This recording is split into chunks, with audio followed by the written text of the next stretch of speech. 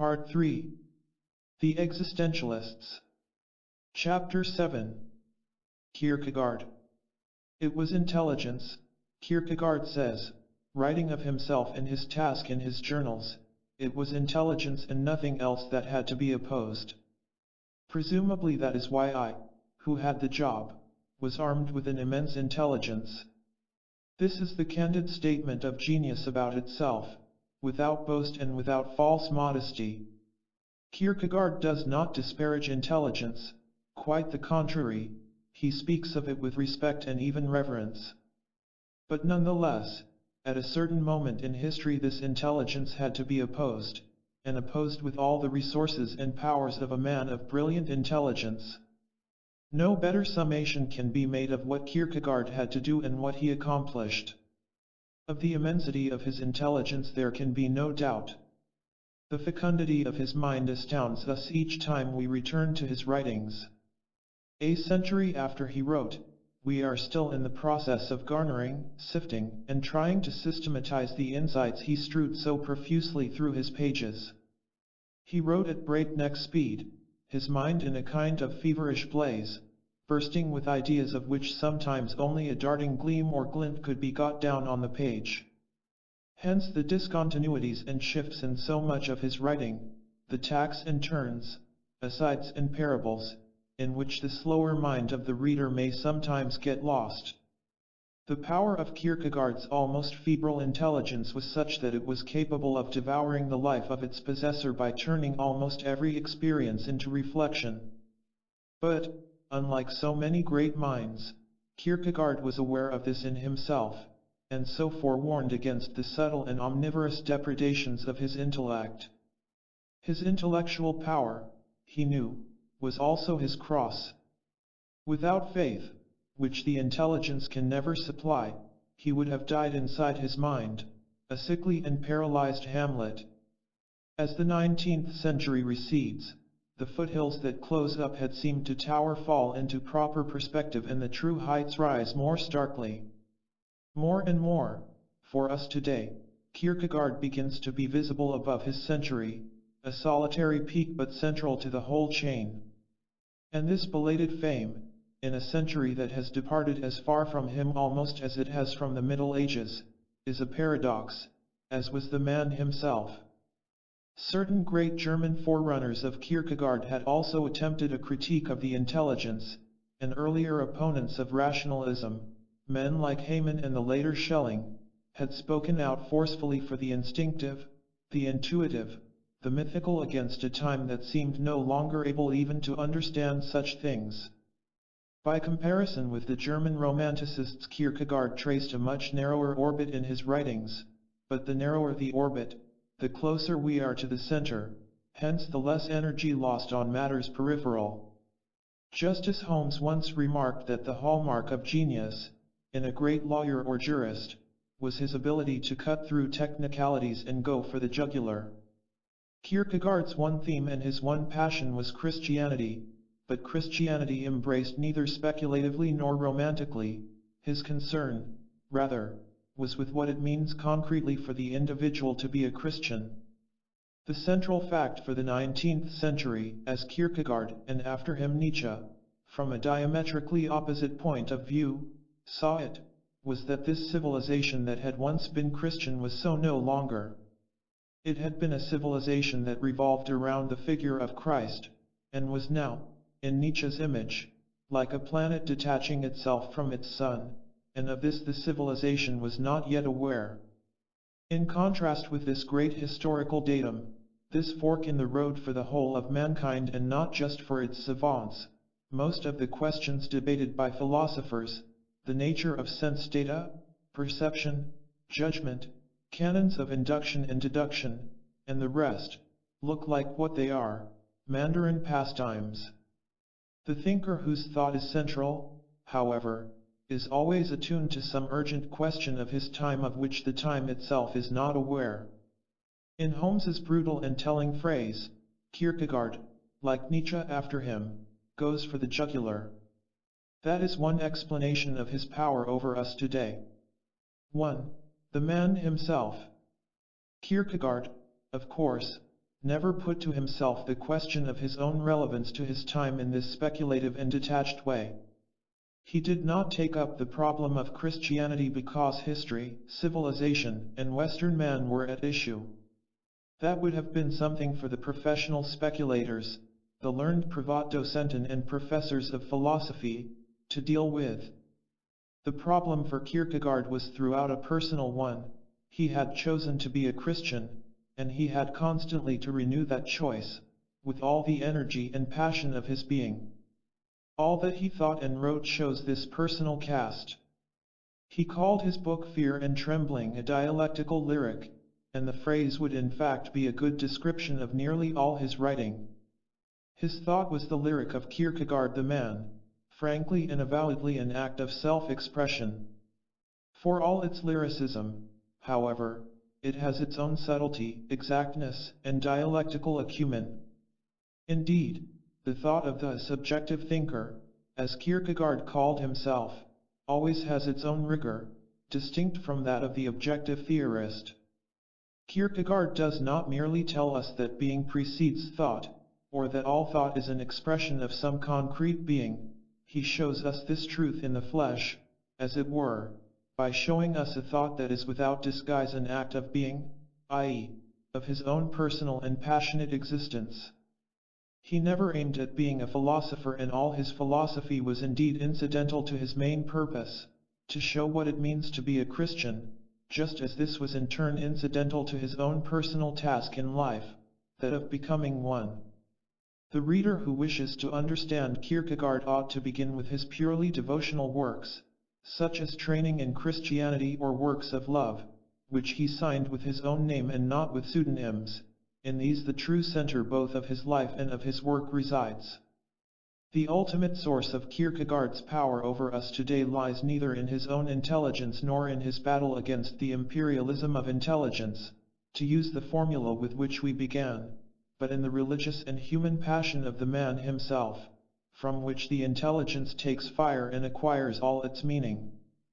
This still can arouse us today to the problem of our own subjectivity. We open a book, as Pascal says, expecting to encounter an author, and we meet a man. Even to those for whom Christianity is a mournful echo of a dead past, Kierkegaard still can make, in Karl Jasper's phrase, an appeal to their own existence. Being a Christian, after all, is one way of being a man. For Kierkegaard personally it was the only way, and to have this way illumined, to be summoned to its tasks, is also to be called on to be a man, however divergent our own choice of a way may be. Kierkegaard the man, however, is not an ingratiating figure in everyone's eyes. During his own lifetime he met with an unfriendly press, and he is not exactly without one even now. He was a bizarre and eccentric figure, to be sure, and his physical appearance was no help to him in his native city of Copenhagen, where the street urchins used to run after him yelling either/or. Either/or. He had fine eyes, but there the attractive features ended. A spindly figure, a humped back, and a tousled head of hair made him look altogether rather like a scarecrow. He accepted his ill-favored body, however, with what seems to have been wry good humor.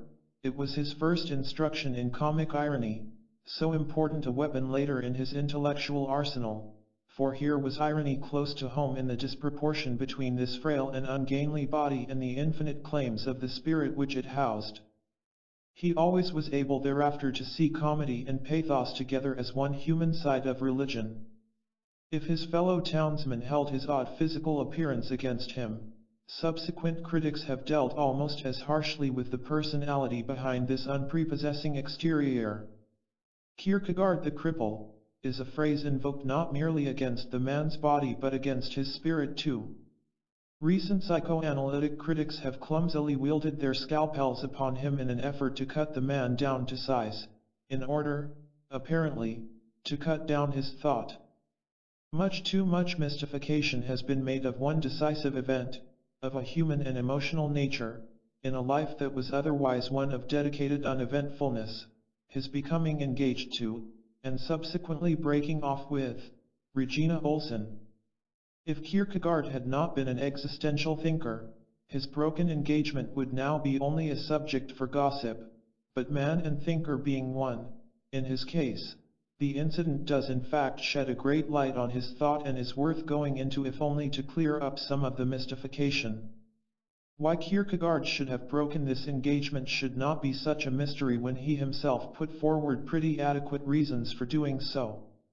To make it a mystery that can only be explained by some unspoken and unspeakable blight within his character is simply to cast doubt on there being such a thing as a religious personality for which the ordinary life of marriage and family is impossible, simply because it has other tasks. The religious type may seem an abnormal one, to our secular and naturalistic minds, but there it is, it exists, and in sufficient plenty throughout history. Only a very parochial and dogmatic mind can fail to accord to this type at the least its own psychological right to be. Kierkegaard's case, to be sure, was complicated because he himself longed passionately for marriage, home, family, the blisses, and the tedium of the commonplace. His writings are packed with eulogies of these. His most touching picture of the man of faith is of an ordinary bourgeois paterfamilias sunk deep in the life of domesticity. Naturally, then, he never ceased to regret the loss of Regina.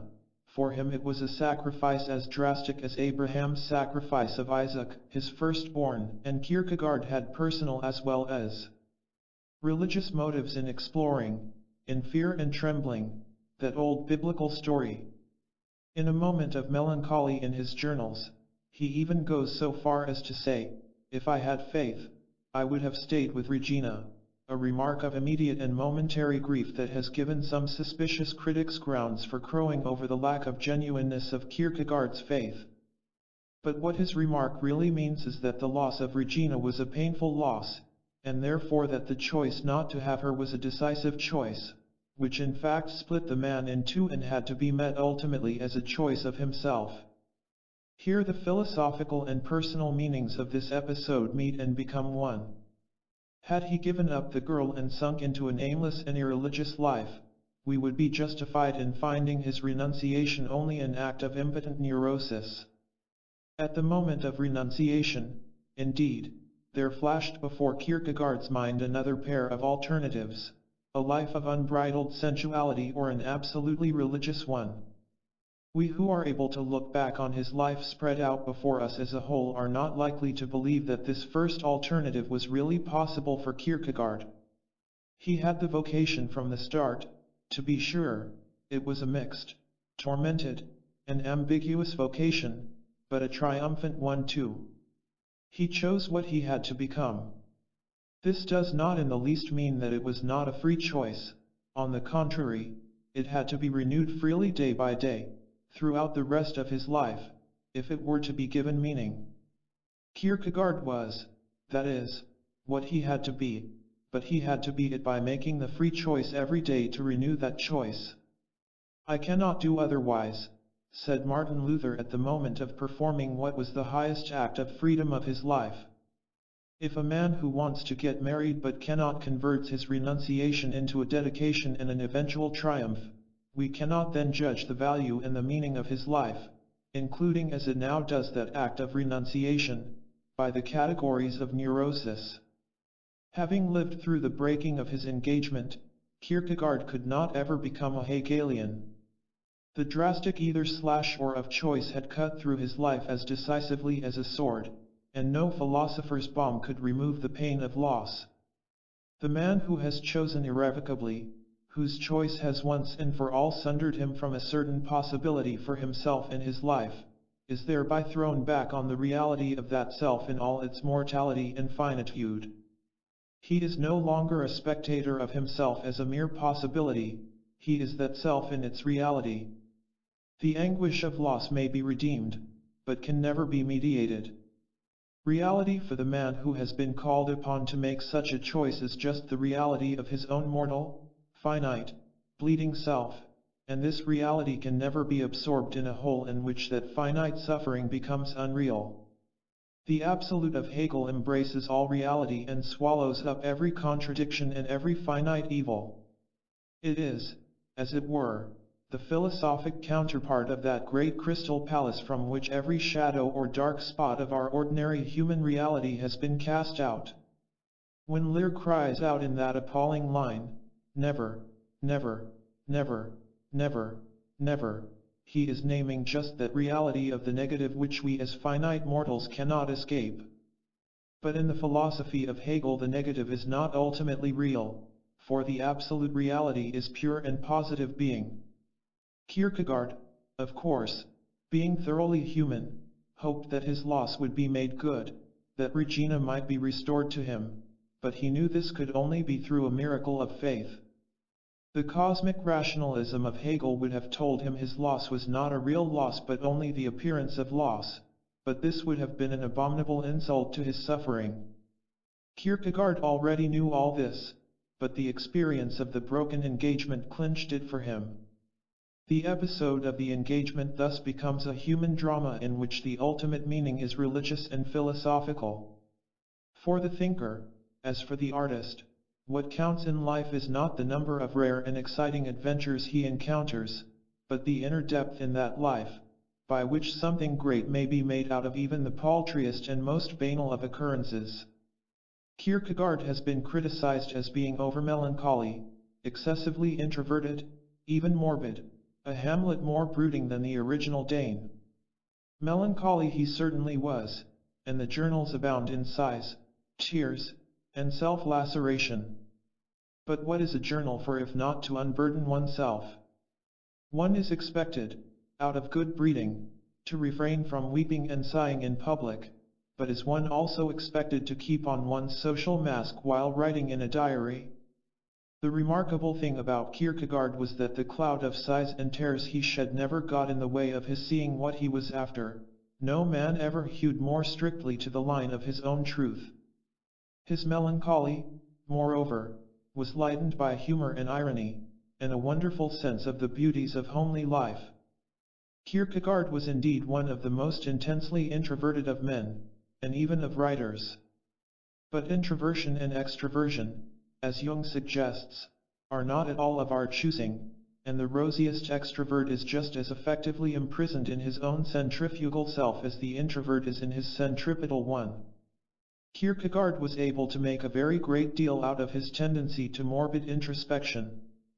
He was aware of his own self-imprisonment and was able to see its conditions more clearly than any religious writer before him.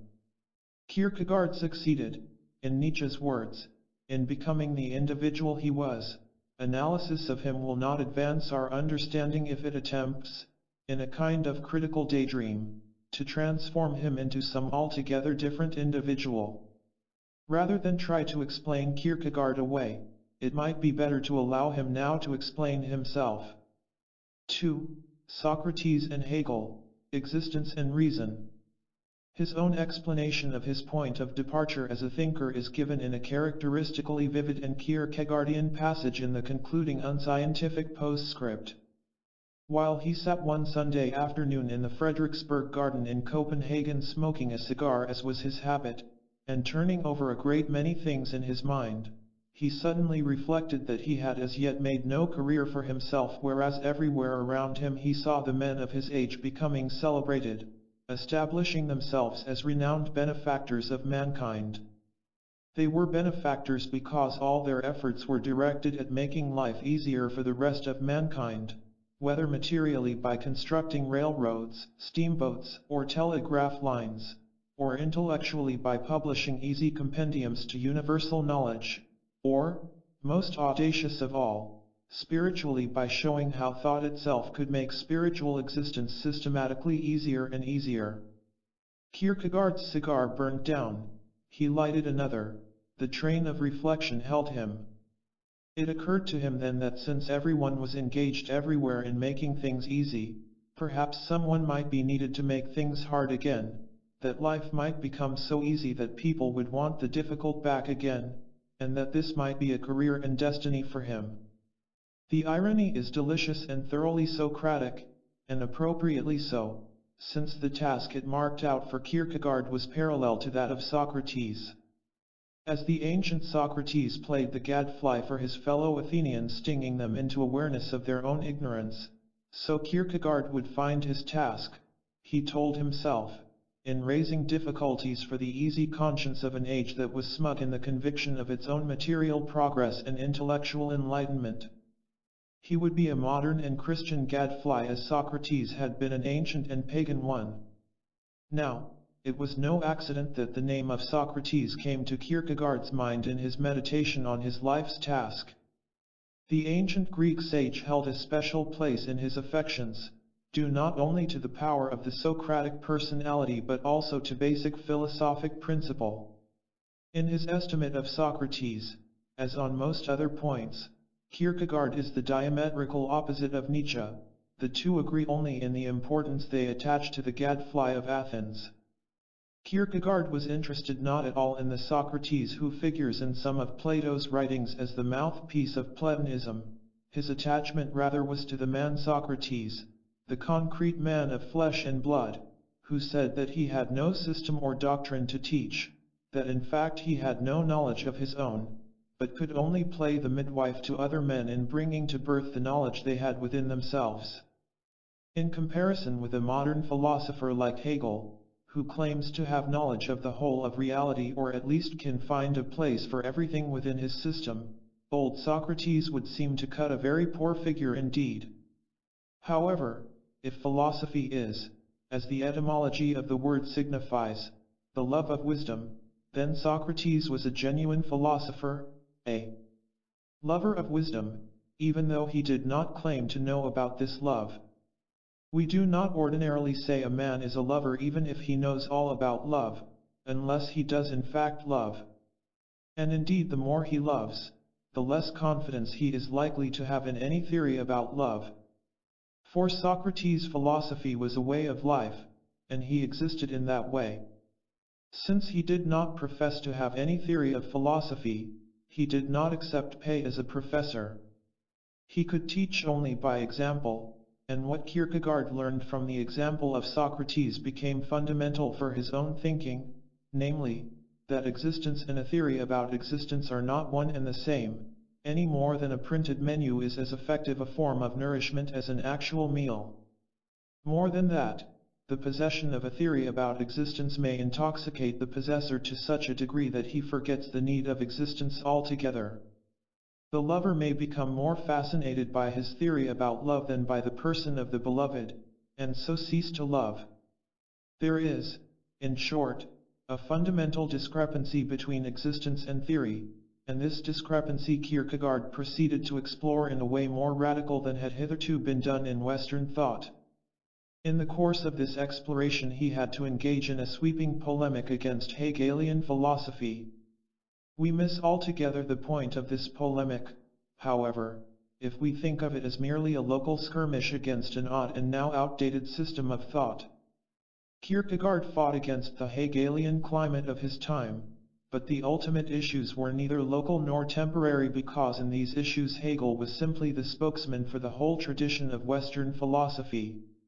Hegel was not an odd lunatic, as some people nowadays think, but a very great philosopher.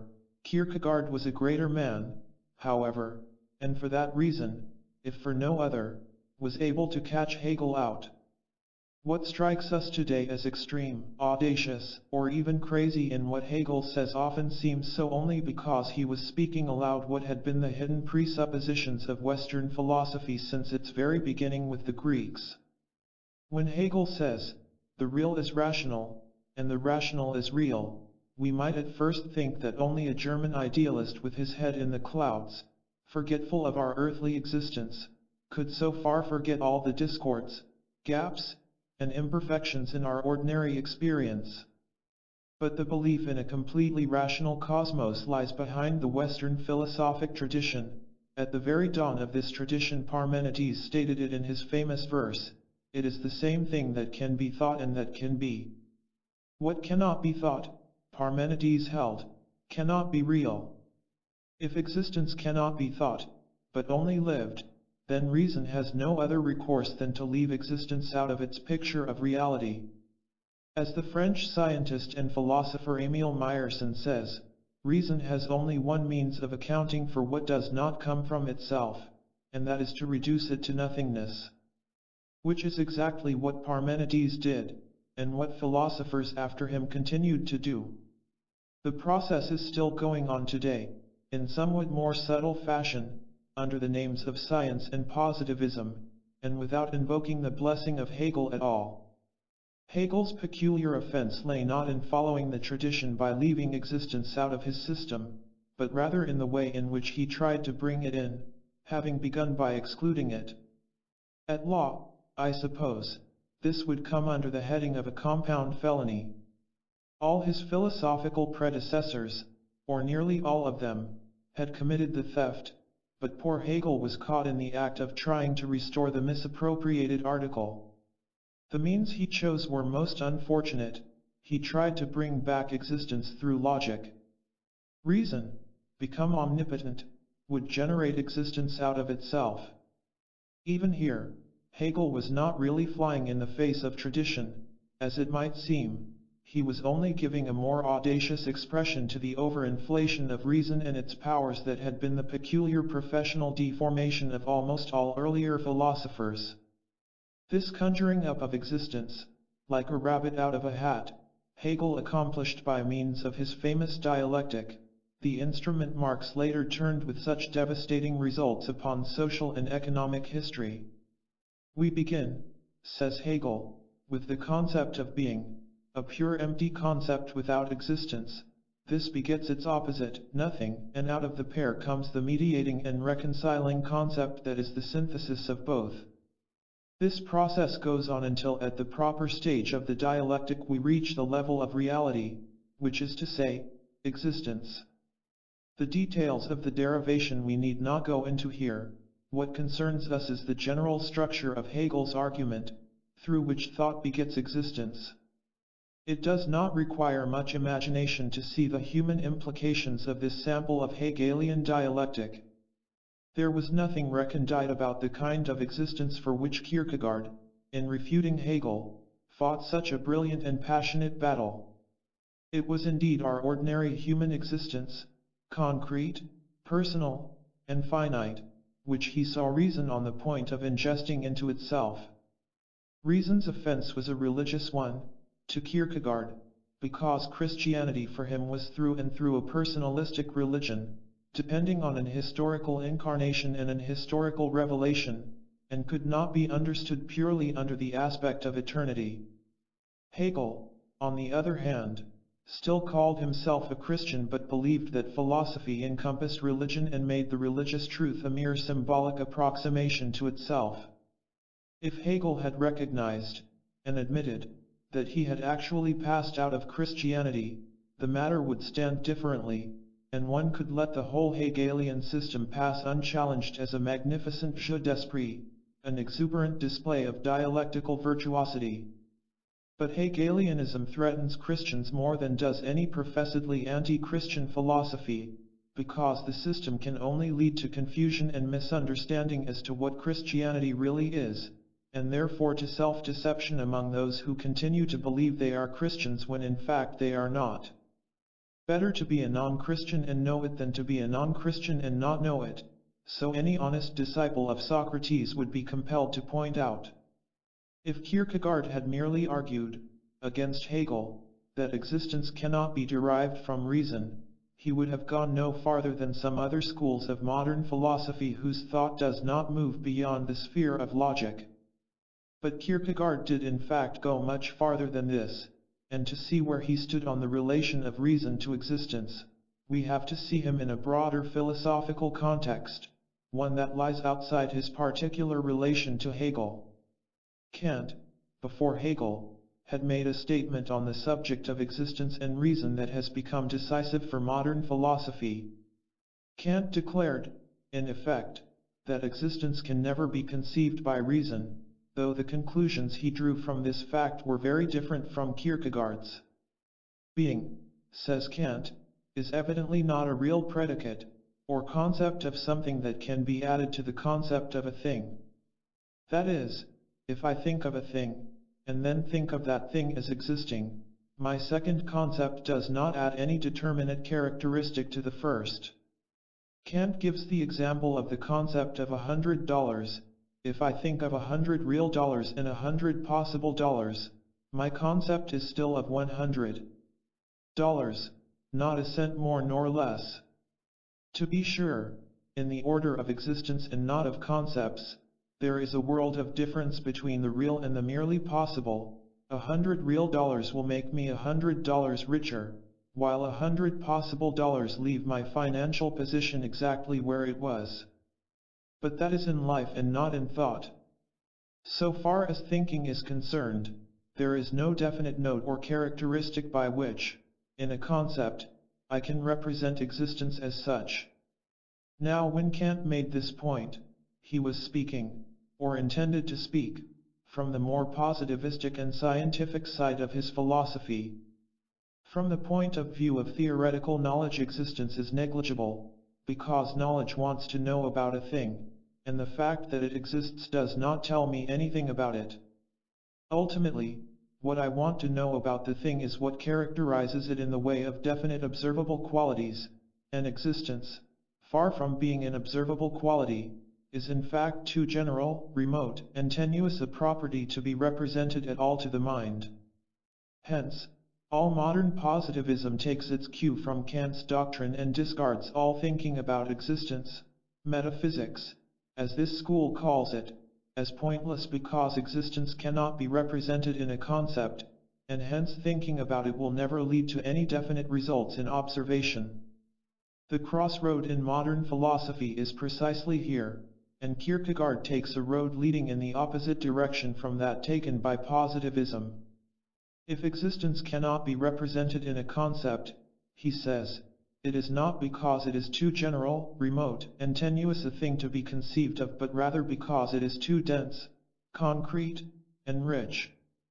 I am, and this fact that I exist is so compelling and enveloping a reality that it cannot be reproduced thinly in any of my mental concepts, though it is clearly the life and death fact without which all my concepts would be void. Kant can justly be called the father of modern philosophy, for out of him stem nearly all the still current and contending schools of philosophy, positivism, pragmatism, and existentialism. The difference between positivism and existentialism, to confine ourselves to these two, can be seen simply as the different response to Kant's point that existence cannot be a concept. And this difference makes all the difference. Philosophers before Kierkegaard had speculated about the proposition I exist, but it was he who observed the crucial fact they had forgotten, namely, that my own existence is not at all a matter of speculation to me, but a reality in which I am personally and passionately involved. I do not find this existence reflected in the mirror of the mind, I encounter it in life, it is my life, a current flowing invisibly around all my mental mirrors. But if existence is not mirrored as a concept in the mind, where then do we really come to grips with it? For Kierkegaard, this decisive encounter with the self lies in the either/or of choice. When he gave up Regina, thus forever giving up the solaces of ordinary life for which he longed, Kierkegaard was encountering his own existence as a reality more potent and drastic than any concept. And so any man who chooses or is forced to choose decisively, for a lifetime, and therefore for eternity, since only one life is given us, experiences his own existence as something beyond the mirror of thought. He encounters the self that he is, not in the detachment of thought, but in the involvement and pathos of choice. 3. Aesthetic, ethical, religious.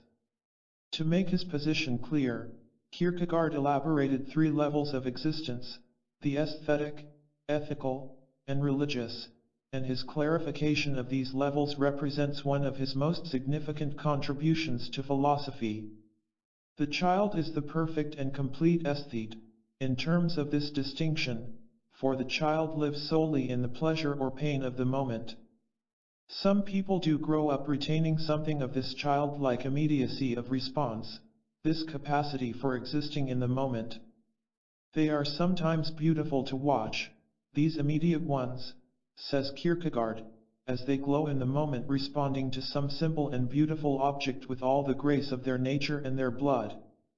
They are also thrown as quickly and immediately into despair if the flower that delights them fades.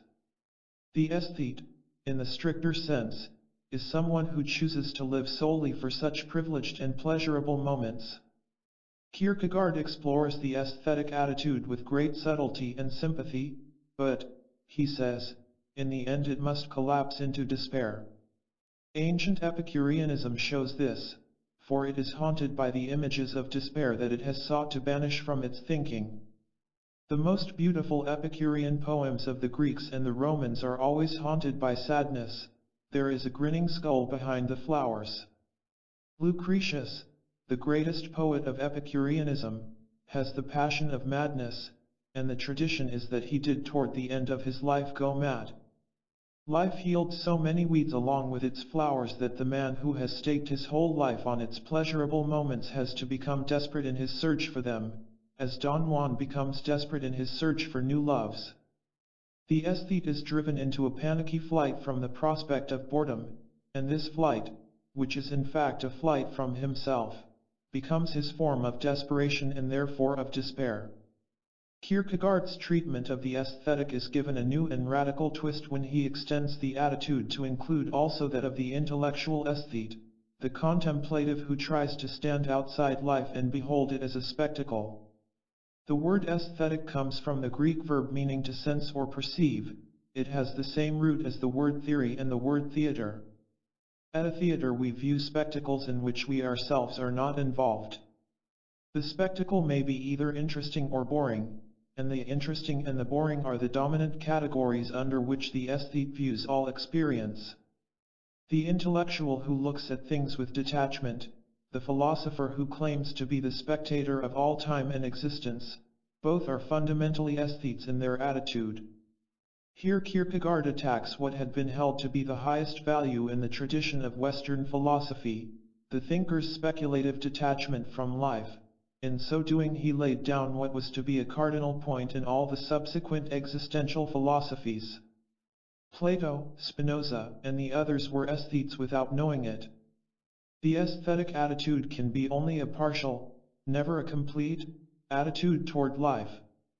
Kierkegaard does not discard it, but preserves it within the more integrated and total attitude that must supplant it as we become more seriously involved with ourselves and our life. Thus the three stages on life's way, as Kierkegaard calls them, are not to be taken as different floors of a building. If I rise from the aesthetic to the ethical, it does not mean that I have left the lower floor entirely behind me. Rather, both attitudes are stages on the way from the periphery to the center of the self, and the periphery is still preserved even when we have learned to dwell a little closer to our center. The fact is that the aesthete, at the very moment of choosing the aesthetic way of life, contradicts himself and enters upon the ethical. He chooses himself and his life, resolutely and consciously in the face of the death that will come as certain, and his choice, by its very consciousness and resoluteness, is a piece of finite pathos in the face of the vast nothingness stretching before and after his life. The aesthete may not wish to dwell on this somber background to his choice, but that background is surely there even if we, to use Tolstoy's phrase, are not able to stand face to face with it. It is thus by an act of courage that we begin to exist ethically. We bind ourselves to ourselves for a lifetime. Does Kierkegaard add anything, by this, to the traditional discussions of ethics by philosophers? I think he does, and it may take philosophy a long time to absorb the full import of what he has to say about the ethical as a level of our human existence.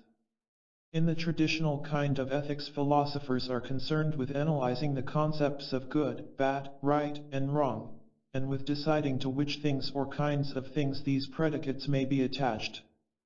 This is a purely formal kind of analysis.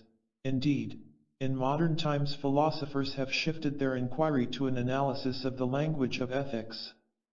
Such linguistic analysis does not in the least require that the man who makes it himself exist ethically. It is thus perfectly possible, and in fact often happens, that a philosopher who has worked out a complete theory of values in the abstract may yet remain in a childish or dunnish existence that has never felt the bite of the ethical upon it. One's values may thus be all down on paper, but one's actual life goes on as if the ethical did not exist. A formal theory of ethics would be perfectly empty if it were not for the fundamental act of ethical existence by which we let values come into our life. The fundamental choice, says Kierkegaard, is not the choice between rival values of good and bad, but the choice by which we summon good and bad into existence for ourselves. Without such a choice, an abstract system of ethics is just so much paper currency with nothing to back it up. Kierkegaard speaks often of the ethico-religious, as if the two levels of existence were one, and for a mind so abrupt and powerful as his there is no doubt that it was a single leap from the aesthetic into the religious. For a really passionate temperament that has renounced the life of pleasure, the consolations of the ethical are a warmed-over substitute at best. Why burden ourselves with conscience and responsibility when we are going to die, and that will be the end of it? Kierkegaard would have approved of the feeling behind Nietzsche's saying, "God is dead, everything is permitted," and he himself was fascinated by the bold amoral figure of the seducer or Don Juan who, though secretly in despair, is at least living passionately. He never wearies of telling us that what is at stake in Christianity is our own eternal happiness and not the maintenance of a morality that may be socially desirable or is at least socially approved. The real line of difference between the ethical and the religious Kierkegaard draws in his fear and trembling, and it has to do with the uniqueness of the individual, the singleness of the single one, and with the calling of the religious man, who has to break with the ordinary moral code that his fellow citizens approve. He uses the example of Abraham's sacrifice of his son Isaac, but he has in mind throughout himself in his sacrifice of Regina. An ethical rule, he says, expresses itself as a universal, all men under such and such circumstances ought to do such and such. But the religious personality may be called upon to do something that goes against the universal norm. All men ought to cherish and preserve the lives of their sons, but Abraham is called by God to sacrifice Isaac his son. This calling is anguish, for Abraham is suspended between the fear of disobeying God and the doubt that this call may be from him. He feels it may instead be the demoniacal voice of pride asking for a sacrifice that need not be made. So Kierkegaard could never be sure, when he broke his engagement to take up the cross of his religious life, that he was choosing rightly and not succumbing to some demoniacal egotism. How does this break with the ethical differ, if at all, from that advocated by Dostoevsky's Raskolnikov and by Nietzsche, who said the superior individual, the Superman, is justified in breaking any moral rule he wishes in order to advance his own power? The difference is that Kierkegaard does not deny the validity of the ethical. The individual who is called upon to break with the ethical must first have subordinated himself to the ethical universal, and the break, when he is called upon to make it, is made in fear and trembling and not in the callous arrogance of power. The validity of this break with the ethical is guaranteed, if it ever is, by only one principle, which is central to Kierkegaard's existential philosophy as well as to his Christian faith, the principle, namely, that the individual is higher than the universal. This means also that the individual is always of higher value than the collective. The universal rule of ethics, precisely because it is universal, cannot comprehend totally me, the individual, in my concreteness. Where then as an abstract rule it commands something that goes against my deepest self, but it has to be my deepest self, and herein the fear and trembling of the choice reside, then I feel compelled out of conscience, a religious conscience superior to the ethical, to transcend that rule. I am compelled to make an exception because I myself am an exception, that is, a concrete being whose existence can never be completely subsumed under any universal or even system of universals. Now, Abraham and Kierkegaard were both in exceptional situations. Most of us are not called upon to make such drastic sacrifices. But even the most ordinary people are required from time to time to make decisions crucial for their own lives, and in such crises they know something of the suspension of the ethical of which Kierkegaard writes. For the choice in such human situations is almost never between a good and an evil, where both are plainly marked as such and the choice therefore made in all the certitude of reason. Rather it is between rival goods, where one is bound to do some evil either way, and where the ultimate outcome and even, or most of all, our own motives are unclear to us. The terror of confronting oneself in such a situation is so great that most people panic and try to take cover under any universal rule that will apply, if only it will save them from the task of choosing themselves. Unfortunately, in a good many cases there is no such universal rule or recipe available, and the individual can do nothing but muddle through on his own and decide for himself. Life seems to have intended it this way, for no moral blueprint has ever been drawn up that covers all the situations for us beforehand so that we can be absolutely certain under which rule the situation comes. Such is the concreteness of existence that a situation may come under several rules at once, forcing us to choose outside any rule, and from inside ourselves. The most exhaustive ethical blueprint ever drawn up is the system of moral theology of the Catholic Church, and yet the Church has to supplement this by casuistry in the confessional. Most people, of course, do not want to recognize that in certain crises they are being brought face to face with the religious center of their existence. Such crises are simply painful and must be got through as quickly and easily as one can.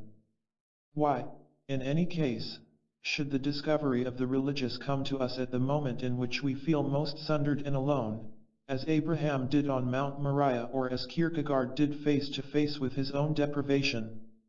Kierkegaard's answer to this is pretty traditional.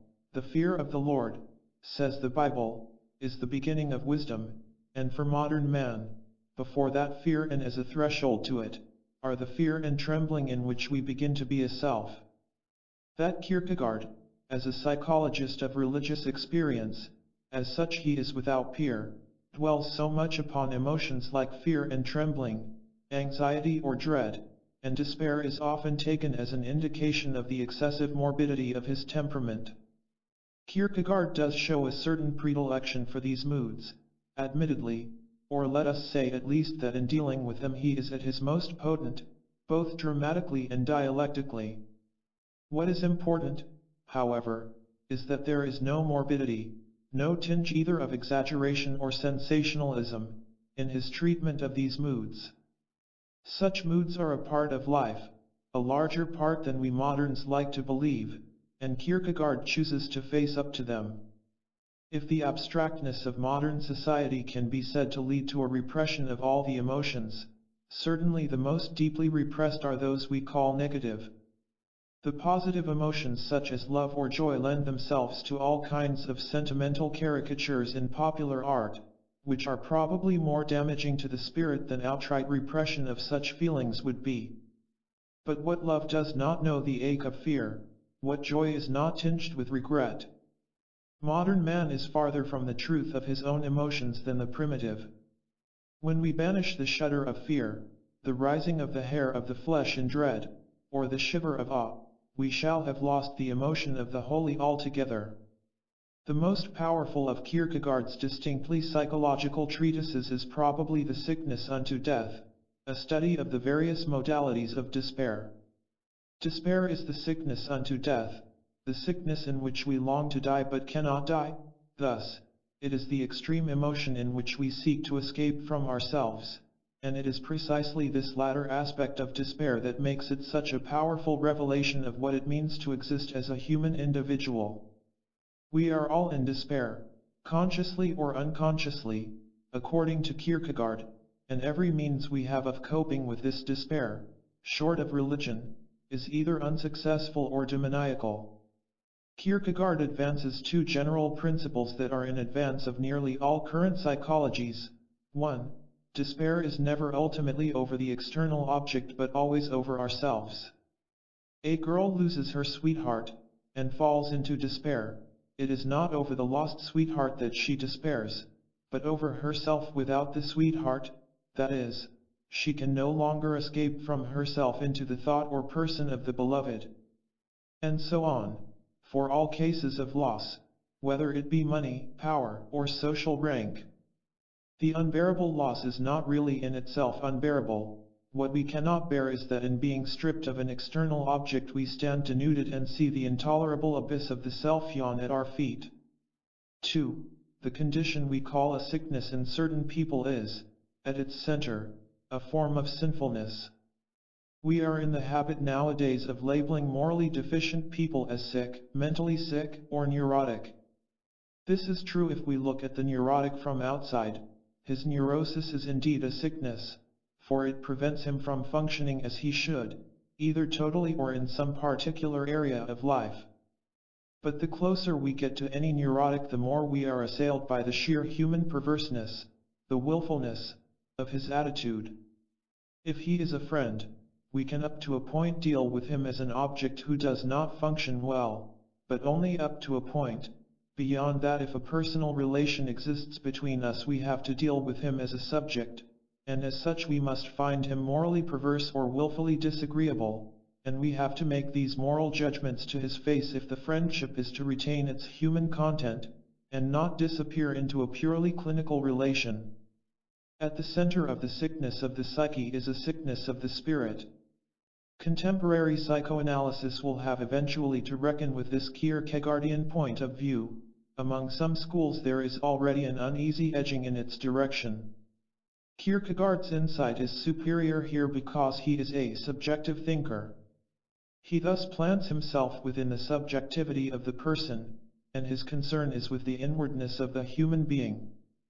But to see what this inwardness means, we have now to consider the problem of truth itself. 4. Subjective and objective truth. If the religious level of existence is understood as a stage upon life's way, then quite clearly the truth that religion is concerned with is not at all the same as the objective truth of a creed or belief. Religion is not a system of intellectual propositions to which the believer assents because he knows it to be true, as a system of geometry is true, existentially, for the individual himself. Religion means in the end simply to be religious. In order to make clear what it means to be religious, Kierkegaard had to reopen the whole question of the meaning of truth. His was the first radical reappraisal of the subject since the 13th century, when St. Thomas Aquinas' Monumental de Veritate had settled the meaning of truth for the next 5 centuries of philosophy, and like that earlier treatment, Kierkegaard's stand on the question may well have marked a turning point in European philosophy. Objective truth is easily recognized, and indeed today it has come to be almost the only sense of the term in our usage. If I know that twice 2 is 4, this knowledge is in the highest degree impersonal. Once I know it, and I need not struggle continuously to make it my own. It is a reliable piece of lumber in the mental attic, one on which I can put my hand any time I have need for it. But the truth of religion is not at all like that. It is a truth that must penetrate my own personal existence, or it is nothing, and I must struggle to renew it in my life every day. What is in question here, says Kierkegaard, is one's own personal appropriation of the truth, appropriation coming from the Latin root proprius, meaning one's own. A learned theologian may be in possession of all the so-called truths of rational theology, able to prove and disprove propositions and generally hold his own dialectically with the best, and yet in his heart God may have died or never lived.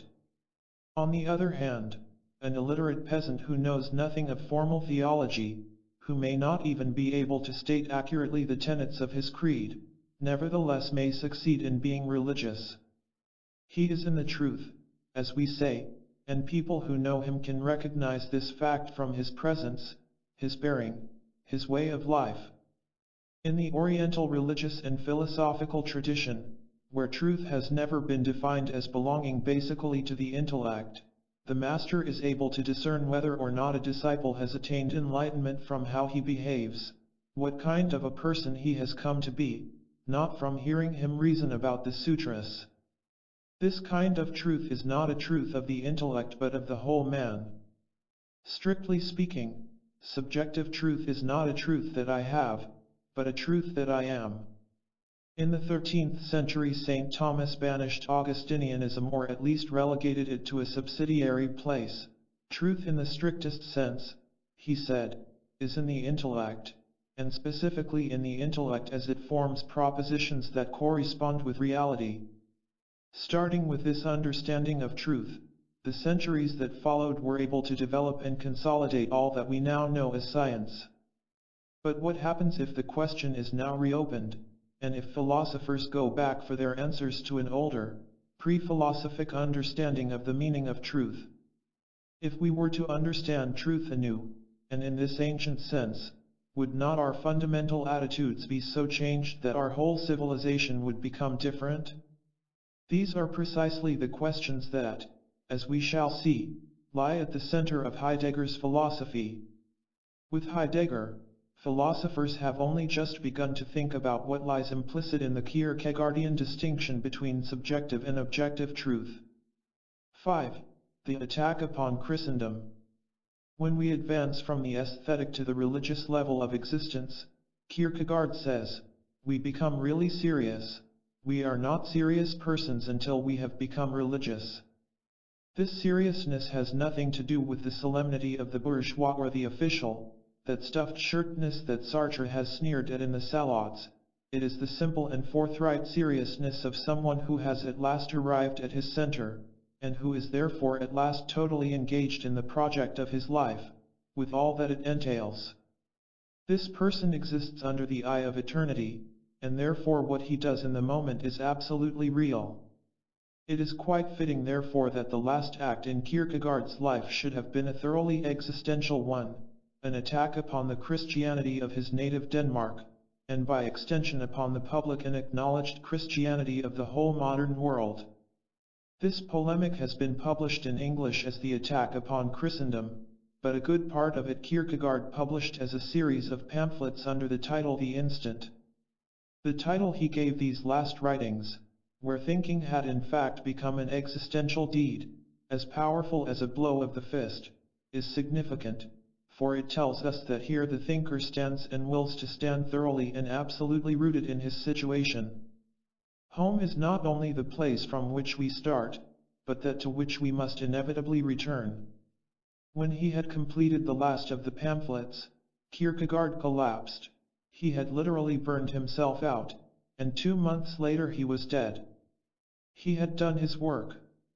Before he published those pamphlets, however, Kierkegaard had set forth in an earlier essay, The Present Age, some criticisms of his time that were to prove brilliantly prophetic.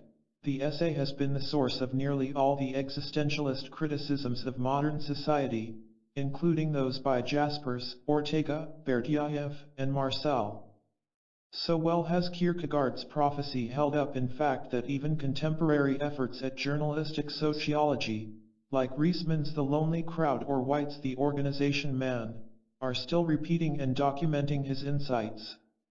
The chief movement of modernity, Kierkegaard holds, is a drift toward mass society, which means the death of the individual as life becomes ever more collectivized and externalized.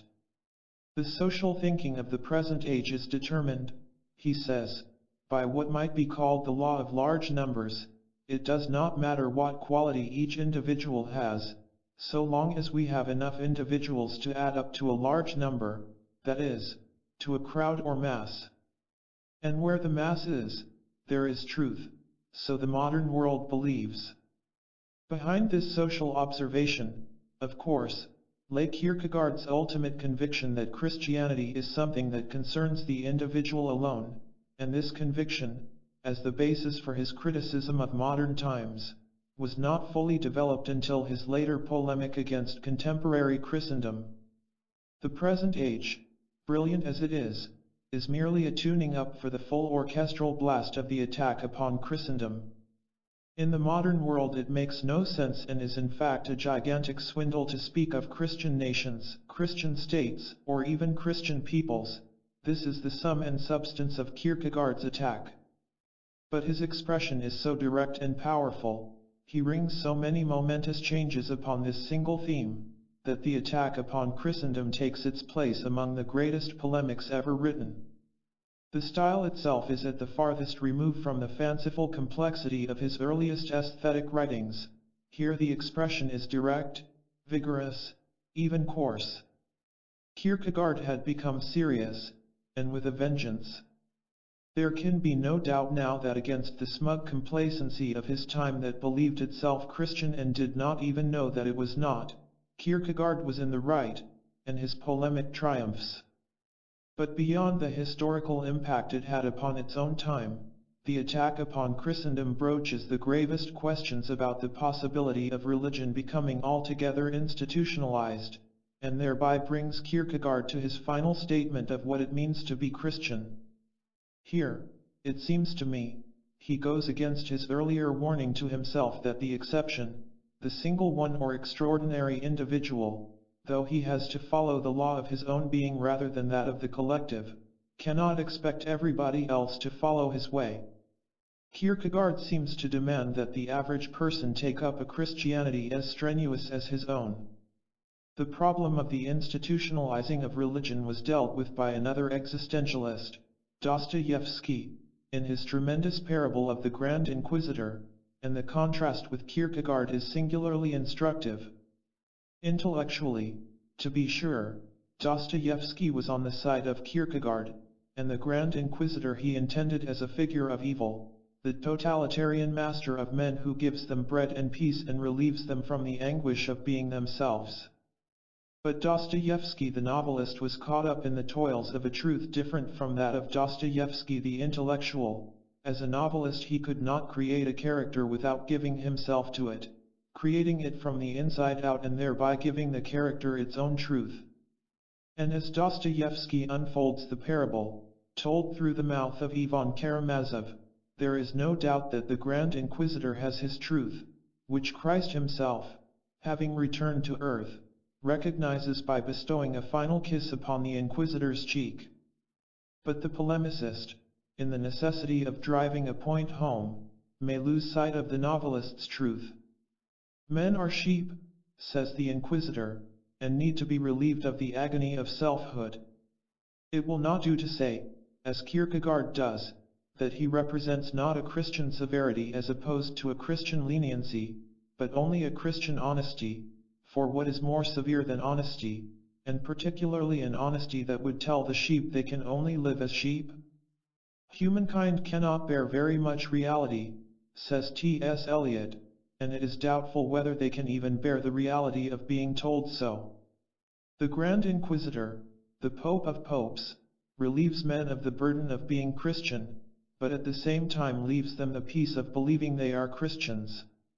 Nietzsche, the passionate and religious atheist, insisted on the necessity of a religious institution, the Church, to keep the sheep in peace, thus putting himself at the opposite extreme from Kierkegaard. Dostoevsky in his story of the Grand Inquisitor may be said to embrace dialectically the two extremes of Kierkegaard and Nietzsche. The truth lies in the eternal tension between Christ and the Grand Inquisitor. Without Christ the institution of religion is empty and evil, but without the institution as a means of mitigating it the agony in the desert of selfhood is not viable for most men. Nietzsche remarked that the last Christian died on the cross. In a somewhat different spirit we might apply the term to Kierkegaard and say that he was the last Christian, or at least the last Christian writer. This may seem paradoxical, in view of the fact that present-day Protestant theology practically lives off Kierkegaard's capital. Theologians like Karl Barth and Emil Brunner stand for a severe as against a liberal Protestantism, and they follow Kierkegaard in stressing the absolute paradox of faith. But nowhere in the work of these men do we hear the personal accent as we do in Kierkegaard. Neither of them raises the question of Christianity, as did their predecessor, as something that in the end concerns only himself, or interrogates himself as to whether or not he can really hope to be a Christian at all. The systematic theology of Paul Tillich could be embraced by any naturalist who was not too obtuse psychologically and was interested in religion as a system of symbols.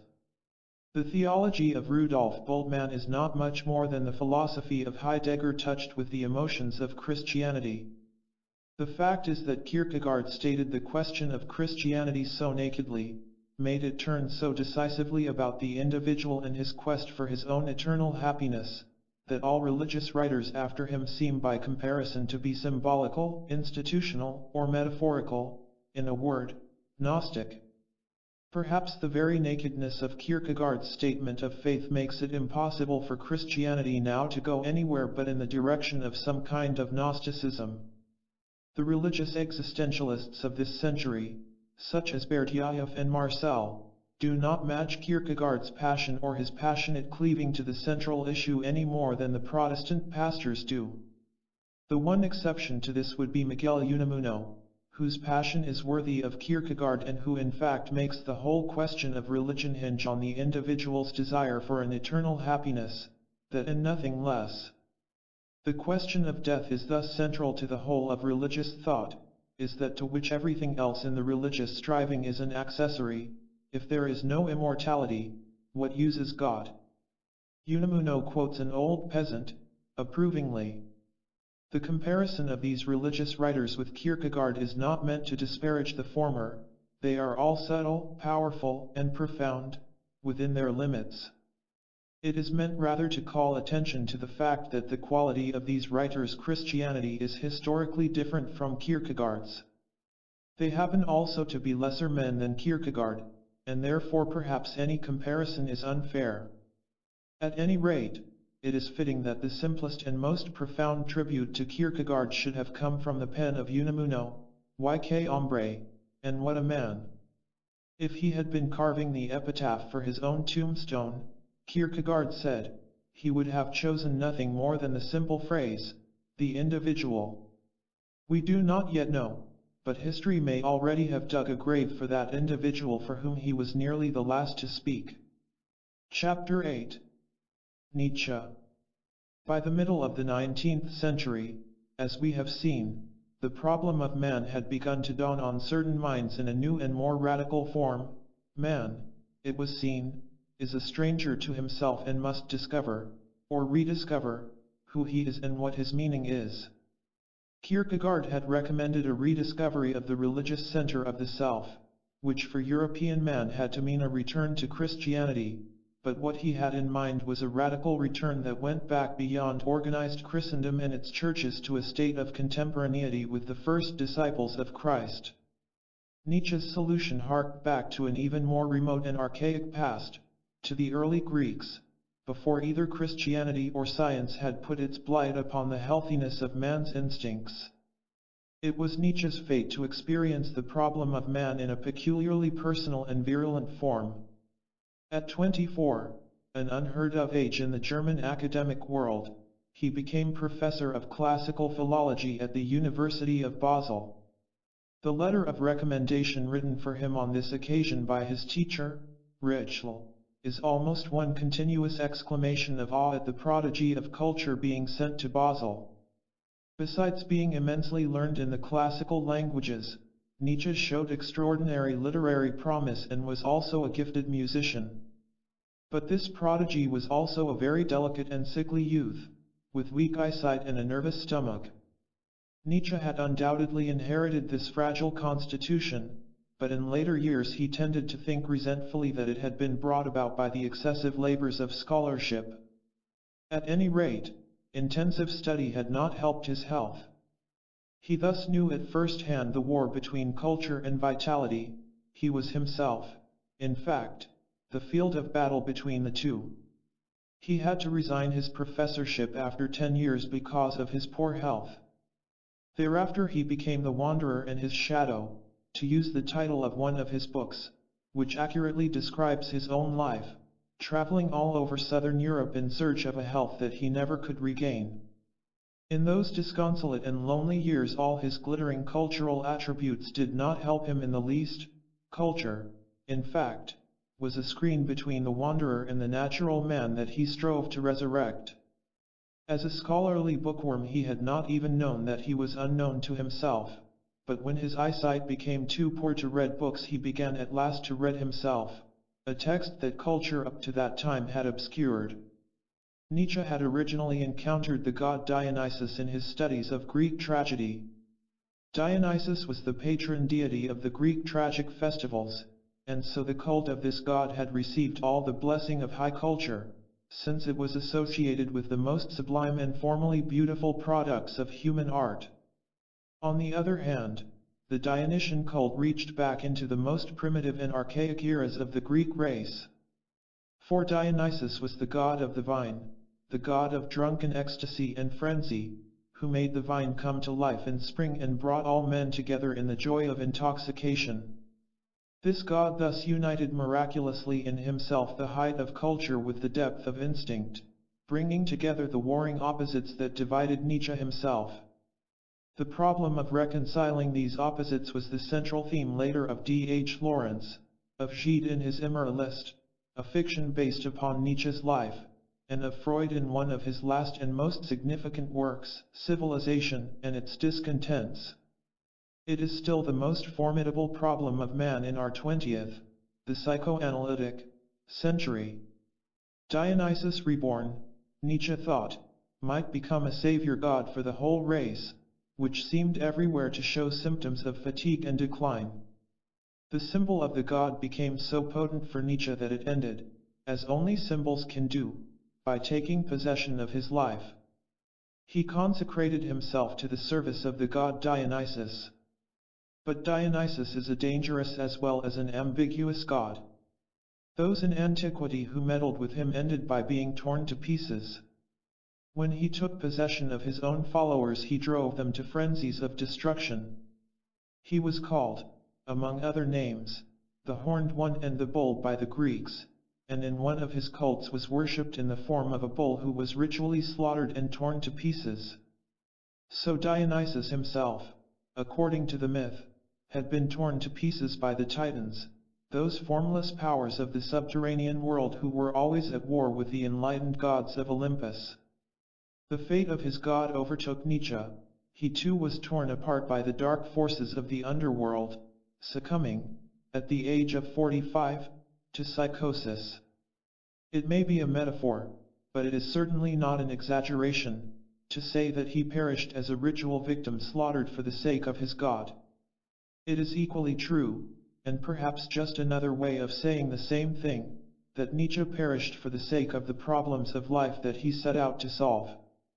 The sacrifice of a victim, in the ancient and primitive world, was supposed to bring blessings upon the rest of the tribe, but Nietzsche was one of those who bring not peace but a sword. His works have divided, shocked, and perplexed readers ever since his death, and at the low point of his posthumous fortune his name was polluted by a Nietzschean cult among the Nazis. Nevertheless, the victim did not perish in vain. His sacrifice can be an immense lesson to the rest of the tribe if it is willing to learn from him. Nietzsche's fate is one of the great episodes in man's historic effort to know himself.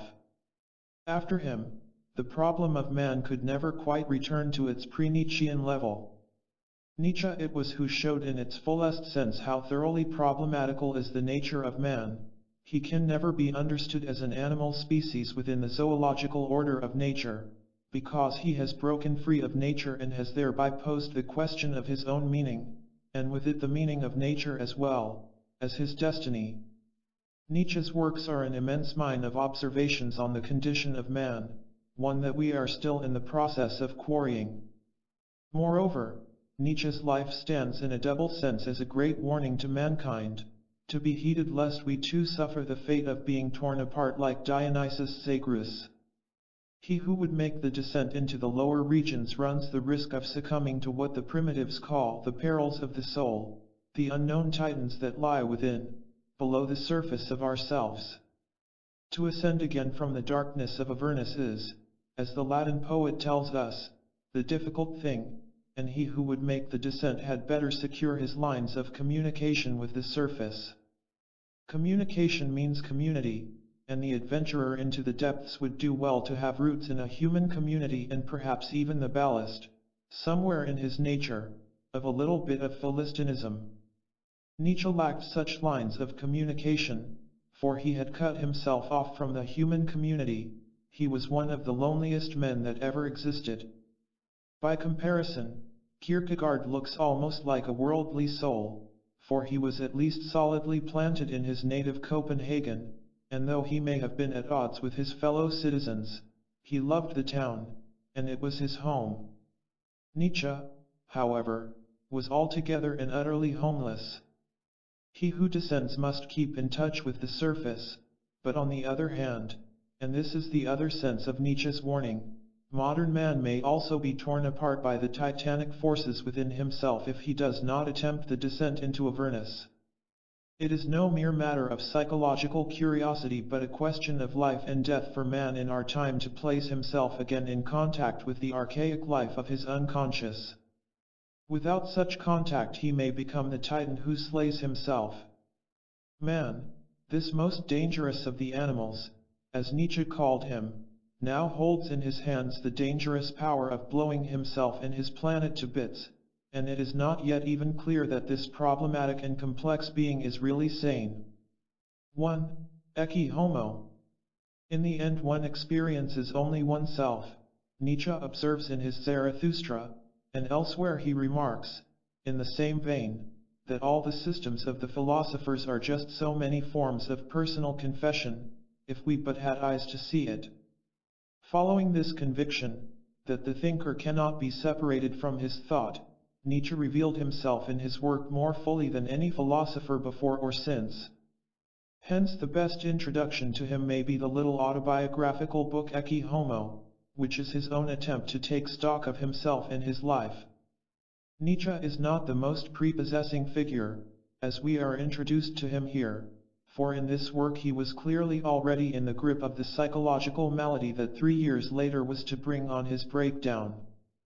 But he is a great enough figure that he can stand being approached from his weakest side. And did not he himself say we must divest philosophers of their masks, learn to see the thinker's shadow in his thought? Paradoxical as it may sound, to praise Nietzsche properly we have also to say the worst possible things about him. This too is in line with his own principle, that good and bad in any individual are inextricably one, all the more so as the opposing qualities become more extreme. All of Nietzsche, in his extremes of good and bad, is summed up in Ecce Homo, and it is precisely the all that he himself could not see. An unprejudiced psychological observer is at once fascinated and appalled by what he finds in Ecce Homo. The process of ego inflation has already gone beyond the bounds of what we ordinarily call neurosis. And this inflation is already tinged with curious distortions of the facts. Nietzsche refers to himself swaggeringly as an old artilleryman as if he had had a robust military career, though we of course know that his service in the artillery was so brief as to be almost non-existent, and that it terminated with his illness after a fall from his horse. The relation with Lou Salome, which was in fact very slight, is described obliquely in such a fashion as to suggest that Nietzsche was a devil of a fellow with women. These are not the shallow lies of a calculating mind, but delusions in the systematic sense of psychopathology, that is, fantasies in which the man himself has begun to live. He rails against the Germans, yet he himself is German to the marrow. And while he proclaims himself above all resentments, we are aware throughout of a thin skin that is smarting with resentment at his lack of readers and of recognition in Germany. Nietzsche speaks of himself as the greatest psychologist who ever lived, and while there is some basis for so grandiose a boast, he was indeed a great psychologist. The overwhelming question his book raises is why this psychologist has so little insight into himself. The vision of his true self, we suspect, would have been too terrifying for him to face. The fantasies, the delusions, the grandiose inflation of the ego are only devices to shield him from the sight of the other side of himself, of Nietzsche the sickly lonely man, emotionally starved, a ghost flitting from place to place, always without a home, the dwarf side, that is, of the giant about whom he boasts. Nietzsche's systematic shielding of himself from the other side is relevant to his explanation of the death of God. Man killed God, he says, because he could not bear to have anyone looking at his ugliest side. Man must cease to feel guilt, he goes on, and yet one senses an enormous hidden guilt and feeling of inferiority behind his own frantic boasts. Though the wind of madness may already be blowing through ecce homo, at the same time the powers of Nietzsche's mind were never more formidable. The style is as brisk and incisive as anything he wrote, as he lays before us in bold and simple outline the guiding pattern of his ideas. It is this split between madness and coherence that makes the book so paradoxical. How could the mind of this man have so split off from the rest of himself, and this in a thinker who, above all other philosophers, seemed to have found access to the unconscious? The title of the book itself, Ecce Homo, Behold the Man, the words of Pontius Pilate spoken about Christ, supplies a very definite clue. The imitation of Christ, in however remote and unconscious a form, is something that almost nobody raised a Christian can avoid. All my life I have compared myself with Christ, exclaims the tramp in Samuel Beckett's Waiting for Godot. Nietzsche had come from a line of Protestant pastors, had been raised in a very pious atmosphere, and was himself as a boy very devout. The religious influences of childhood are the hardest things to extirpate. The leopard can as easily change his spots. Had Nietzsche merely lost his Christian faith, or even simply attacked it intellectually, these acts would in themselves have been sufficient to create a conflict within him, but he went further by attempting to deny the Christian in himself, and thereby split himself in two. The symbol of Dionysus had possessed him intellectually. He identified with this pagan god. In one place in Ecce Homo he actually speaks of himself as Dionysus, and thenceforth, with all the energy of mind that he could summon, he devoted himself to elaborating the opposition between Dionysus and Christ. In the end, however, the symbol of Christ proved the more potent, and when his unconscious finally broke irremediably into the open, it was Christ who took possession of Nietzsche, as is shown by the letters written after his breakdown which he signed the Crucified One. In a life so filled with portents and omens it is remarkable that he should have recorded one, in a dream he had when a schoolboy of 15, at Pforda, that was prophetic of the central conflict out of which he was to write and live. In the dream he was wandering about in a gloomy wood at night, and after being terrified by a piercing shriek from a neighboring lunatic asylum, he met with a hunter whose features were wild and uncanny.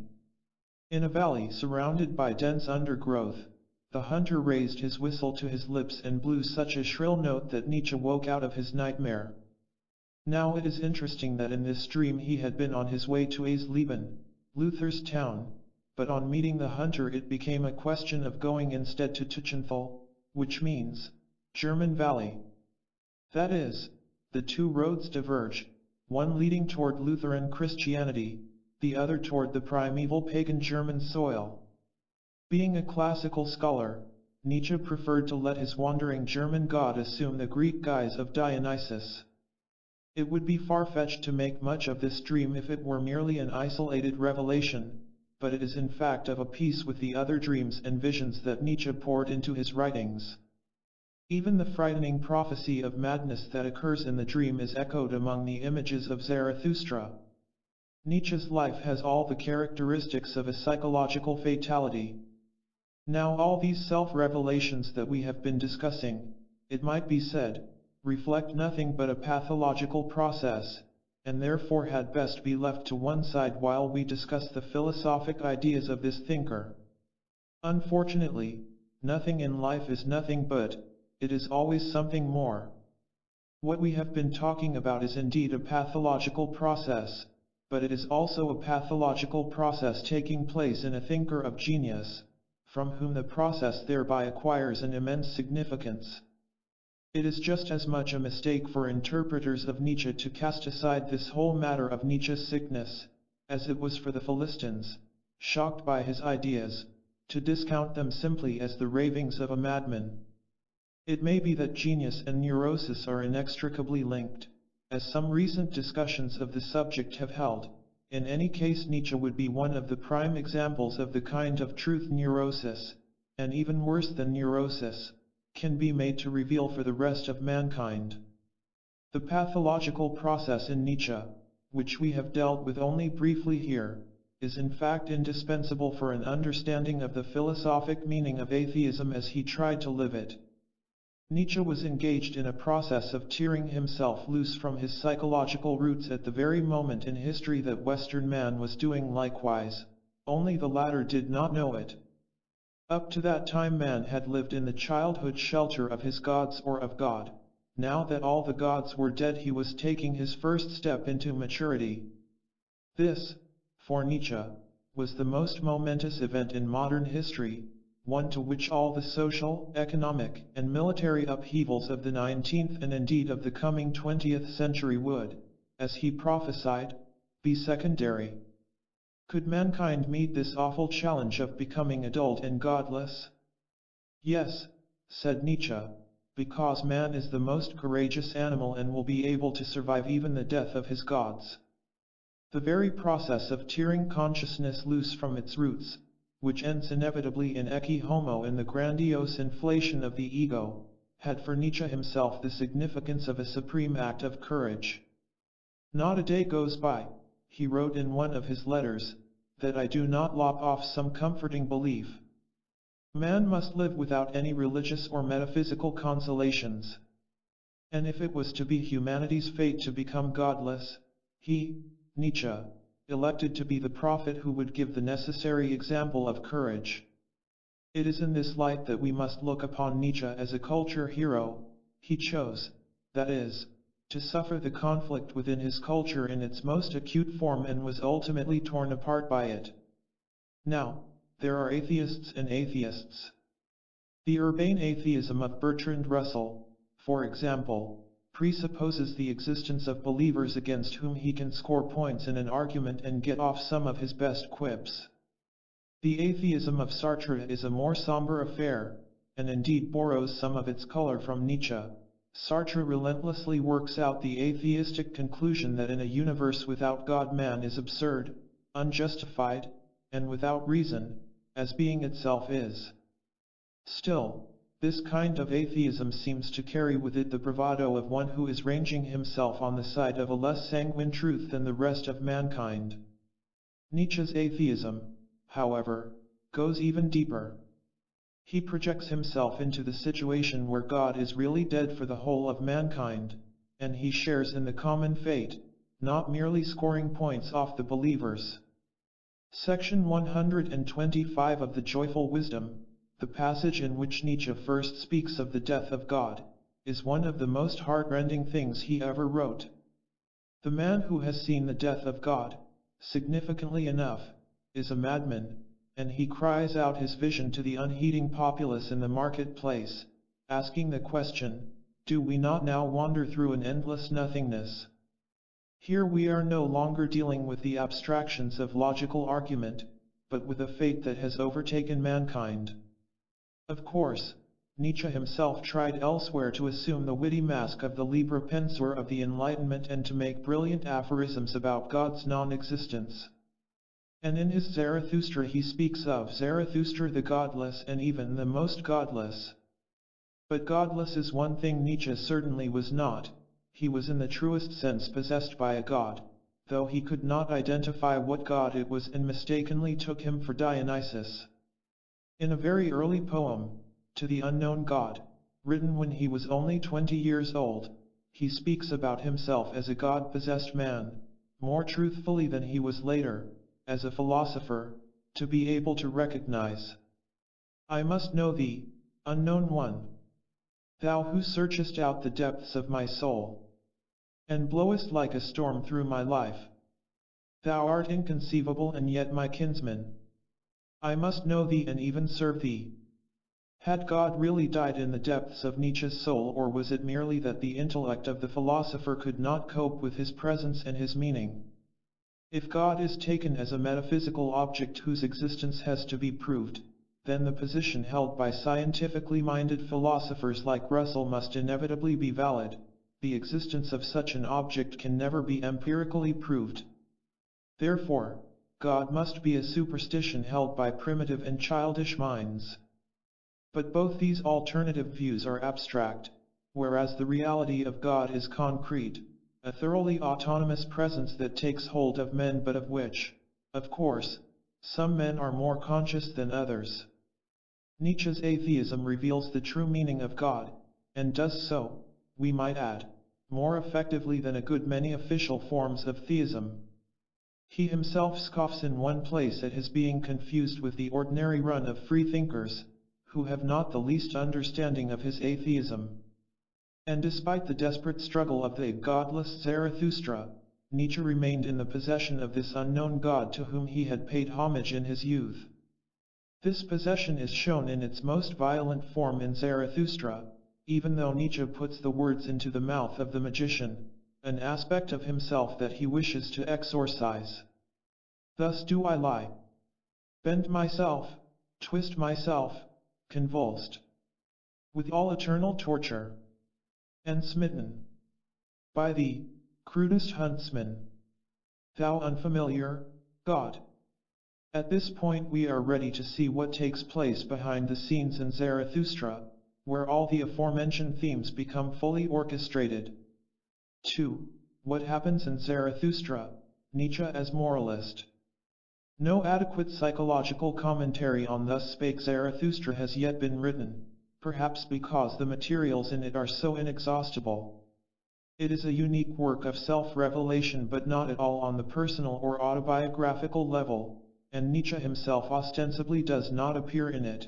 It is self-revelation at a greater, more primordial depth, where the stream of the unconscious itself gushes forth from the rock.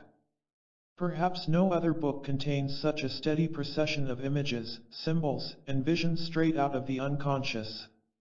It was Nietzsche's poetic work, and because of this he could allow the unconscious to take over in it, to break through the restraints imposed elsewhere by the philosophic intellect. For this reason it is important beyond any of his strictly philosophic books. Its content is actually richer than Nietzsche's own conceptual thought, and its symbols of greater wisdom and significance than he himself was able to grasp. Nietzsche himself has described the process of inspiration by which he wrote this book, and his description makes it clear beyond question that we are in the presence here of an extraordinary release of an invasion by the unconscious. Can anyone at the end of this 19th century have any distinct notion of what poets of a more vigorous period meant by inspiration? If not, I should like to describe it. The notion of revelation describes the condition quite simply, by which I mean that something profoundly convulsive and disturbing suddenly becomes visible and audible with indescribable definiteness and exactness.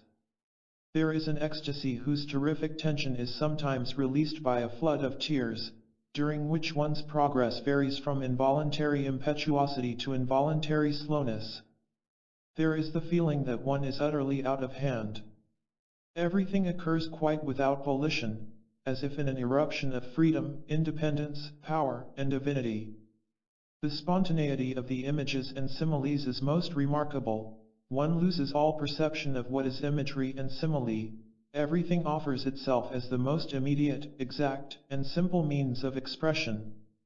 One loses all perception of what is imagery and simile, that is to say, the symbol itself supersedes thought, because it is richer in meaning.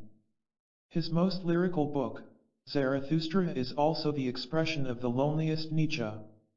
It has about it the icy and arid atmosphere not merely of the symbolic mountaintop on which Zarathustra dwells, but of a real one. Reading it, one sometimes feels almost as if one were watching a film of the ascent of Mount Everest, hearing the climber's sobbing gasp for breath as he struggles slowly to higher and still higher altitudes. Climbing a mountain is the aptest metaphor for getting above ordinary humanity, and this precisely is what Zarathustra Nietzsche is struggling to do. One hears throughout the book, though, in the gasping breath of the climber, the lament of Nietzsche the man. The book begins with the recognition of this human relevance as Zarathustra, about to leave his mountain solitude, declares he is going down among men once again to be a man. The mountain is the solitude of the spirit, the lowlands represent the world of ordinary men. The same symbolic contrast appears in Zarathustra's pet animals, the eagle and the serpent, the one the creature of the upper air, the other the one that moves closest to the earth. Zarathustra, as the third element, symbolizes the union between the two animals, of high and low, heaven and earth. He is going down among men, he says, as the sun sets dipping into the darkness below the horizon. But the sun sets in order to be reborn the next morning as a young and glowing god. The book thus opens with the symbols of rebirth and resurrection, and this is in fact the real theme of Zarathustra. How is man to be reborn, like the phoenix, from his own ashes? How is he to become really healthy and whole? Behind this question we see the personal shadow of Nietzsche's own illness and his long struggle to regain health. Zarathustra is at once the idealized image of himself and the symbol of a victory, in the struggle for health and wholeness, that Nietzsche himself was not able to achieve in life. Despite the intensely personal sources of his theme, Nietzsche was dealing in this work with a problem that had already become central in German culture. Schiller and Goethe had dealt with it, Schiller as early as 1795 in his remarkable letters on aesthetic education, and Goethe in his Faust. Schiller has given an extraordinarily clear statement of the problem, which was for him identical in all its salient features with the problem later posed by Nietzsche. For man, says Schiller, the problem is one of forming individuals. Modern life has departmentalized, specialized, and thereby fragmented the being of man. We now face the problem of putting the fragments together into a whole. In the course of his exposition, Schiller even referred back, as did Nietzsche, to the example of the Greeks, who produced real individuals and not mere learned abstract men like those of the modern age. Goethe was even closer to Nietzsche. Faust and Zarathustra are in fact brothers among books. Both attempt to elaborate in symbols the process by which the superior individual, whole, intact, and healthy, is to be formed, and both are identically immoral in their content, if morality is measured in its usual conventional terms. Placed within the German cultural context, indeed, Nietzsche's immoralism begins to look less extreme than the popular imagination has taken it to be. It is not even as extreme as he was led to make it appear in some of the bloody creations of his overheated imagination in his last work, The Will to Power. Goethe in Faust was every bit as much at odds with conventional morality as was Nietzsche, but the old diplomatic fox of Weimar was a more tactful and better balanced man and knew how to get his point across quietly, without shrieking it from the housetops as Nietzsche did. The Faust of the second part of Goethe's poem is already, as we have seen, something of a Nietzschean Superman, beyond ordinary good and evil. The story of the other, moral Faust is told in the popular sentimental opera of Gounod, in which the character sells himself to the devil and wrongs a young girl. The whole thing comes to an end with the girl's tragic death. But Goethe could not leave matters at this. The problem that had taken hold of him, through his creation of Faust, led him to look upon Gretchen's tragedy simply as a stage along Faust's way. A process of self-development such as his cannot come to a close because a young girl whom he has seduced goes crazy and dies. The strong man survives such disasters and becomes harder. The devil, with whom Faust has made a pact, becomes in a real sense his servitor and subordinate, just as our devil, if joined to ourselves, may become a fruitful and positive force. Like Blake before him, Goethe knew full well the ambiguous power contained in the traditional symbol of the devil. Nietzsche's immoralism, though stated much more violently, consisted in not much more than the elaboration of Goethe's point: man must incorporate his devil, or, as he put it, man must become better and more evil. The tree that would grow taller must send its roots down deeper. If Nietzsche was not able to contain himself as tactfully as Goethe, on this point, he nevertheless had something to shriek about. The whole of traditional morality, he believed, had no grasp of psychological reality and was therefore dangerously one-sided and false. To be sure, this had always been known, but mankind, spouting ideals, had looked at such realities and winked, or adopted casuistry. But if one is going to live one's life literally and totally by the Sermon on the Mount or Buddha's Dhammapada, and one cannot manage to be a saint, one will end by making a sorry mess of oneself. Nietzsche's point has already carried so far that today in our ordinary valuations we are actually living in a post-Nietzschean world, one in which the psychoanalyst sometimes finds it necessary to tell a patient that he ought to be more aggressive and more selfish. Besides, what does the whole history of ethics amount to for that half, and more than half, of the human race, women, who deal with moral issues in altogether different terms from men? It amounts to rather a silly man-made affair that has very little to do with the real business of life. On this point Nietzsche has a perfectly sober and straightforward case against all those idealists, from Plato onward, who have set universal ideas over and above the individual's psychological needs. Morality itself is blind to the tangle of its own psychological motives, as Nietzsche showed in one of his most powerful books, The Genealogy of Morals, which traces the source of morality back to the drives of power and resentment. There are other motives that Nietzsche did not see, or did not care to honor, but no one can deny that these two, power and resentment, have historically been part of the shadow behind the moralist's severity. But it is precisely here, in the context of the Faust-Zarathustra parallel, that the chief problem arises for Nietzsche as man and moralist. Suppose the ethical problem becomes the problem of the individual, the ethical question then becomes, how is the individual to nourish himself in order to grow?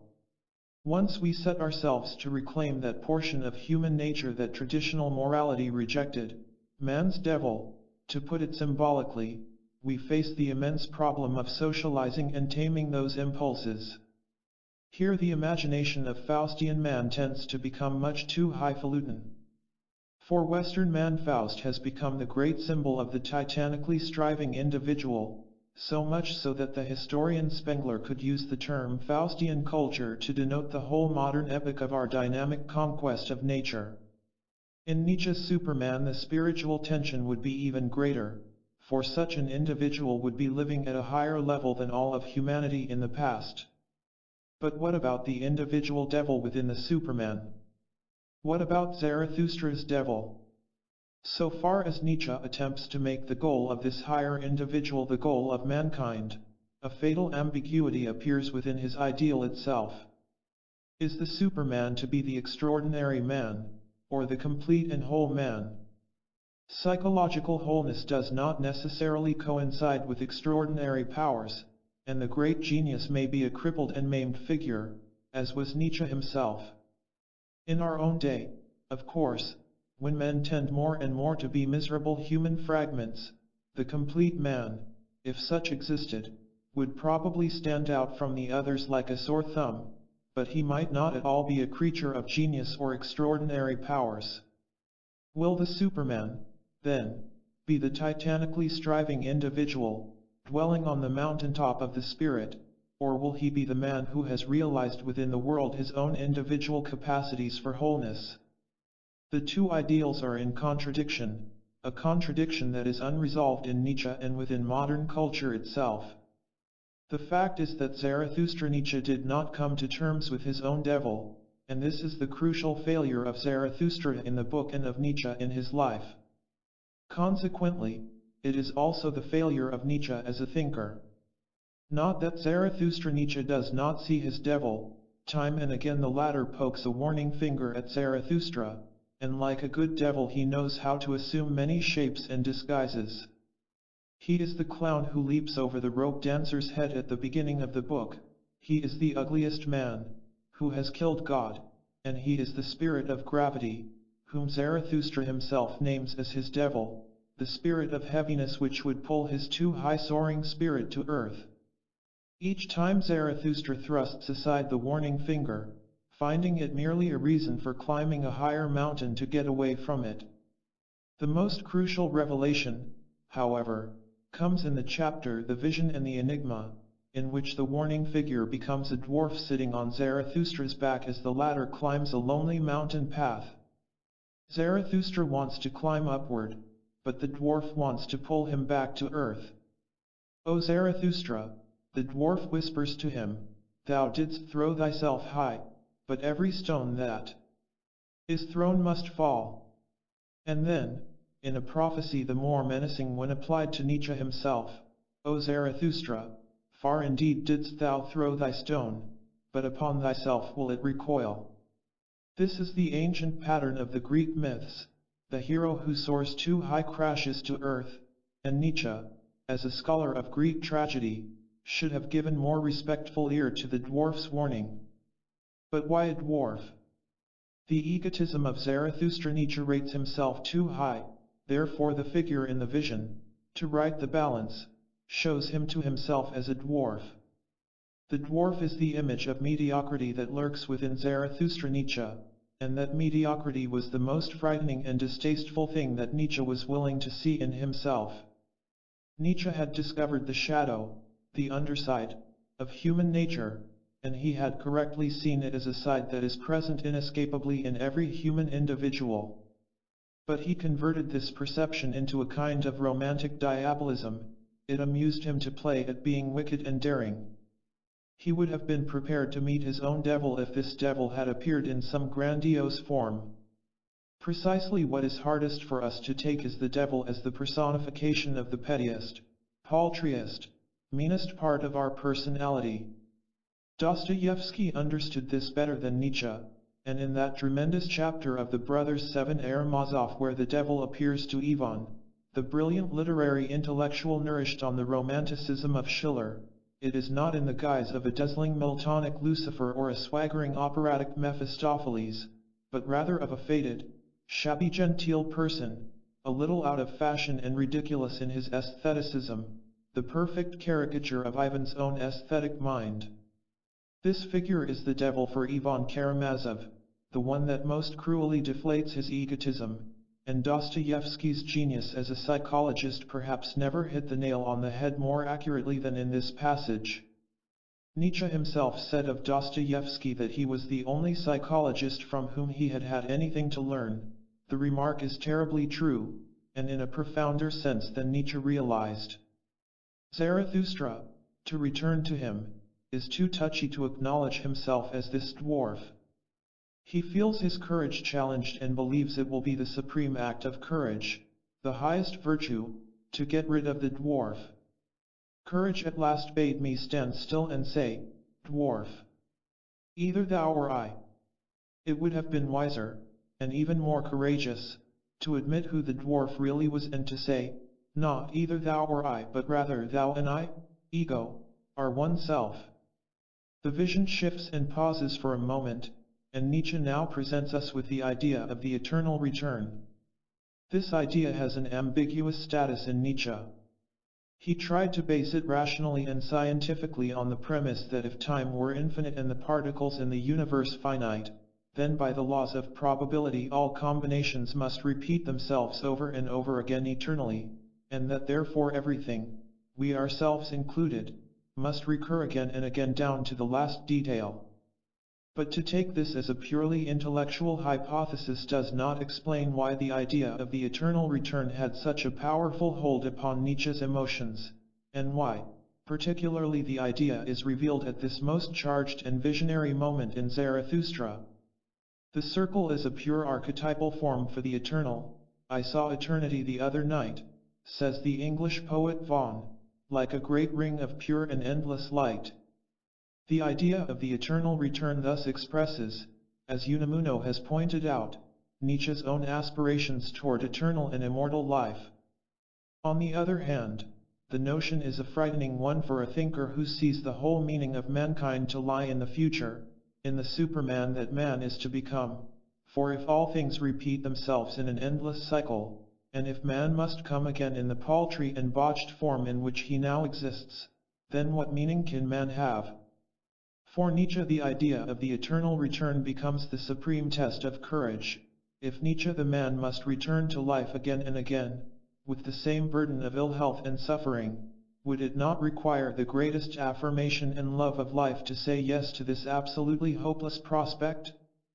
Zarathustra glimpses some of the fearful implications in this vision, for he remarks after expounding the eternal return, "So I spoke, and always more softly, for I was afraid of my own thoughts, and afterthoughts." Thereupon, in the dream, he hears a dog howl and sees a shepherd writhing on the ground, with a heavy black reptile hanging from his mouth. "Bite," cries Zarathustra, and the shepherd bites the serpent's head off and spits it far away. The uncanny vision poses its enigma to Zarathustra. "Ye daring ones!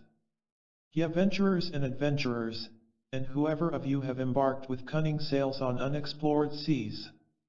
Ye enjoyers of enigmas! Solve unto me the enigma that I then beheld, interpret for me the vision of the loneliest one. For it was a vision and a foresight. What did I then behold in parable?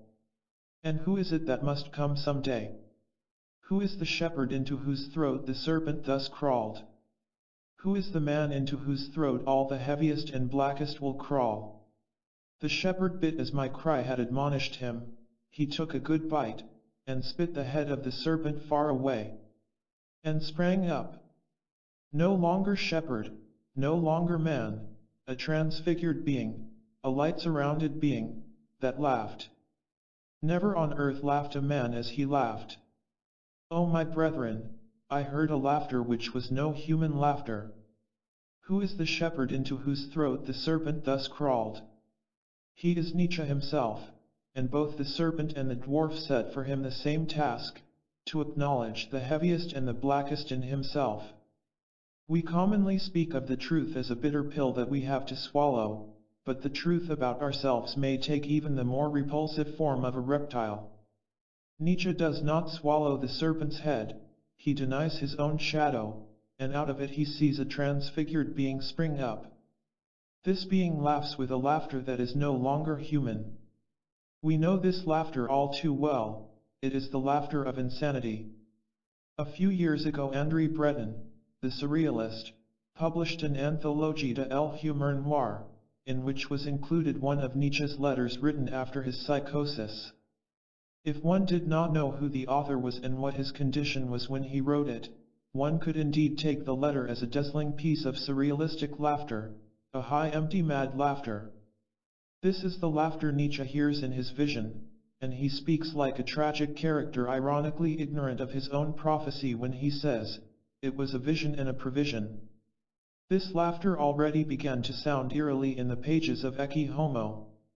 There is an inner coherence in the vision of Zarathustra, in that each of its three parts, the dwarf, the eternal return, and the shepherd spitting out the serpent, presents an obstacle and objection to Nietzsche's utopian conception of the Superman.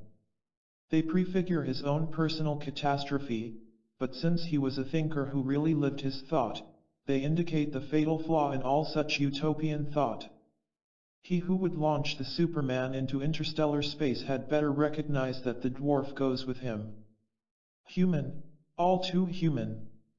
Nietzsche exclaimed in disgust at mankind as it had hitherto existed. But he who would try to improve man might do well not to make him inhuman but, rather, a little more human.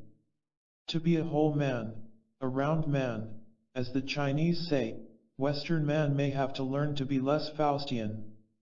A touch of the average, the mediocre, may be necessary ballast for human nature. The antidote to the hysterical, mad laughter of Zarathustra's vision may be a sense of humor, which is something Nietzsche, despite his brilliant intellectual wit, conspicuously lacked. The conclusions we have reached here on a psychological level become confirmed when we turn to Nietzsche's systematic philosophy of power. 3. Power and nihilism. Nietzsche is considered by many philosophers to be an unsystematic thinker. This view, a mistaken one, is based largely on the external form of his writings. He loved to write aphoristically, to attack his subjects indirectly and dramatically rather than in the straightforward solemn form of a pedantic treatise. He was one of the great prose stylists of the German language, and in his writing he could not, or would not, deny the artist in himself. He even went so far as to say that he was viewing science and philosophy through the eyes of art. But beneath and throughout all these belletristic forays, a single consuming idea was moving in him toward a systematized development. As thinking gradually took over the whole person, and everything else in his life being starved out, it was inevitable that this thought should tend to close itself off in a system. At the end of his life he was making notes for a great systematic work which would be the complete expression of his philosophy. This work we now have in unfinished form in The Will to Power. The increase in systematization in Nietzsche's work is in many ways a psychological loss, since in pursuing his thematic idea he lost sight of the ambiguity in matters of the human psyche. However, there is a gain as well, for by carrying his ideas to the end he lets us see what they finally amount to.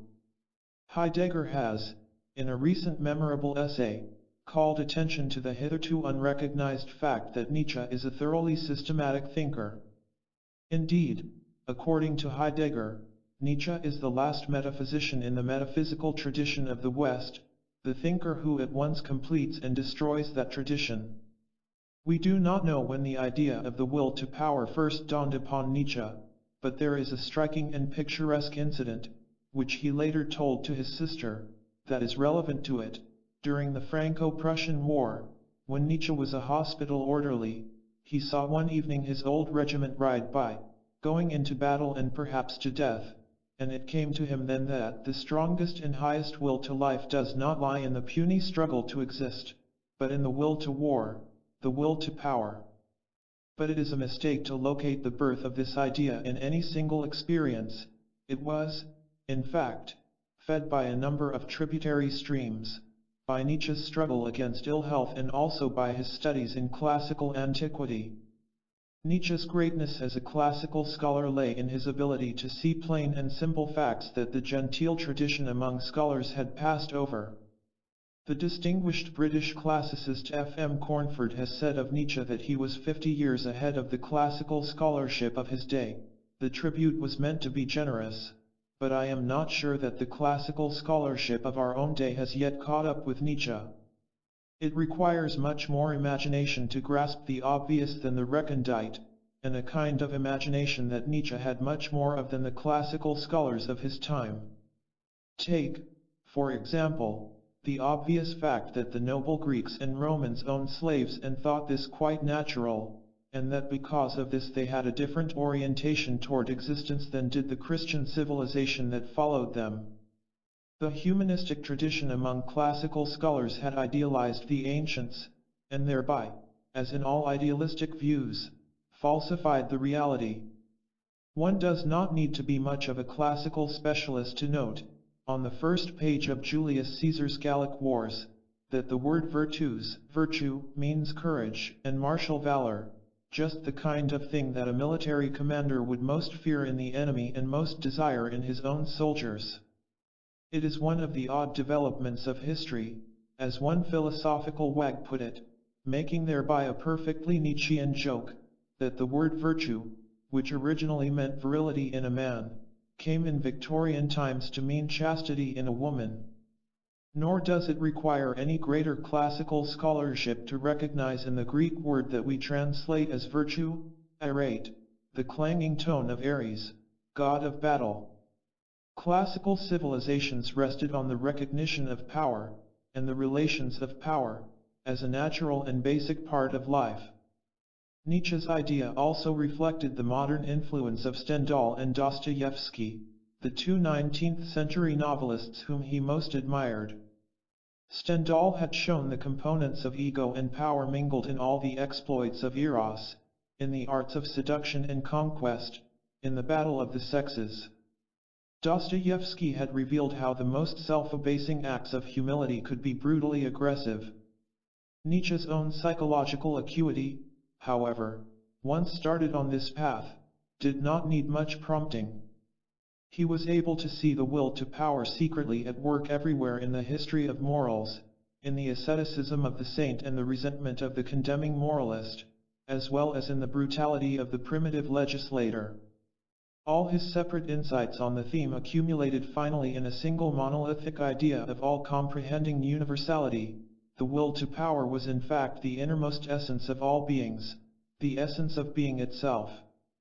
Now, it is one thing to perceive that all the psychological impulses of man are mingled in some way with the impulse to power. It is quite another thing to say that this impulse toward power is the basic impulse to which all the others may be reduced. We are faced at once with that problem of reduction which haunts particularly the battle among the modern schools of psychology.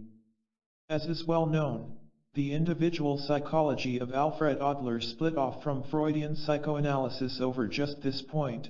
Adler, who had read Nietzsche, declaring that the will to power was basic, Freud maintaining that sexuality and eros were. But what, to confound matters by speaking paradoxically, if both are right and both wrong? What if the human psyche cannot be carved up into compartments and one compartment wedged in under another as being more basic? What if such dichotomizing really overlooks the organic unity of the human psyche, which is such that a single impulse can be just as much an impulse toward love on the one hand as it is toward power on the other? Dostoevsky, at least as a novelist, preserves this sense of duality and ambivalence, and Nietzsche too, where his intuition was functioning as concretely as a novelist's, saw this interplay between power and the other drives. In Beyond Good and Evil he remarked, rather as a good Freudian than an Adlerian, the degree and nature of a man's sensuality extends to the highest altitudes of his spirit. But later he had Zarathustra the loveless declare that love is the danger of the loneliest one, and suppress love and compassion, and so Nietzsche gave the last word to the will to power, making it the basis of every other psychological motive. He became one of the reductive psychologists. What is most remarkable is that this will to power should have been made by him into the essence of being.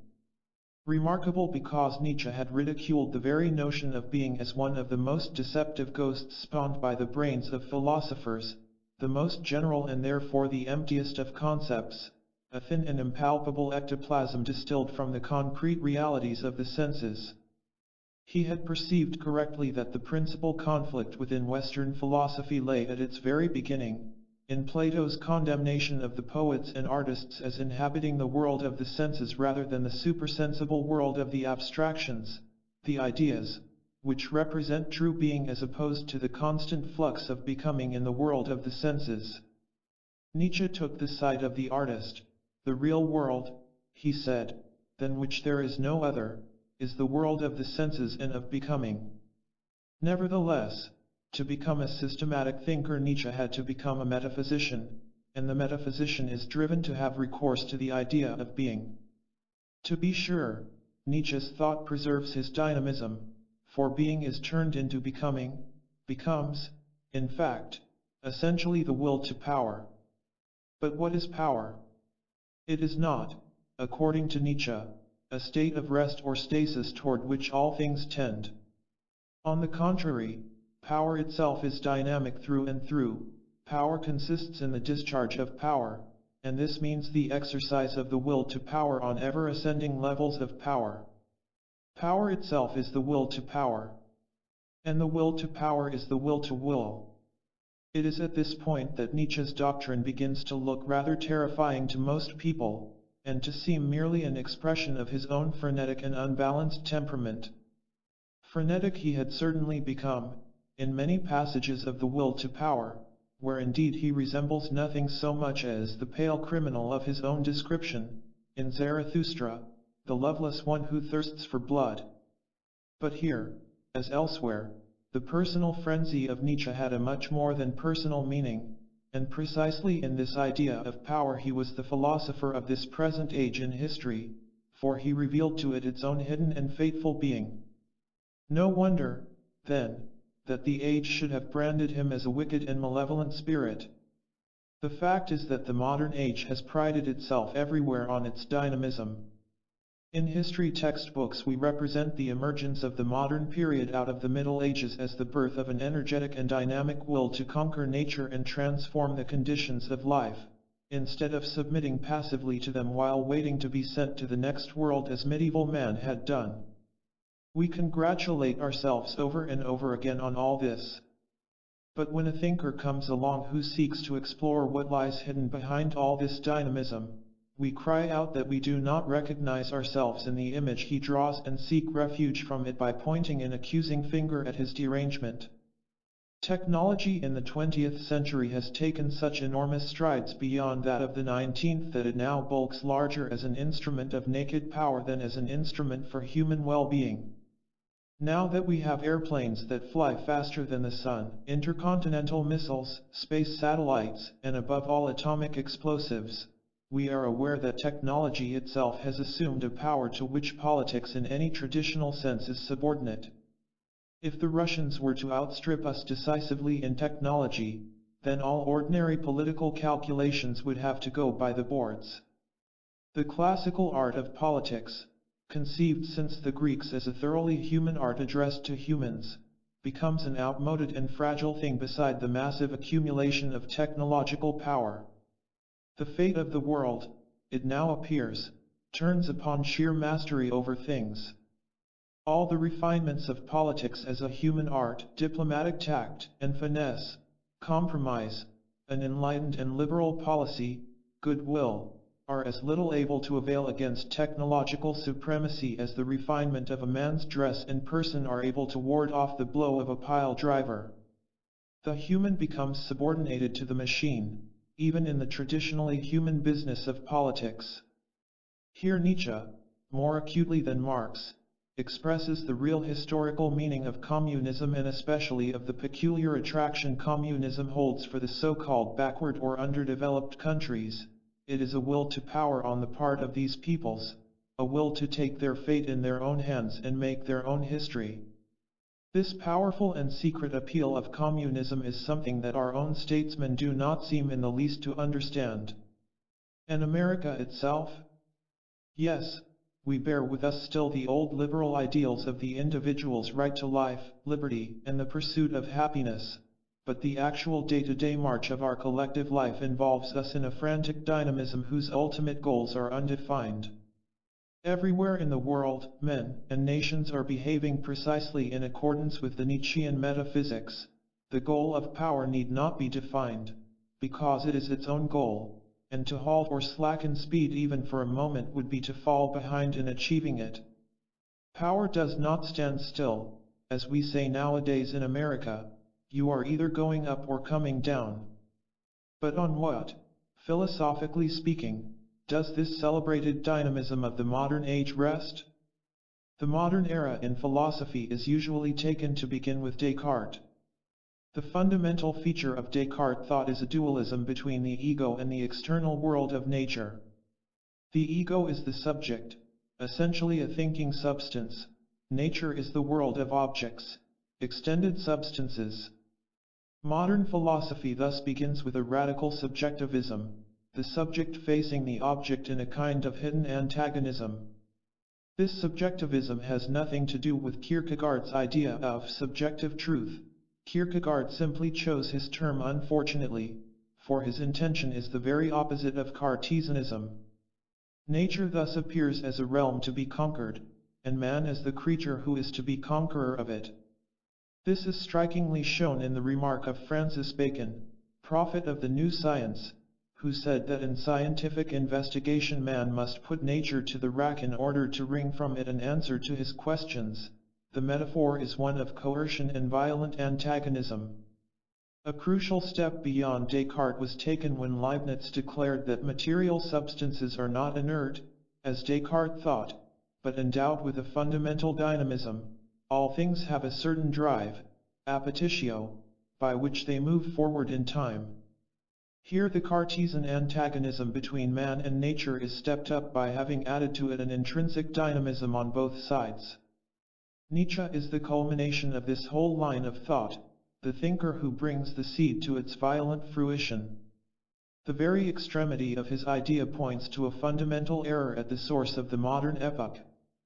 Whether or not it points beyond that to a fundamental error at the root of the whole Western tradition, as Heidegger holds, is another matter, and one that we shall examine in the context of Heidegger's own philosophy.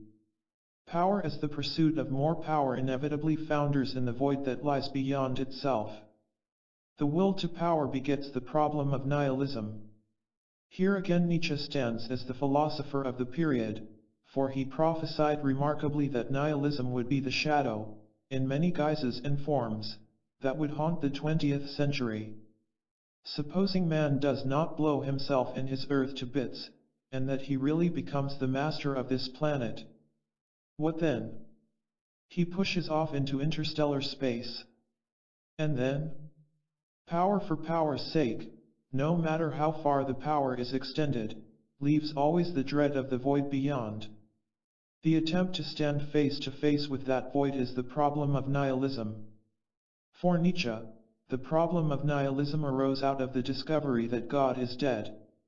God here means the historical God of the Christian faith. But in a wider philosophical sense it means also the whole realm of supersensible reality, Platonic ideas, the absolute, or what not, that philosophy has traditionally posited beyond the sensible realm, and in which it has located man's highest values. Now that this other, higher, eternal realm is gone, Nietzsche declared, man's highest values lose their value.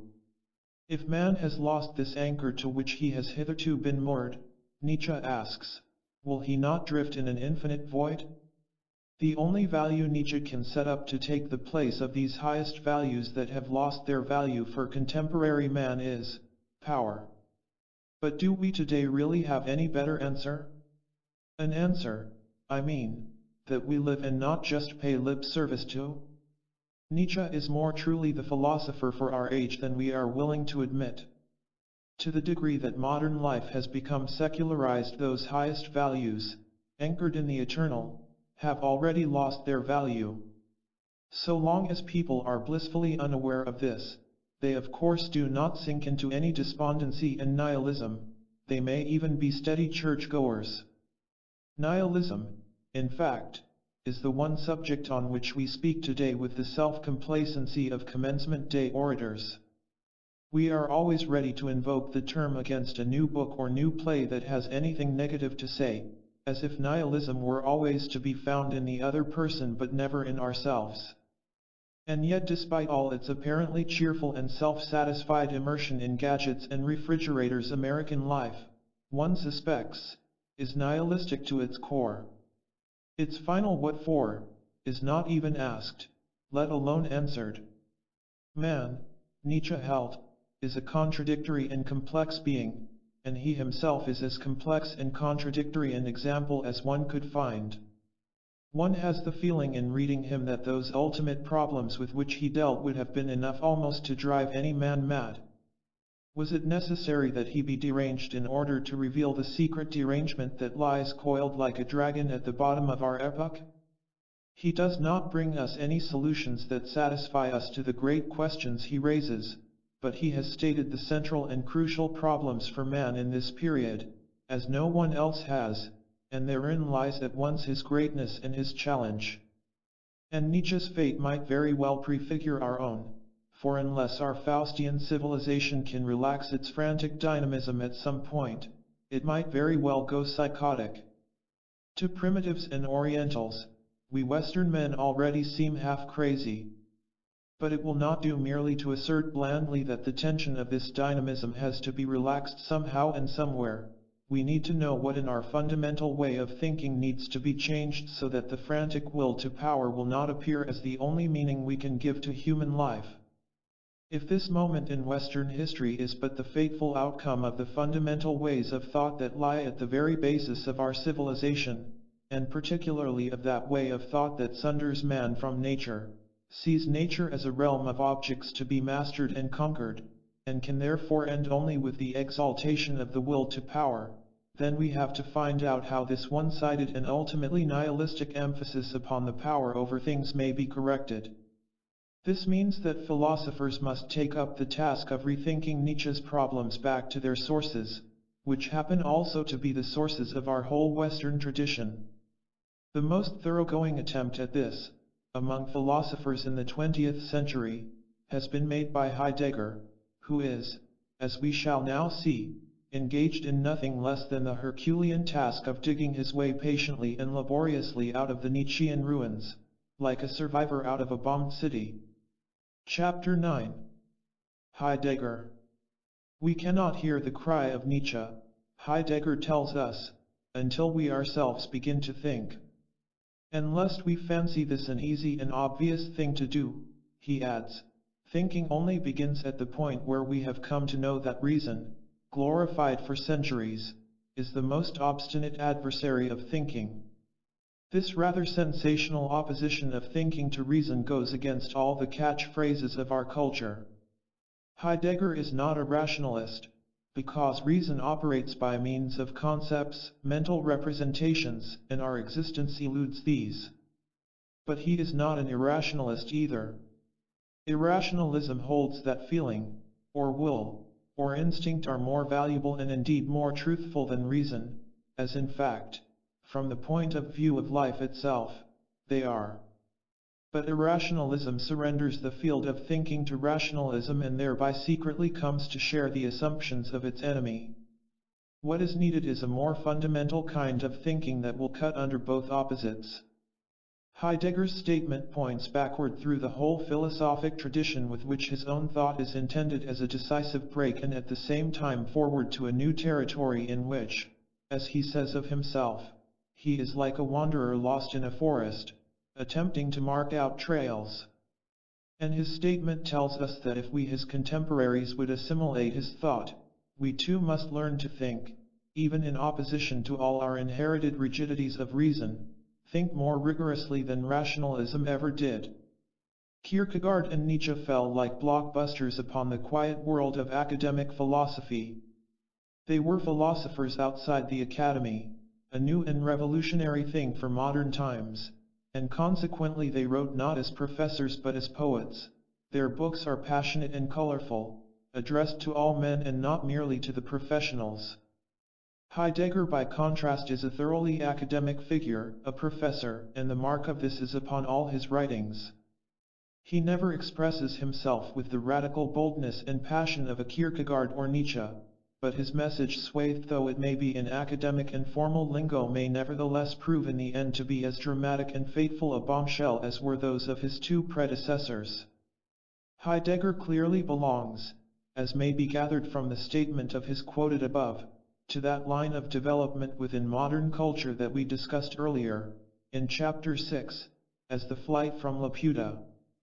But his escape from the airy realm of pure reason has been planned more systematically and quietly than those of the other antagonists of Laputa, and in carrying it out Heidegger reaches back beyond the situation of modern man into the beginnings of Western thought among the Greeks. Both Kierkegaard and Nietzsche point up a profound dissociation, or split, that has taken place in the being of Western man, which is basically the conflict of reason with the whole man. According to Kierkegaard, reason threatens to swallow up faith. Western man now stands at a crossroads, forced to choose either to be religious or to fall into despair. Having chosen the former, he must, being rooted historically in Christianity, enact a radical renewal of the Christian faith. For Nietzsche, the era of reason and science raises the question of what is to be done with the primitive instincts and passions of man. In pushing these latter aside, the age threatens us with a decline in vitality for the whole species. What lies behind both prophetic messages is the perception that man is estranged from his own being. Now, the estrangement from being itself is Heidegger's central theme. But he attacks this problem on its own terms and as a systematic thinker, and so his writings do not shine with the bold and striking colors of religious and psychological prophecy. The emotional, vital, and religious regeneration of modern man is something altogether outside his concern as a thinker. The problem, as he puts it to himself, is quite different. Granted that modern man has torn himself up by his roots, might not the cause of this lie farther back in his past than he thinks? Might it not, in fact, lie in the way in which he thinks about the most fundamental of all things, being itself? And might not a more rooted kind of thinking, rooted in being, lead the rootless Laputan back to the earth? Heidegger deals in a radical way with the celebrated alienation of modern man, and indeed with the problem of man generally, by subordinating it to something else, without which man can never regain his roots, to being itself. Heidegger's text is on the whole so austerely devoid of metaphor that when one does occur it stands out in our memory like a solitary tree on a plain. In one of his more exoteric messages, the Letter on Humanism, 1947, Heidegger concludes with an especially memorable figure that describes very aptly the whole direction of his own thought. The thinker, he says, is trying to trace a furrow in human language as the peasant traces a furrow across a field. Heidegger himself is of peasant stock, strongly attached to his native region of southern Germany, and one feels this attachment to the soil in his thinking. Remain true to the earth, Zarathustra had counseled his followers, and Heidegger as a thinker, despite the apparent abstractness of his themes, comes much closer to obeying this counsel than did the unlucky Nietzsche. The picture of man that emerges from Heidegger's pages is of an earth-bound, time-bound, radically finite creature, precisely the image of man we should expect from a peasant, in this case a peasant who has the whole history of Western philosophy at his fingertips. And for precisely this reason, if for no other, we today, who have gone so far from the soil, ought to find great significance in this philosophy. In this same Letter on Humanism, Heidegger also permits himself a brief personal aside, which is also rare in the scrupulous impersonality of his writings. He is complaining about some of the misunderstandings of his thought, and on this score he has good grounds for complaint, and he remarks, "Because we hark back to Nietzsche's saying about the death of God, people take such an enterprise for atheism. For what is more logical than to consider the man who has experienced the death of God as a godless person?" Even here the personal meaning is oblique. Heidegger refers to himself objectively and in the third person. Nevertheless, it is the closest he comes in his writings to a personal spiritual confession. Heidegger has experienced the death of God, and this death casts a shadow over all his writings, but he announces it quietly, almost indirectly, while the madman in Nietzsche's joyful wisdom shouted it out in the marketplace. And this change of tone in itself shows how far history has moved from Nietzsche's day, when the discovery of God's death was a rending and prophetic vision, to our own, when the death of God is admitted calmly and the thinker tries to take sober stock of the situation. Heidegger's philosophy is neither atheism nor theism, but a description of the world from which God is absent. It is now the night of the world, Heidegger says, quoting the poet Hölderlin, "The God has withdrawn himself, as the sun sets below the horizon." And meanwhile the thinker can only redeem the time by seeking to understand what is at once nearest and farthest from man, his own being and being itself. Heidegger has described Hölderlin's poetry as a temple without a shrine, a description which really fits his own philosophy. If the God, reborn, returns, his temple will be ready for him, thanks to Heidegger, but it will take someone else, with a little more fire, to build the shrine and light the candles. And if the God does not come back, the temple can be converted into an imposing, if bleak, secular edifice, as in the case of Sartre, the atheist engage. Both atheist and theist have to reckon with Heidegger's thought, for he is dealing with matters with which both will have to come to terms, if in their separate creeds they are to measure up to the height of our times. It may even be that atheism and theism, as public creeds, matter less than our becoming alive to these things that Heidegger is struggling to bring to light. 1. Being. But what about being, the reader may ask, impatiently. After so many centuries, can we really be told something new and significant, above all, significant to us as busy moderns, on this apparently very remote and abstract subject? The impatience itself comes out of a certain attitude or orientation toward being, of which we are on the whole unconscious.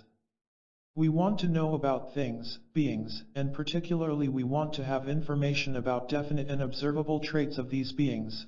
What lies behind this, in the enveloping background of all beings, seems to have little to do with our practical needs, the bulk of which are concerned with mastering the things in our environment. This is nothing less than the endemic positivism of our age, and there is no doubt that positivism as a philosophy has simply given expression to this prevailing attitude toward being. Nevertheless, being has been the central and dominating concept of 2,500 years of Western philosophy, and if we are going to jettison all that past, we ought at least to know what was at stake, intellectually speaking, in the slow unfolding of those centuries. Some of our present-day philosophers fortify the prejudice of the age by telling us that the concern with being is merely a linguistic accident, due to the fact that the Indo-European languages have the copula to be, whereas other languages have no such word and consequently no empty verbal battles about the meaning of being. But the Indo-European languages cut a pretty wide swath in history, and it happens to be our swath, our tradition, with which we must come to terms. That tradition itself, however, is also to blame for our contemporary indifference to being. And precisely in this matter the bold quality of Heidegger's thought shows itself. He is working within this tradition, but he is also seeking to destroy it creatively so that it may surpass itself.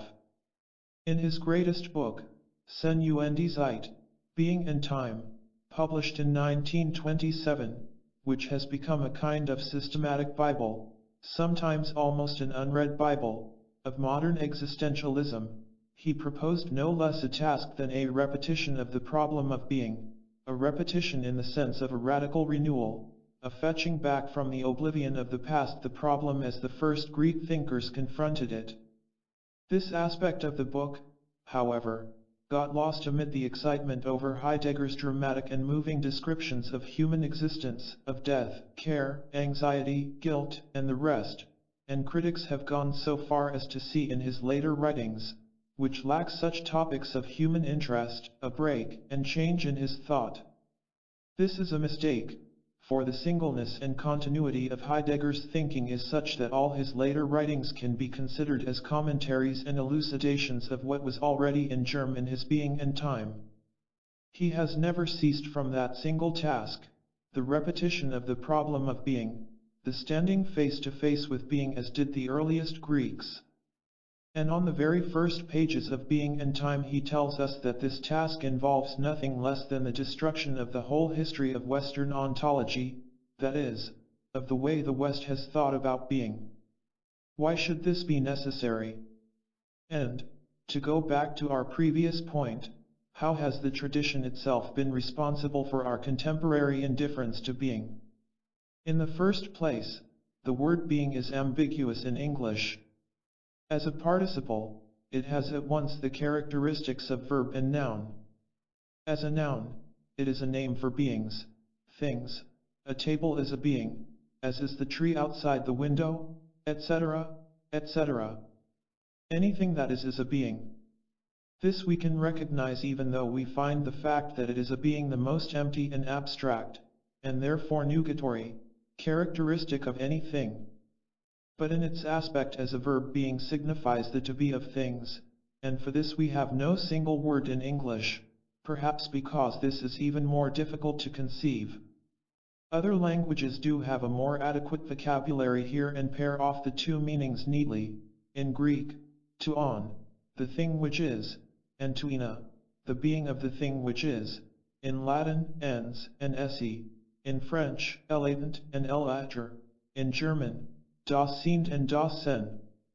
Heidegger's suggestion is that the best accommodation to this usage we can find in English would be, beings, where we mean the things that are, and being, where we mean the to be of whatever is, and we shall keep to this suggestion in what follows. Now, it is Heidegger's contention that the whole history of Western thought has shown an exclusive preoccupation with the first member of these pairs, with the thing which is, and has let the second, the to be of what is, fall into oblivion. Thus that part of philosophy which is supposed to deal with being is traditionally called ontology, the science of the thing which is, and not analogy, which would be the study of the to be of being as opposed to beings. This observation may look like a piece of scholarly pettifoggery, but it is not. What it means is nothing less than this, that from the beginning the thought of Western man has been bound to things, to objects. The whole history of the West takes its fateful course from this fact, and by starting from it Heidegger is able, simply out of his single-minded preoccupation with being, to throw new light on that history and thereby on the present situation of the world.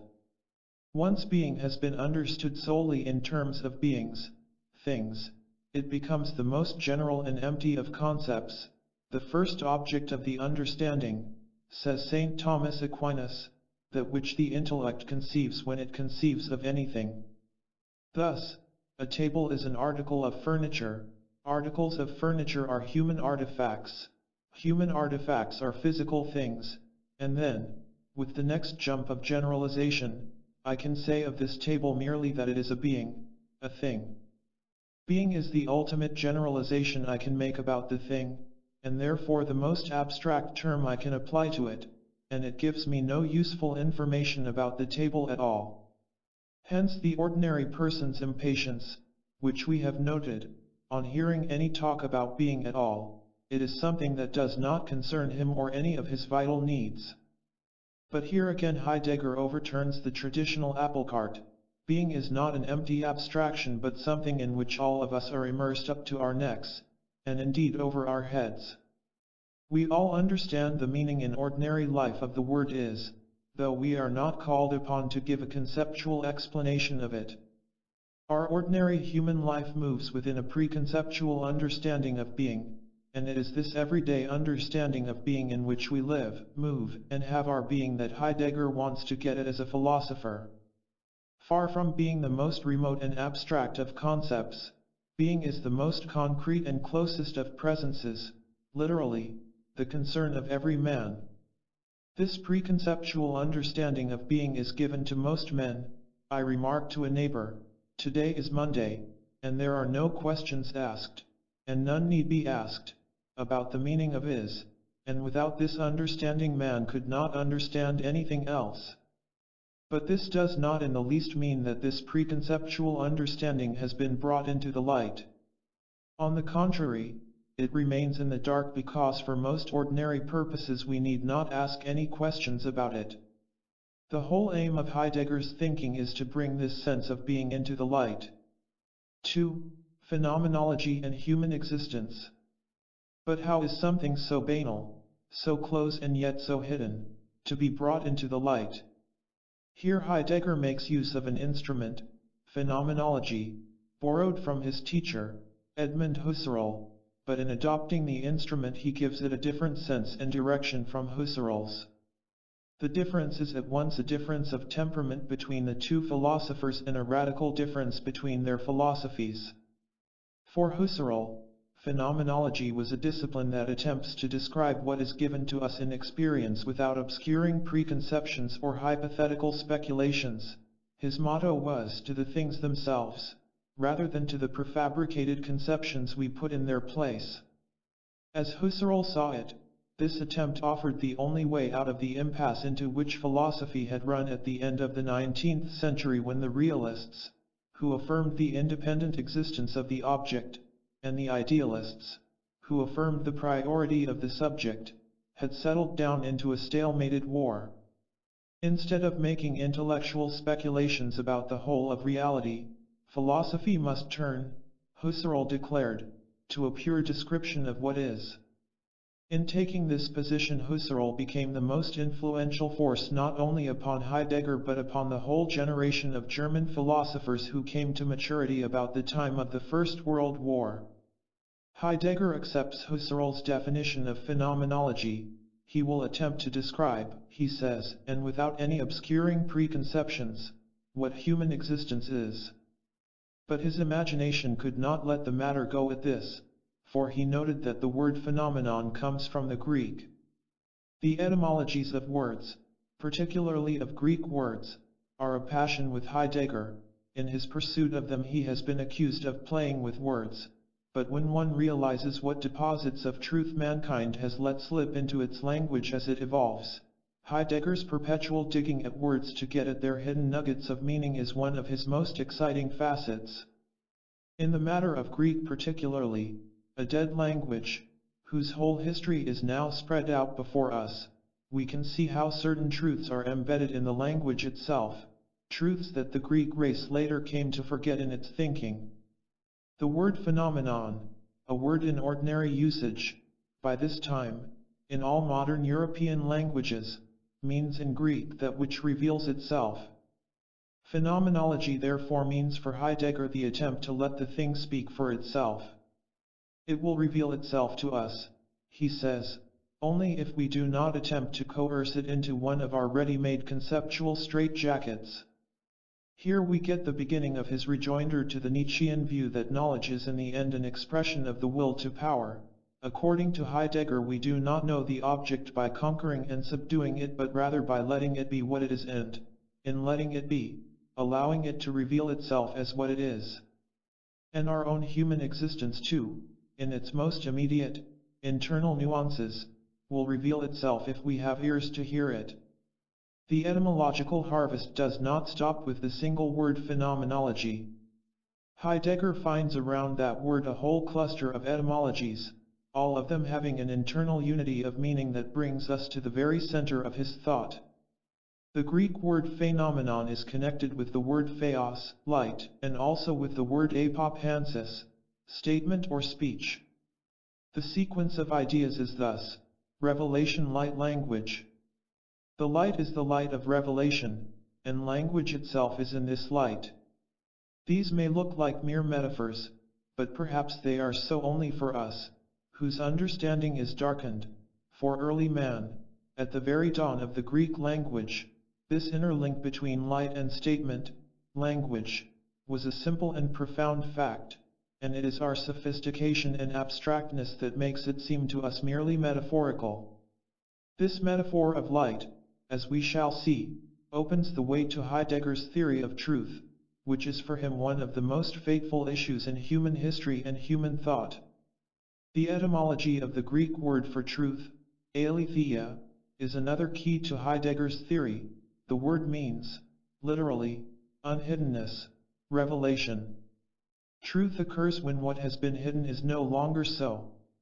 If we put this alongside the previous ideas of revelation, light, language, then the importance of the idea Heidegger is getting at may emerge.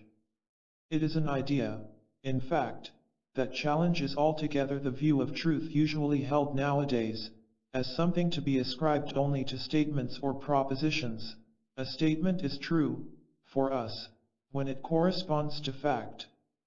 But statements do not exist without the minds that comprehend them, and truth is therefore, in modern usage, to be found in the mind when it has a correct judgment about what is the case. The trouble with this view is that it cannot take account of other manifestations of truth. For example, we speak of the truth of a work of art. A work of art in which we find truth may actually have in it no propositions that are true in this literal sense. The truth of the work of art is in its being a revelation, but that revelation does not consist in a statement or group of statements that are intellectually correct. The momentous assertion that Heidegger makes is that truth does not reside primarily in the intellect, but that, on the contrary, intellectual truth is in fact a derivative of a more basic sense of truth. What this more basic sense of truth is, we shall deal with fully in a moment. We must point out, however, before we do so, that the question of truth arose as soon as we began to outline the Heideggerian view of human existence. Critics have usually got at Heidegger's thought by a more sensational route.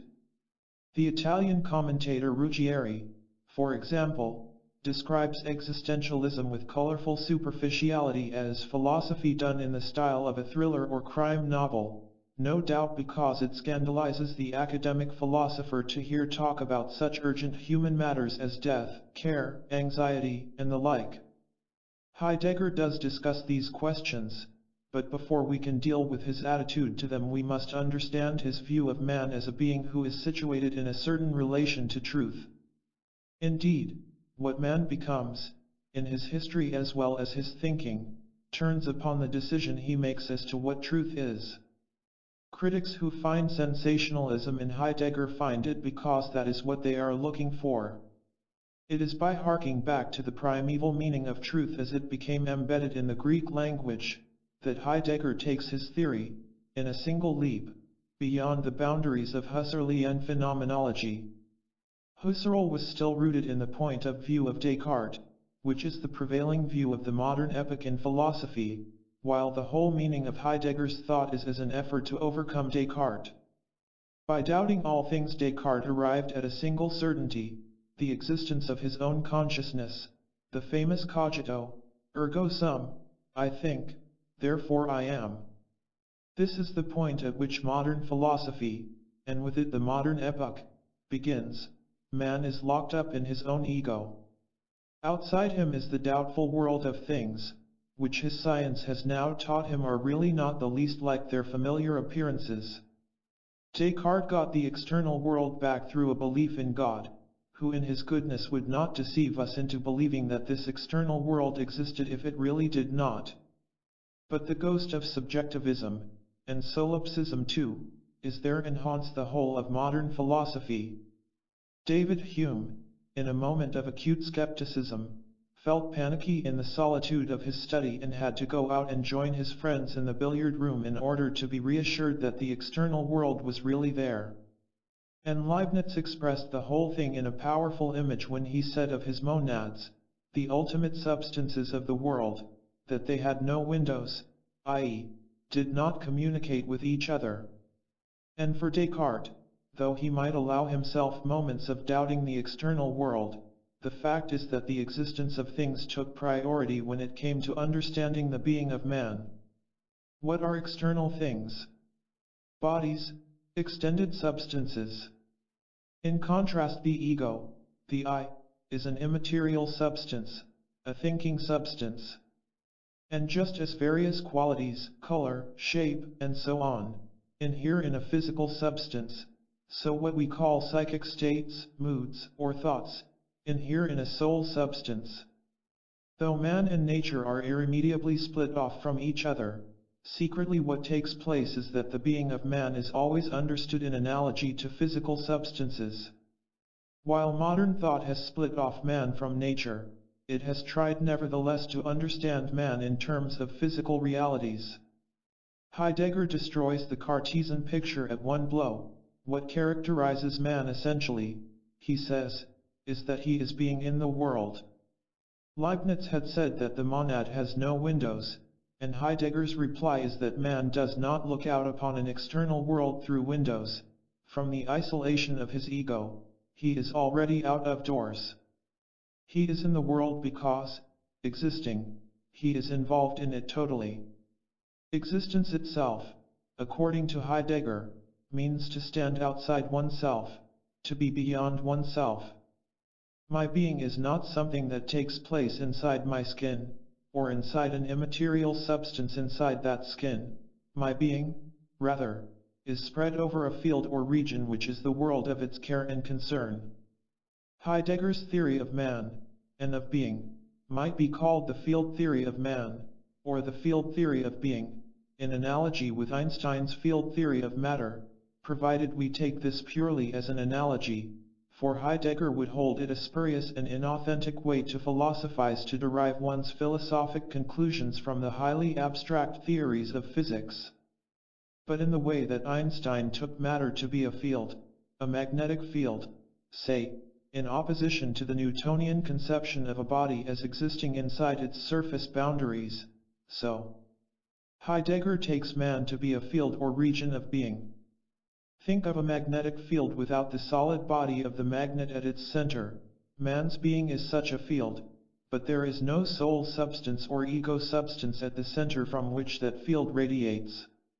Heidegger calls this field of being Dasein. Dasein, which, in German, means literally being there, is his name for man. One of the most remarkable things about Heidegger's description of human existence is that it is made without his using the term man at all. He thereby avoids the assumption that we are dealing with a definite object with a fixed nature, that we already know, in short, what man is. His analysis of existence also takes place without the use of the word consciousness, for this word threatens to bring us back into the Cartesian dualism.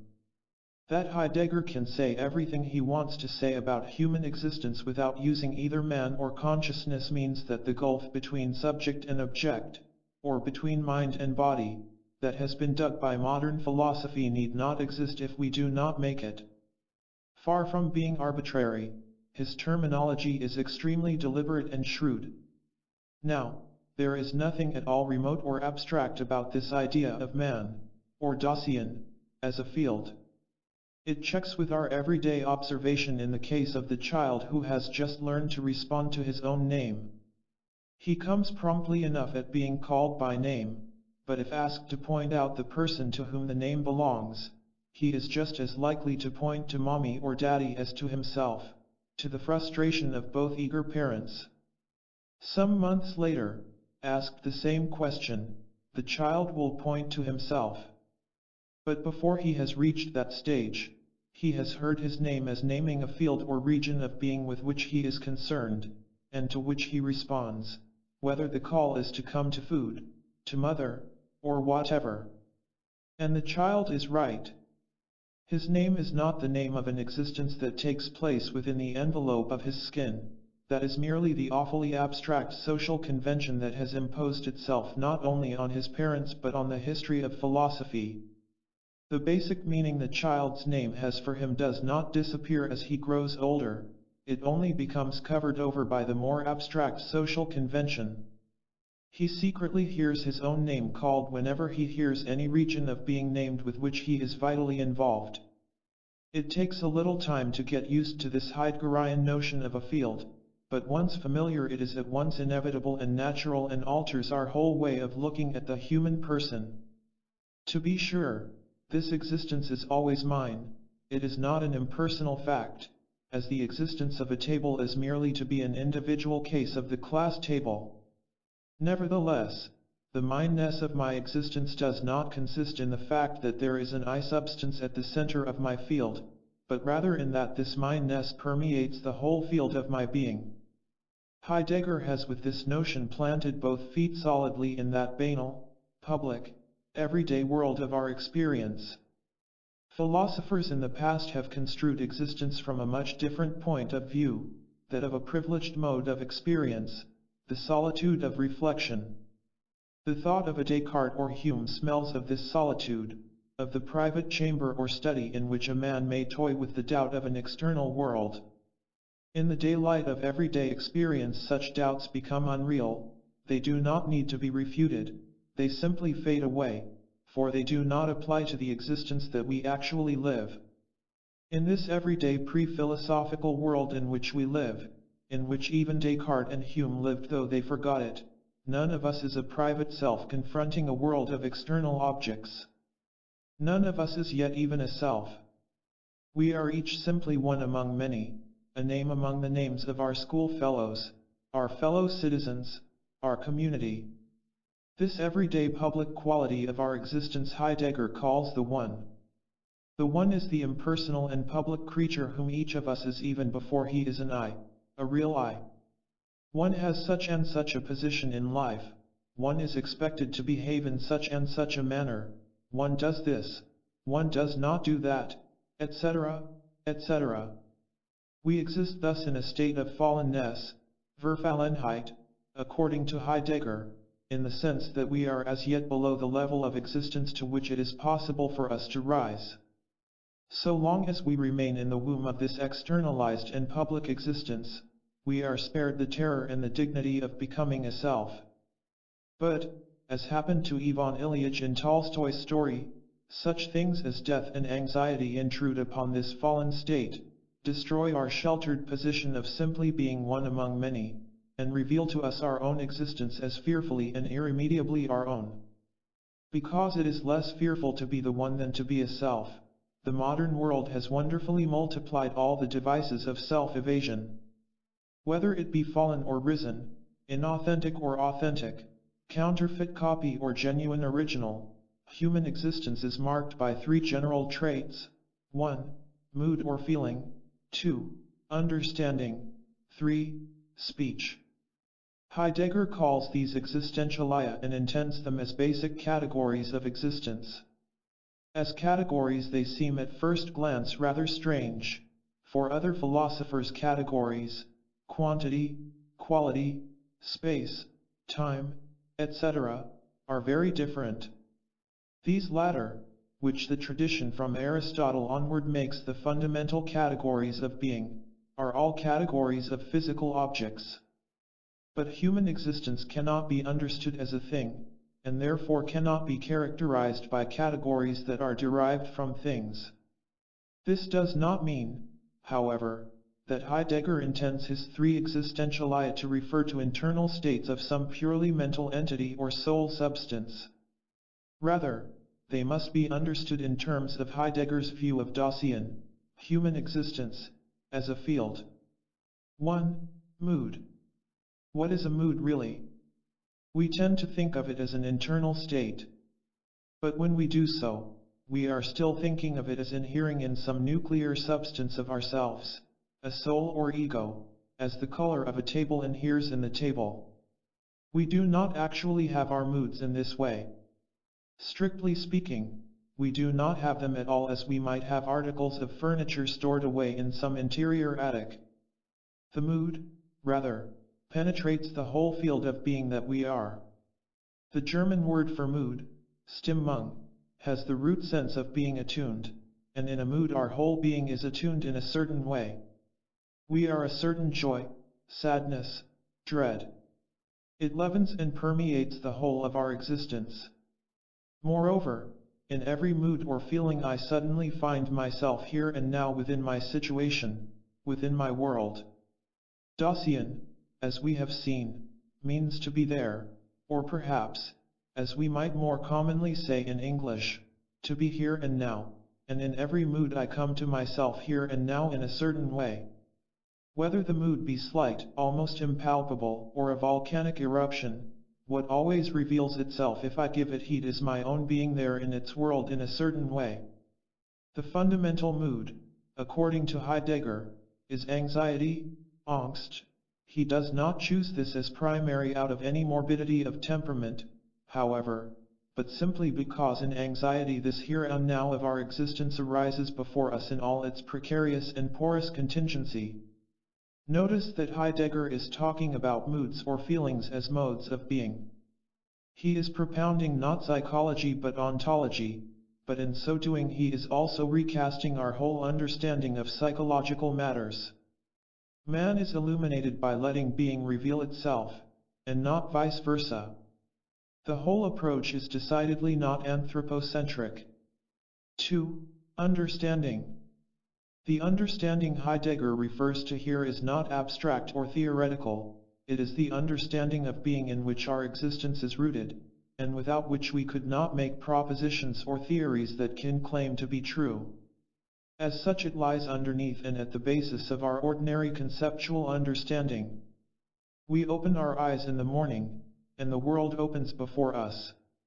We do not reflect enough on what happens in this simple act of seeing, namely, that the world opens around us as we see. This openness, or standing open, of the world must always be given, even for the most humble human existent, whose mind might be quite devoid of ideas and who might claim no specifically intellectual understanding of the world at all. Without this openness he could not exist, for to exist means to stand beyond himself in a world that opens before him. In this world that lies before him, open beneath the light, things lie unconcealed, also concealed, but unconcealedness, or unhiddenness, for Heidegger, is truth, and therefore so far as man exists, he exists in the truth. At the same time, because he is finite, he must always exist in untruth. Truth and being are thus inseparable, given always together, in the simple sense that a world with things in it opens up around man the moment he exists. Most of the time, however, man does not let himself see what really happens in seeing. Here is an example. An intellectual approaches to tell me a new theory of his. The theory may be about a new book, another person, or some new twist in psychoanalysis. It does not matter. Suppose, to make our illustration more concrete at least for some readers, that this intellectual is one of that peculiarly traditionless, deracinated, and therefore cerebral breed, the new Torque intellectual. As soon as I hear his theory, I know it to be false. Challenged to give arguments against it, I may stumble inarticulately. In some cases, indeed, I find it not worthwhile to give a rebuttal, for the ideas ring false the moment they strike my ear. Some dumb inarticulate understanding, some sense of truth planted, as it were, in the marrow of my bones, makes me know that what I am hearing is not true. Whence comes this understanding? It is the understanding that I have by virtue of being rooted in existence. It is the kind of understanding we all have when confronted with ideas that we know to be false, even though it may take us a long time to articulate reasons for rejecting them. If we did not have this understanding, we could never utter any propositions as true or false. We become rootless intellectually to the degree that we lose our hold upon this primary form of understanding, which is there in the act of opening our eyes upon the world. 3. Speech. Language, for Heidegger, is not primarily a system of sounds or of marks on paper symbolizing those sounds. Sounds and marks upon paper can become language only because man, insofar as he exists, stands within language. This looks very paradoxical, but, as with the rest of Heidegger, to understand what he means we have to cast off our usual habits of thought and let ourselves see what the thing is, i.e., let the thing itself be seen rather than riding roughshod over it with ready-made conceptions. Two people are talking together. They understand each other, and they fall silent, a long silence. This silence is language. It may speak more eloquently than any words. In their mood they are attuned to each other. They may even reach down into that understanding which, as we have seen above, lies below the level of articulation. The three, mood, understanding, and speech, a speech here that is silence, thus interweave and are one. This significant, speaking silence shows us that sounds or marks do not constitute the essence of language. Nor is this silence merely a gap in our chatter, it is, rather, the primordial attunement of one existent to another, out of which all language, as sounds, marks, and counters, comes.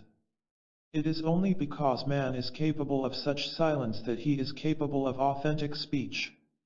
If he ceases to be rooted in that silence, all his talk becomes chatter. This is an approach to language very different from that of the various forms of semanticism now in vogue in this country and in England, where the semanticists deal with words as signs or counters, and sometimes systems of such signs as logical calculi. Heidegger points rather to the existential background out of which those signs emerge. The semanticist I.A. Richards once presented a theory of poetry in which the poet became a manipulator of verbal signs, a sort of emotional engineer. But all semantical interpretations of language, however useful they may be, are doomed at the start to be incomplete because they do not get at the roots of language in human existence. Take Richard's series of books, Basic English, Basic German, etc., which attempt through pictures and words to instruct the pupil in a language he knows nothing of. On the first page of the Basic English text I find a picture, supposed to be of a man, pointing to himself and saying, "I am a man," and another of a woman and a child declaring what they are. Suppose I knew no English altogether and picked up the book, I might very well think "I am a man" meant I am a male ballet dancer, for that is what the man in the little abstract drawing looks like. The point may appear frivolous, but it is not. Such misunderstandings are avoided only because there is an unexpressed context of mutual understanding within which the instructor and pupil in the language communicate. Such a context of understanding is not expressed because all expression takes place within it. The instructor may lengthen his preamble to the linguistic manual, in the hope of eliminating such misunderstandings, but at whatever point he begins there must be, behind and around his words, this context of mutual understanding. In what does this unexpressed context of understanding consist? As we have seen above, in the understanding in which our existence itself is rooted. We have spoken earlier of Heidegger's field theory of being. We might just as well call it a contextual theory of being. Being is the context in which all beings come to light, and this means those beings as well that are sounds or marks on paper. Because man stands in this context, this open space of being, he may communicate with other men. Men exist within language prior to their uttering sounds because they exist within a mutual context of understanding, which in the end is nothing but being itself. It is a pity that Heidegger's view of language has not become known in this country. It might have spared us many fruitless and self-defeating forays in literary criticism, in which the effort has been to pick poems apart into the words that make them up. And it might illuminate discussions by our logicians of formalized languages and logics, by pointing out that every attempt at formalization must presuppose a context of language within which understanding is already taking place. 3. Death, anxiety, finitude. Men die. This happens every day in the world. Death is a public event in the world, of which we take notice in obituaries. We pay the necessary social obsequies and are sometimes deeply touched emotionally. But so long as death remains a fact outside ourselves, we have not yet passed from the proposition men die to the proposition I am to die. The realization of the latter brings with it the shattering experience of Tolstoy's Ivan Ilyich. Heidegger's analysis of death, one of the most powerful and celebrated passages in Being and Time, reveals in thought the truth that the artist Tolstoy had revealed in his story. Truth in both cases has to be understood basically as revelation. The authentic meaning of death, I am to die, is not as an external and public fact within the world, but as an internal possibility of my own being. Nor is it a possibility like a point at the end of a road, which I will in time reach. So long as I think in this way, I still hold death at a distance outside myself. The point is that I may die at any moment, and therefore death is my possibility now. It is like a precipice at my feet. It is also the most extreme and absolute of my possibilities, extreme, because it is the possibility of not being and hence cuts off all other possibilities, absolute, because man can surmount all other heartbreaks, even the deaths of those he loves, but his own death puts an end to him. Hence, death is the most personal and intimate of possibilities, since it is what I must suffer for myself. Nobody else can die for me. Only by taking my death into myself, according to Heidegger, does an authentic existence become possible for me. Touched by this interior angel of death, I cease to be the impersonal and social one among many, as Ivan Ilyich was, and I am free to become myself. Though terrifying, the taking of death into ourselves is also liberating. It frees us from servitude to the petty cares that threaten to engulf our daily life and thereby opens us to the essential projects by which we can make our lives personally and significantly our own. Heidegger calls this the condition of freedom toward death or resoluteness. The acceptance of death, as possible here and now, discloses the radical finitude of our existence. More than any philosopher before him, more even than Kant, from whom he derived a good deal in this respect, Heidegger has explored the depths of human finitude. We tend to think of finitude principally in connection with physical objects. Objects are finite because they are contained within definite spatial boundaries. They extend so far and no farther. The essential finitude of man, however, is experienced not at his boundaries but, so to speak, at the very center of his being. He is finite because his being is penetrated by non-being. At first glance, this looks utterly paradoxical, and our reason, basing itself rigidly upon the law of contradiction, cannot comprehend it. But we ourselves, as existing beings, comprehend it all too well when we are plunged into the mood of anxiety, when the void of non-being opens up within our own being. Anxiety is not fear, being afraid of this or that definite object, but the uncanny feeling of being afraid of nothing at all. It is precisely nothingness that makes itself present and felt as the object of our dread. The first time this fundamental human experience was described was by Kierkegaard in his concept of dread, but there it was done only briefly, in passing. Heidegger has greatly expanded and deepened Kierkegaard's insight. Significantly enough, the dread described by Kierkegaard was in connection with the theological problem of original sin, the sin that comes down to all human beings from the first sin of Adam. Before Adam chose to bite the apple, Kierkegaard says, there opened in him a yawning abyss. He saw the possibility of his own freedom in the committing of a future act against the background of nothingness. This nothingness is at once fascinating and dreadful. In Heidegger, nothingness is a presence within our own being, always there, in the inner quaking that goes on beneath the calm surface of our preoccupation with things.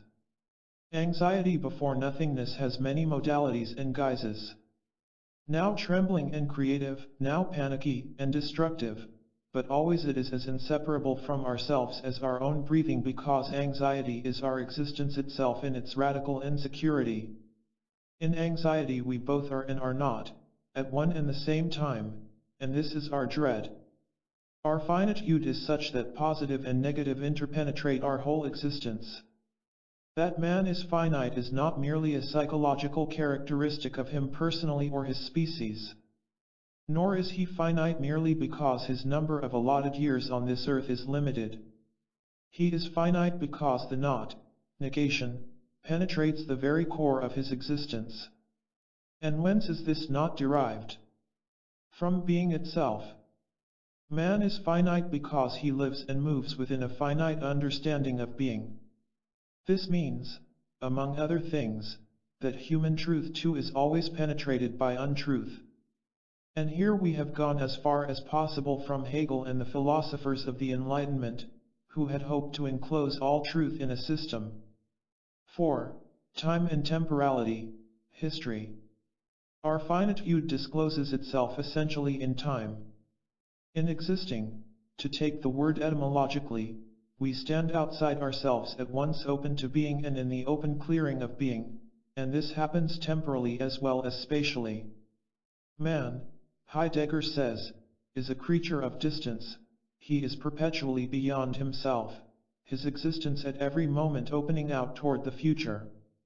The future is the not yet, and the past is the no longer, and these two negatives, the not yet and the no longer, penetrate his existence. They are his finitude in its temporal manifestation. We really know time, says Heidegger, because we know we are going to die.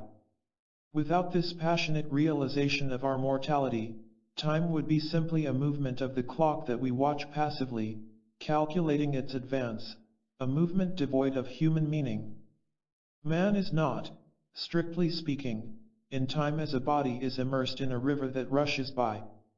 Rather, time is in him, his existence is temporal through and through, from the inside out. His moods, his care and concern, his anxiety, guilt, and conscience, all are saturated with time. Everything that makes up human existence has to be understood in the light of man's temporality, of the not yet, the no longer, the here and now. These three tenses of time, future, past, and present, Heidegger calls ecstasies, in the literal sense of the Greek ekastasis, a standing outside and beyond oneself. Philosophers before Heidegger had constructed time as a series of nows, present moments, following each other like points upon a line. This is what we call clock time, time as measured by chronometers and calendars.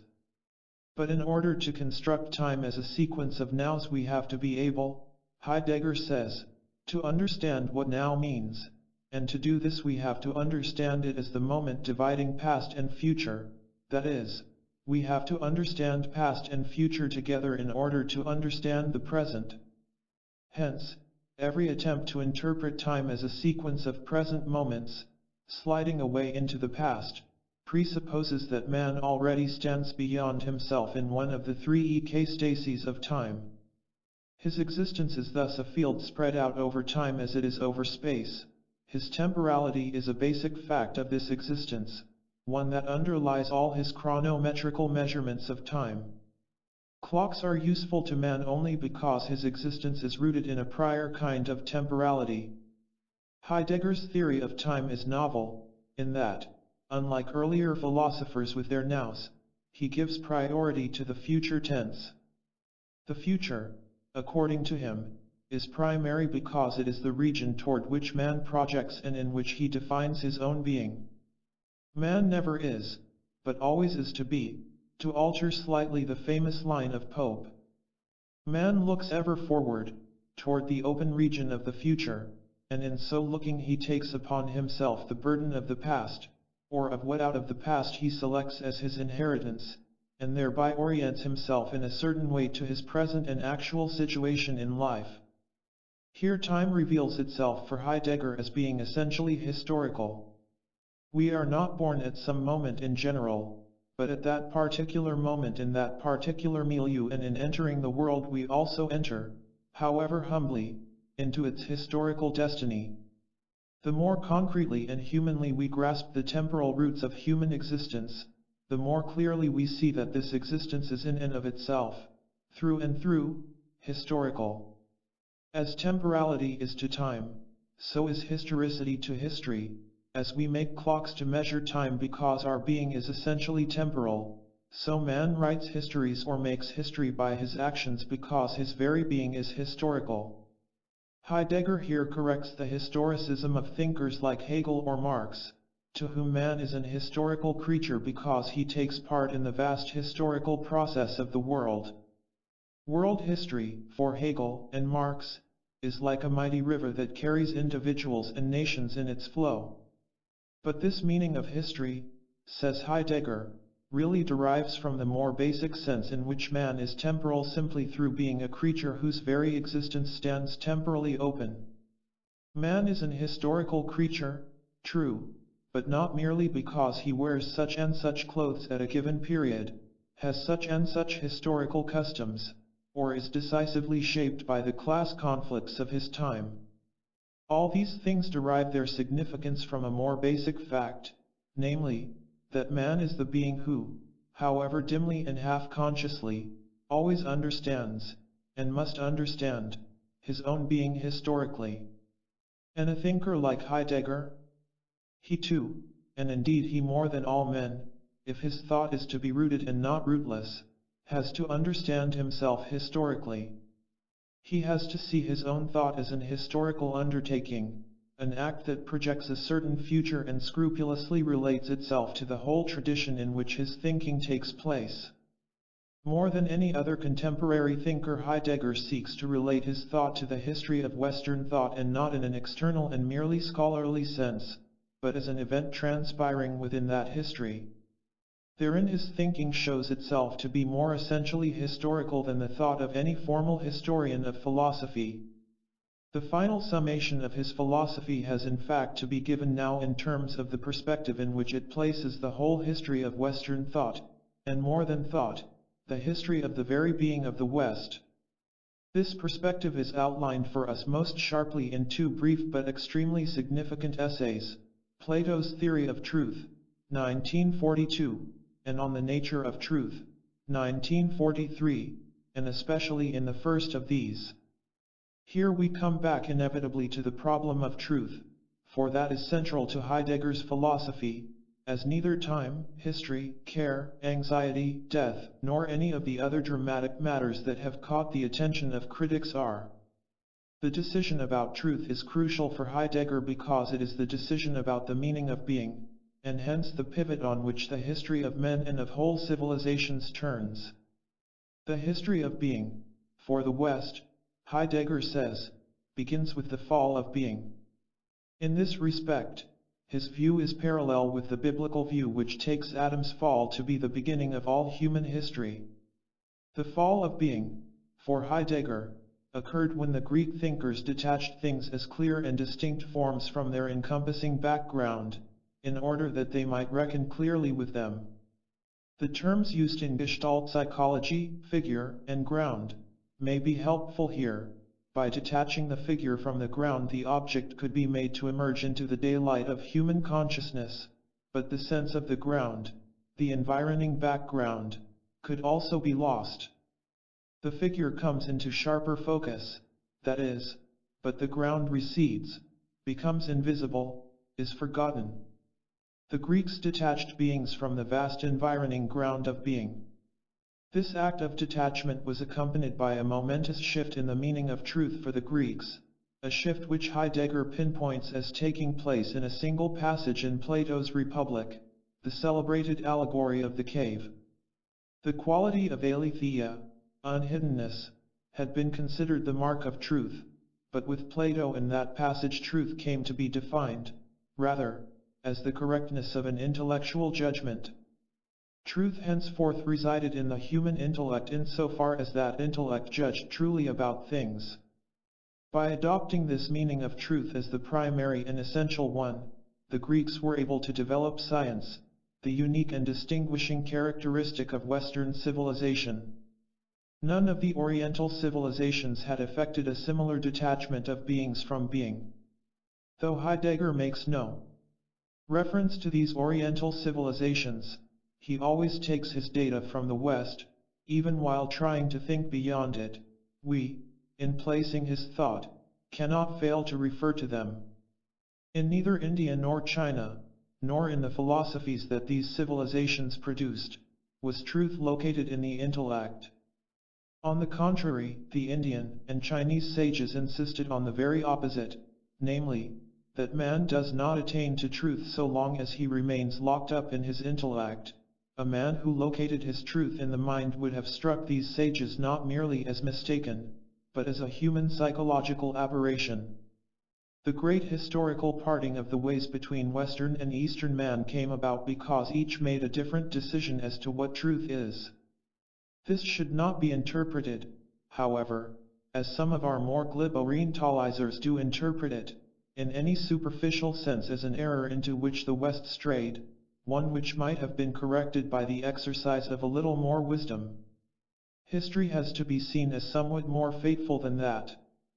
The project, to use the word in Heidegger's sense, of the Greeks of defining truth in a certain way was essentially finite like all human projects, and therefore carried within itself its own negative. We cannot define ourselves without negating the alternatives that we do not become. If the Greeks had not detached objects from their enveloping ground of being, what we know as the Western intellect would not have come into existence. The lack of this intellect is the negative, the shadow, in the historical project of the Oriental civilizations. Every light has its shadow. The Greeks, however, did not themselves become subjectivists in the modern sense. They philosophized in the marketplace, in the open air, and they were still close enough to being, which their thinking had just begun to forget. It remained for modern science, at the beginning of our epoch, to effect a sharper division between man and nature, and the thought of Descartes is the expression of this cleavage. The object which has been detached from the enveloping ground of being can be measured and calculated, but the essence of this object, the thing in itself, becomes more and more remote from man.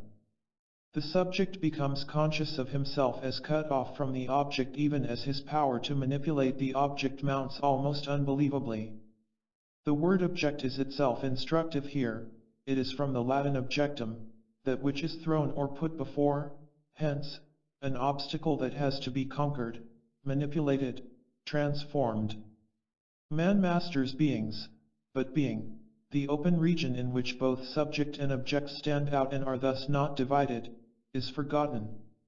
There is left to man nothing but his will to power over objects, and Heidegger is right when he says that Nietzsche is in this respect the culmination of Western metaphysics, which metaphysics in turn culminates in the situation of the world today where power rides supreme. Heidegger here is talking about one of the most pervasive attitudes in the world today, one which shows itself in our fantastic passion for the organization of life in every area.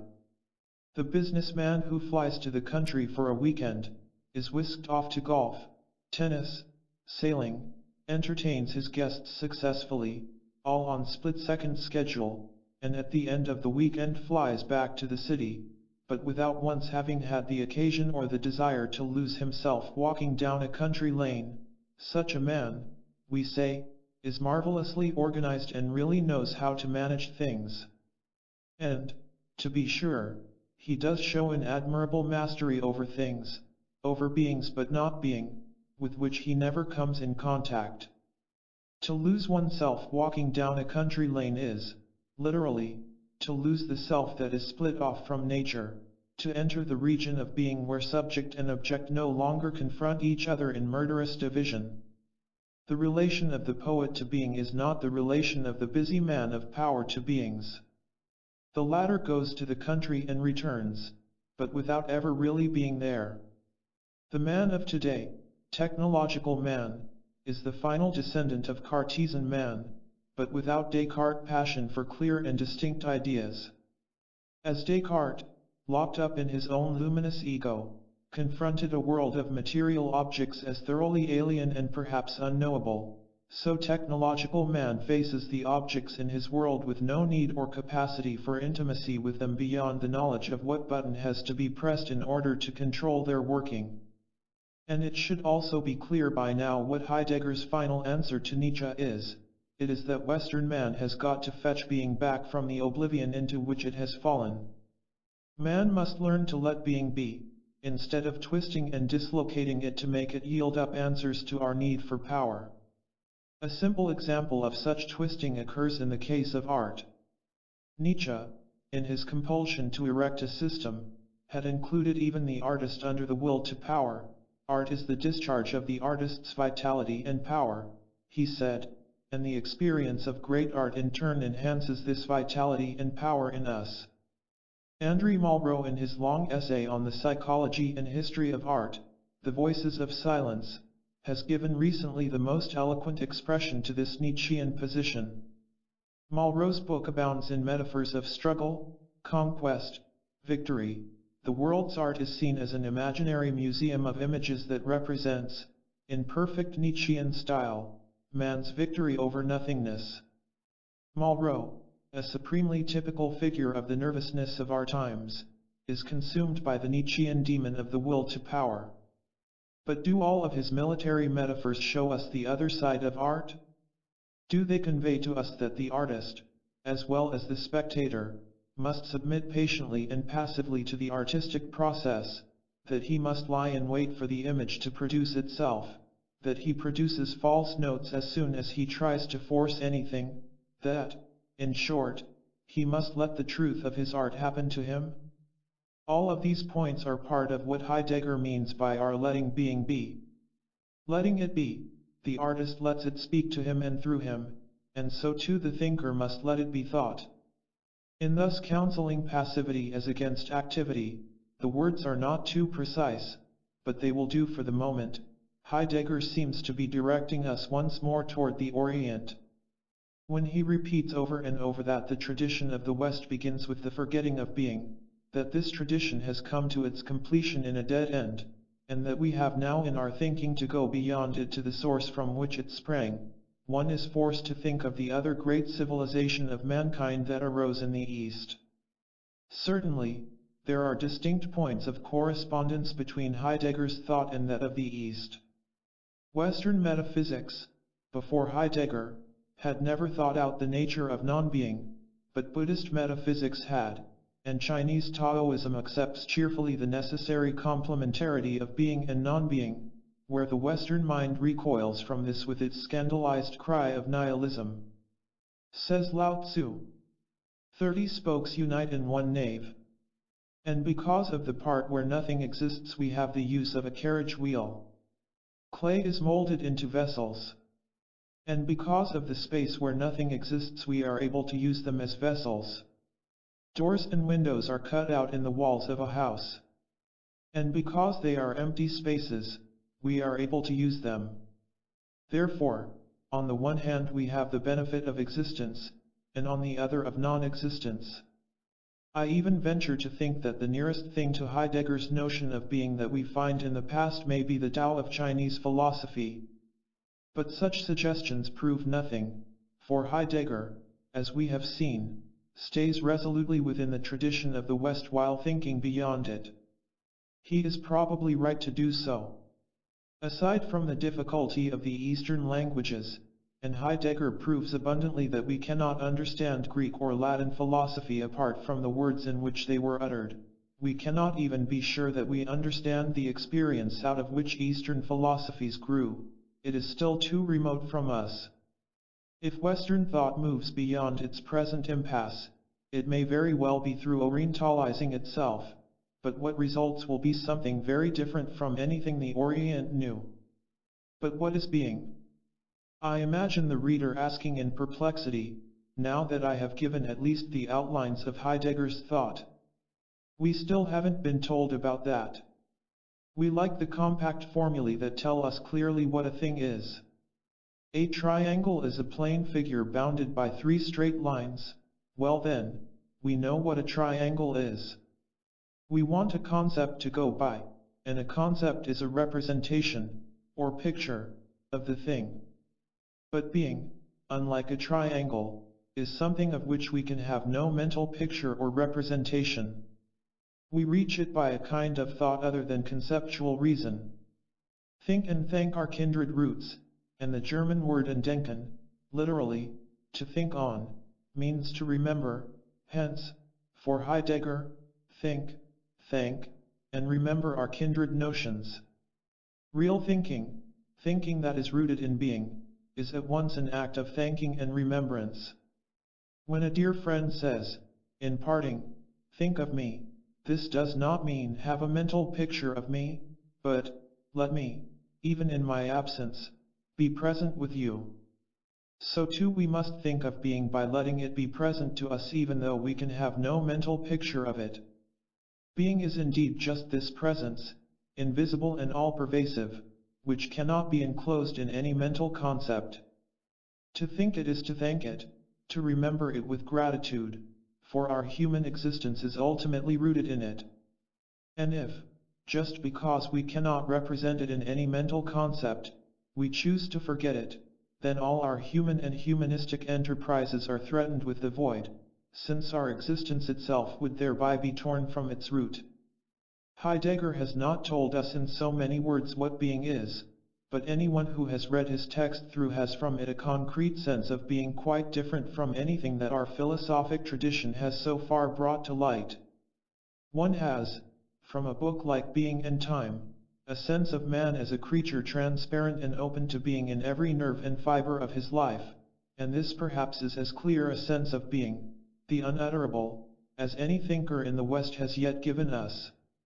Indeed, that book is so charged and compact, in its analysis of human existence, that the few points from it cited above hardly suffice to give more than a sketchy idea of its real range and depth. In the years when Heidegger was writing it, during the early 1920s when he was a young professor at Marburg, he was thinking at white heat, thinking for a whole lifetime, it would seem, for the rest of his writings are largely elucidation of this monumental book. The most frequent criticism of Heideggerian man is that he is a creature of solitude rather than community, that his authentic existence is secured in relation to himself alone and not essentially to others.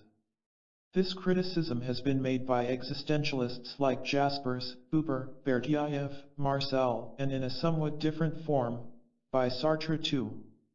Buber's criticism, in Between Man and Man, is the most forcefully put and, because Buber is enjoying something of a vogue now in the United States, is likely to be the most influential here.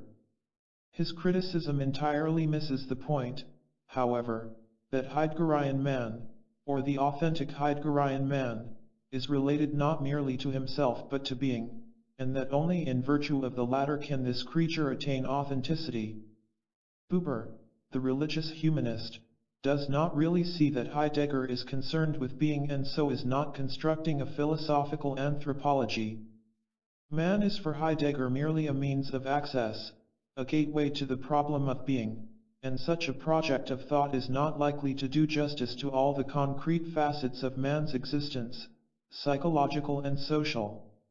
Heidegger does not philosophize humanly, he calls it existentially, as do Jaspers and Buber, who are rather like lyricists of existence, seeking to awaken authentic existence in their hearers.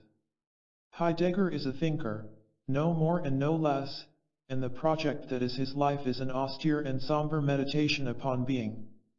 Still, although formally speaking Buber's objections are beside the point, this old rabbi has wonderful instincts and he has sniffed out where the trouble really lies, namely in that obscure region where the thinker and the man meet and are one. Heidegger seeks only to be a thinker, and as such, he towers above men like Jaspers and Buber. To put it in blunt American, as thinkers they are not even in the same league with Heidegger. But being a thinker, even in the exalted sense in which Heidegger is one, is not enough for being a man. If thinking could give us back our roots, Heidegger's thought would do that, since no thinker has ever been so rooted in the everyday, but it clearly does not. He has led us back, as has no other thinker, to see what is involved in light and vision, but we need to go one step farther and see that all light requires fire. After Heidegger, we feel the need of a new Kierkegaard to pump back living blood into the ontological skeleton of the Heideggerian Dasein. Kierkegaard as against Heidegger, that is the essential opposition to which criticism like Buber's returns us. And the opposition turns, as Heidegger would wish it to, on the two men's varying notions of truth, it lying for Kierkegaard in the ethical and religious passion of the individual, for Heidegger in being itself, as the open region in which subject and object can be and therefore can meet, and without which there could be neither subject nor object. These two notions of truth have not yet been reconciled by existential philosophy, that is a task for the future. But must not the quest for being, as the Orient held, be one and the same with the individual's burning thirst for personal salvation? Is not thinking itself incomplete until it unites these, or, rather, ceases to divide them? Does not the Greek word for truth, aletheia, of which Heidegger makes so much, derive after all from the more concrete adjective, alethes, meaning, as applied to the individual, a man who is true, open, sincere? Truth comes to be, in short, only with the man who is true. Heidegger is far closer in spirit to Nietzsche than he is to Kierkegaard, and his thinking, though much more in control, breathes the icy superhuman air of solitude of Zarathustra. It is no accident that Heidegger finds such an affinity with Hölderlin, the great poet of a loneliness so intense that he too, like Nietzsche, drifted off into schizophrenia. Heidegger acquiesces too calmly in the death of God. If he has really experienced it, we feel, then his thought should be more tormented, or, on the other hand, more cheerful, since he has survived that death. Hölderlin and Nietzsche were the great poets of this death of God. Heidegger has not succumbed to their dire fate, perhaps because he is not a poet, as Kierkegaard might have put it, but only a professor. Nevertheless, German professors are marvelous beings.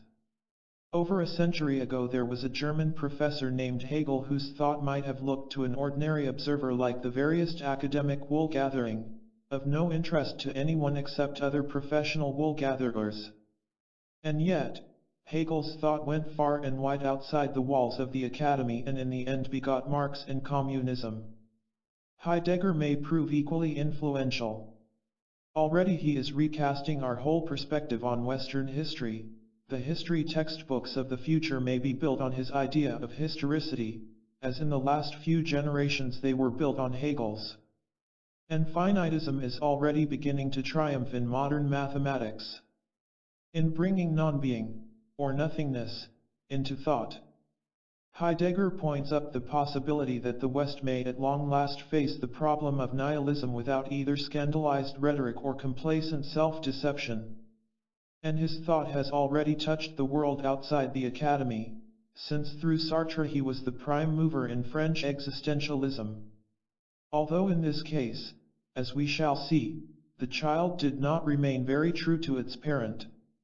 Chapter 10. Sartre. We may as well begin with Sartre in a moment of heroism. Much in his writings is distinctly unheroic in nature, but the note of heroism does sound, and here it is in The Republic of Silence, where Sartre is describing the life of the French resistance from 1940 to 1945. We were never more free than during the German occupation. We had lost all our rights, beginning with the right to talk. Every day we were insulted to our faces and had to take it in silence. Under one pretext or another, as workers, Jews, or political prisoners, we were deported en masse. Everywhere, on billboards, in the newspapers, on the screen, we encountered the revolting and insipid picture of ourselves that our suppressors wanted us to accept. And because of all this we were free. Because the Nazi venom seeped into our thoughts, every accurate thought was a conquest. Because an all-powerful police tried to force us to hold our tongues, every word took on the value of a declaration of principles. Because we were hunted down, every one of our gestures had the weight of a solemn commitment. Exile, captivity, and especially death, which we usually shrink from facing at all in happier days, became for us the habitual objects of our concern. We learned that they were neither inevitable accidents, nor even constant and inevitable dangers, but they must be considered as our lot itself, our destiny, the profound source of our reality as men. At every instant we lived up to the full sense of this commonplace little phrase, man is mortal. And the choice that each of us made of his life was an authentic choice because it was made face to face with death, because it could always have been expressed in these terms, rather death than, and here I am not speaking of the elite among us who were real resistance, but of all Frenchmen who, at every hour of the night and day throughout 4 years, answered no. And a few years later, 1947, in his What is Literature? He draws another philosophic conclusion from this experience. We have been taught to take evil seriously. It is neither our fault nor our merit if we lived in a time when torture was a daily fact. Chateaubriand, Oradour, the Rue des Saussayes, Dachau, and Auschwitz have all demonstrated to us that evil is not an appearance, that knowing its cause does not dispel it, that it is not opposed to good as a confused idea is to a clear one, that it is not the effect of passions which might be cured, of a fear which might be overcome, of a passing aberration which might be excused, of an ignorance which might be enlightened, that it can in no way be diverted, brought back, reduced, and incorporated into idealistic humanism, like that shade of which Leibniz has written that it is necessary for the glare of daylight. Perhaps a day will come when a happy age, looking back at the past, will see in this suffering and shame one of the paths which led to peace. But we are not on the side of history already made. We were, as I have said, situated in such a way that every lived minute seemed to us like something irreducible. Therefore, in spite of ourselves, we came to this conclusion, which will seem shocking to lofty souls: evil cannot be redeemed. It is necessary to emphasize passages like these for American readers who wish to understand Sartre, because Americans have not yet comprehended what the French have lived through, that we have at last arrived at the age of assassins which the poet Rimbaud predicted. Sartre came to maturity during the 1930s. The atmosphere of leftist politics was over everything, and Sartre has never ceased politically to be on the left. But over France also was the stale and tired atmosphere of a world already doomed to defeat. The Popular Front government of Léon Blum drifted, nerveless and flaccid, incapable of meeting the crisis of the times. The French bourgeoisie hung on, entrenched and petty, unable even to conceive the possibility of any great action. Les salauds became a potent term for Sartre in those days, the salauds, the stinkers, the stuffy and self-righteous people congealed in the insincerity of their virtues and vices. This atmosphere of decay breathes through Sartre's first novel, Nausea, and it is no accident that the quotation on the flyleaf is from Céline, the poet of the abyss, of the nihilism and disgust of that period. The nausea in Sartre's book is the nausea of existence itself, and to those who are ready to use this as an excuse for tossing out the whole of Sartrean philosophy, we may point out that it is better to encounter one's existence in disgust than never to encounter it at all, as the Salaud in his academic or bourgeois or party leader straitjacket never does. The resistance came to Sartre and his generation as a release from disgust into heroism.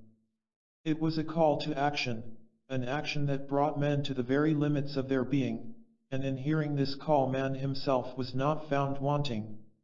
He could even rediscover his own irreducible liberty in saying no to the overpowering might of the occupying forces. The essential freedom, the ultimate and final freedom that cannot be taken from a man, is to say no. This is the basic premise in Sartre's view of human freedom. Freedom is in its very essence negative, though this negativity is also creative. At a certain moment, perhaps, the drug or the pain inflicted by the torturer may make the victim lose consciousness, and he will confess.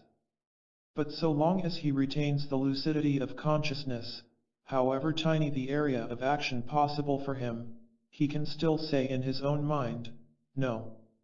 Consciousness and freedom are thus given together. Only if consciousness is blotted out can man be deprived of this residual freedom.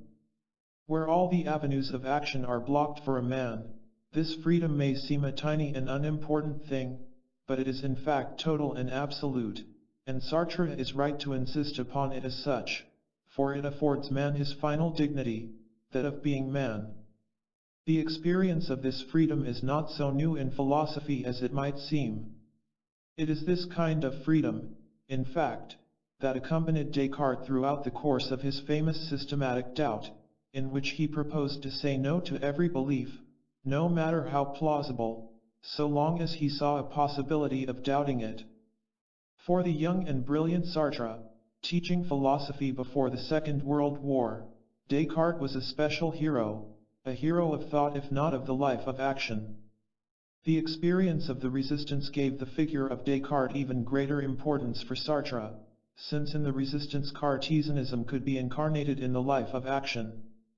As Descartes proposed to say no to that imaginary demon who might seduce him into assenting to a proposition that was not altogether clear and indubitable, though everything in society and nature around him also urged him to assent, so the resistant could say no to the might of the occupation.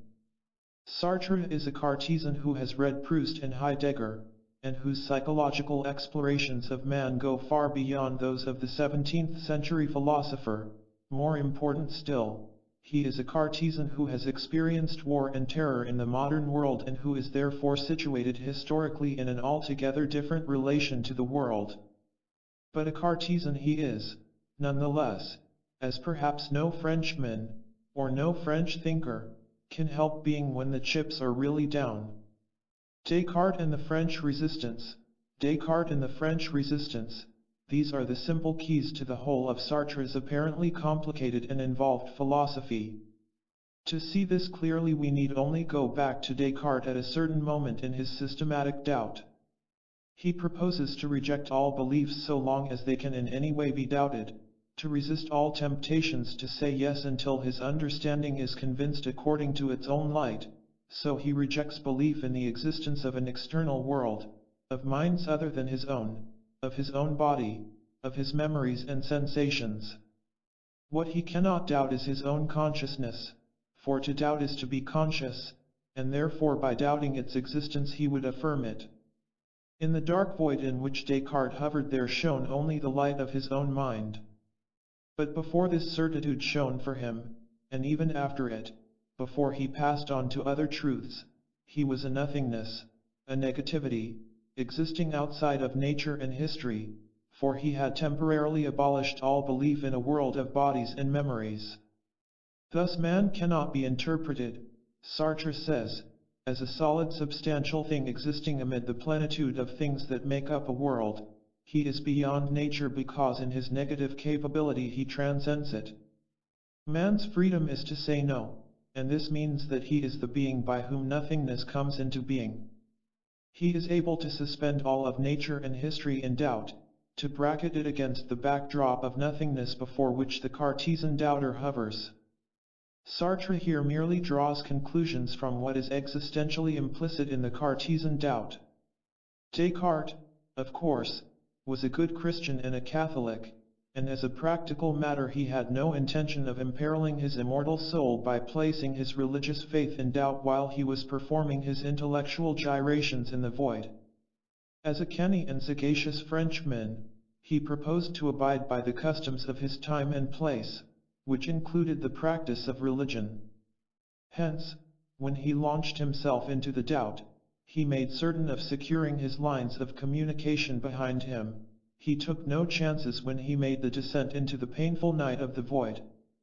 The next step after the certitude of the cogito, the I think, thus turns out to be a proof of the existence of God, and with God as guarantee the whole world of nature, the multitude of things with their fixed nature or essences that the mind may now know, is re-established around Descartes. Sartre, however, is the Cartesian doubter at a different place and time. God is dead, and no longer guarantees to this passionate and principled atheist that vast structure of essences, the world, to which his freedom must give assent. As a modern man, Sartre remains in that anguish of nothingness in which Descartes floated before the miraculous light of God shone to lead him out of it. For Sartre there is no unalterable structure of essences or values given prior to man's own existence. That existence has meaning, finally, only as the liberty to say no, and by saying no to create a world. If we remove God from the picture, the liberty which reveals itself in the Cartesian doubt is total and absolute, but thereby also the more anguished, and this anguish is the irreducible destiny and dignity of man. Here Cartesianism has become more heroic, and more demoniacal. Thus Sartre ends by allotting to man the kind of freedom that Descartes has ascribed only to God. It is, he says, the freedom Descartes secretly would have given to man had he not been limited by the theological convictions of his time and place. Descartes' God derives from the absolutely free God of Duns Scotus rather than from the God of St. Thomas Aquinas, who is bound by the laws of logic. This Cartesian God, says Sartre, is the freest God that man ever invented. He is not subordinate to a realm of essences, rather, he creates essences and causes them to be what they are. Hence such a God transcends the laws of logic and mathematics. As his existence precedes all essences, so man's existence precedes his essence. He exists, and out of the free project which his existence can be he makes himself what he is. When God dies, man takes the place of God. Such had been the prophecy of Dostoevsky and Nietzsche, and Sartre on this point is their heir. The difference, however, is that Dostoevsky and Nietzsche were frenzied prophets, whereas Sartre advances his view with all the lucidity of Cartesian reason and advances it, moreover, as a basis for humanitarian and democratic social action. To put man in the place of God may seem, to traditionalists, an unspeakable piece of diabolism, but in Sartre's case it is done by a thinker who, to judge from his writings, is a man of overwhelming goodwill and generosity. 1. Being for itself and being in itself. Sartre's philosophy is based on a dualism which, if not Cartesian to the letter, is certainly Cartesian in spirit. Being, says Sartre, is divided into two fundamental kinds, 1. Being in itself and, 2. Being for itself. Being in itself, Sartre's en soi, is the self-contained being of a thing.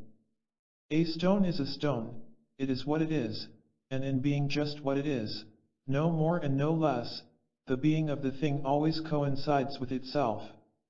Being for itself, pour soi, is coextensive with the realm of consciousness, and the nature of consciousness is that it is perpetually beyond itself. Our thought goes beyond itself, toward tomorrow or yesterday, and toward the outer edges of the world. Human existence is thus a perpetual self-transcendence. In existing we are always beyond ourselves. Consequently we never possess our being as we possess a thing. Our existence from moment to moment is a perpetual flying beyond ourselves, or else a perpetual falling behind our own possibilities. In any case, our being never exactly coincides with itself. It could do so only if we sank into the self-contained form of the being of a thing, and this would be possible only if we ceased to be conscious. This notion of the for itself may seem obscure, but we encounter it on the most ordinary occasions. I have been to a party, I come away, and with a momentary pang of sadness I say, I am not myself. It is necessary to take this proposition quite literally as something that only man can say of himself, because only man can say it to himself. I have the feeling of coming to myself after having lost or mislaid my being momentarily in a social encounter that estranged me from myself. This is the first and immediate level on which the term yields its meaning. But the next and deeper level of meaning occurs when the feeling of sadness leads me to think in a spirit of self-reproach that I am not myself in a still more fundamental sense. I have not realized so many of the plans or projects that make up my being. I am not myself because I do not measure up to myself. Beneath this level too there is still another and deeper meaning, rooted in the very nature of my being. I am not myself, and I can never be myself, because my being stretching out beyond itself at any given moment exceeds itself. I am always simultaneously more and less than I am. Herein lies the fundamental uneasiness, or anxiety, of the human condition, for Sartre. Because we are perpetually flitting beyond ourselves, or falling behind our possibilities, we seek to ground our existence, to make it more secure. In seeking for security we seek to give our existence the self-contained being of a thing. The for itself struggles to become the in itself, to attain the rock-like and unshakable solidity of a thing. But this it can never do so long as it is conscious and alive. Man is doomed to the radical insecurity and contingency of his being, for without it he would not be man but merely a thing and would not have the human capacity for transcendence of his given situation. There is a curious dialectical interplay here, that which constitutes man's power and glory, that which lies at the very heart of his power to be lord over things, namely his capacity to transcend himself and his immediate situation, is at one and the same time that which causes the fragility, the wavering and flight, the anguish of our human lot. With enormous ingenuity and virtuosity Sartre interweaves these two notions, being in itself and being for itself, to elucidate the complexities of human psychology. The principal work in which he does this is L'être et l'enient, Being and Nothingness, a great, uneven, brilliant and verbose tome which he worked on during the Resistance and which appeared in 1944. Sartre's debt to Heidegger is great, but his own originality is unquestionable. He is one of the most brilliant minds alive. Sometimes we feel too brilliant, for the greatest mind needs a little saving streak of earthbound stupidity somewhere, so the feet can be planted mulishly on the soil of some unshakable fact. Sartre has learned all the dialectical tricks of Hegel, and he can trot them out as he chooses with a virtuosity that is at times excessive. It is a use of Hegel's means toward an existential rather than an idealistic end, of course, for Sartre can never go the way of Hegel. He believes, in opposition to the idealist, that evil is real and cannot be redeemed, that the negative can never be sublimated in the pure positive being of the absolute. Dachau and Belson have taught him that. Where Sartre goes beyond Heidegger is in giving a more detailed elaboration of the negative side of human existence. For Heidegger the essentially temporal being of man is pervaded by the negatives of the not yet and no longer, but Sartre does much more with this, nosing out all the sordid and seedy strands of nothingness that haunt our human condition like a bad breath or body odor. Never in the thought of the West has the self been so pervaded by negation. One would have to go to the East, to the Buddhist philosopher Nagarjuna, circa 200 AD, with his doctrine of Anatman, the insubstantiality of the self, to meet as awesome a list of negations as Sartre draws up. The self, indeed, is in Sartre's treatment, as in Buddhism, a bubble, and a bubble has nothing at its center. But neither in Buddhism nor in Sartre is the self riddled with negations to the end that we should, humanly speaking, collapse into the negative, into a purely passive nihilism. In Buddhism, the recognition of the nothingness of ourselves is intended to lead into a striving for holiness and compassion. The recognition that in the end there is nothing that sustains us should lead us to love one another, as survivors on a life raft. At the moment they grasp that the ocean is shoreless and that no rescue ship is coming, can only have compassion on one another. For Sartre, on the other hand, the nothingness of the self is the basis for the will to action.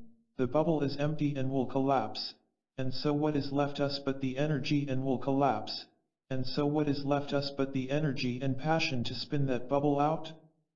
Man's existence is absurd in the midst of a cosmos that knows him not. The only meaning he can give himself is through the free project that he launches out of his own nothingness. Sartre turns from nothingness not to compassion or holiness, but to human freedom as realized in revolutionary activity. In this final appeal to the will to action there is a secret kinship with Nietzsche, and nothing justifies more fully Heidegger's contention that Nietzsche is the secret master of Western metaphysics in its final stage than the way in which Sartre's thinking comes around in the end to join Nietzsche's. However great his initial dependence upon Heidegger, Sartre's philosophy moves finally in an altogether opposite direction.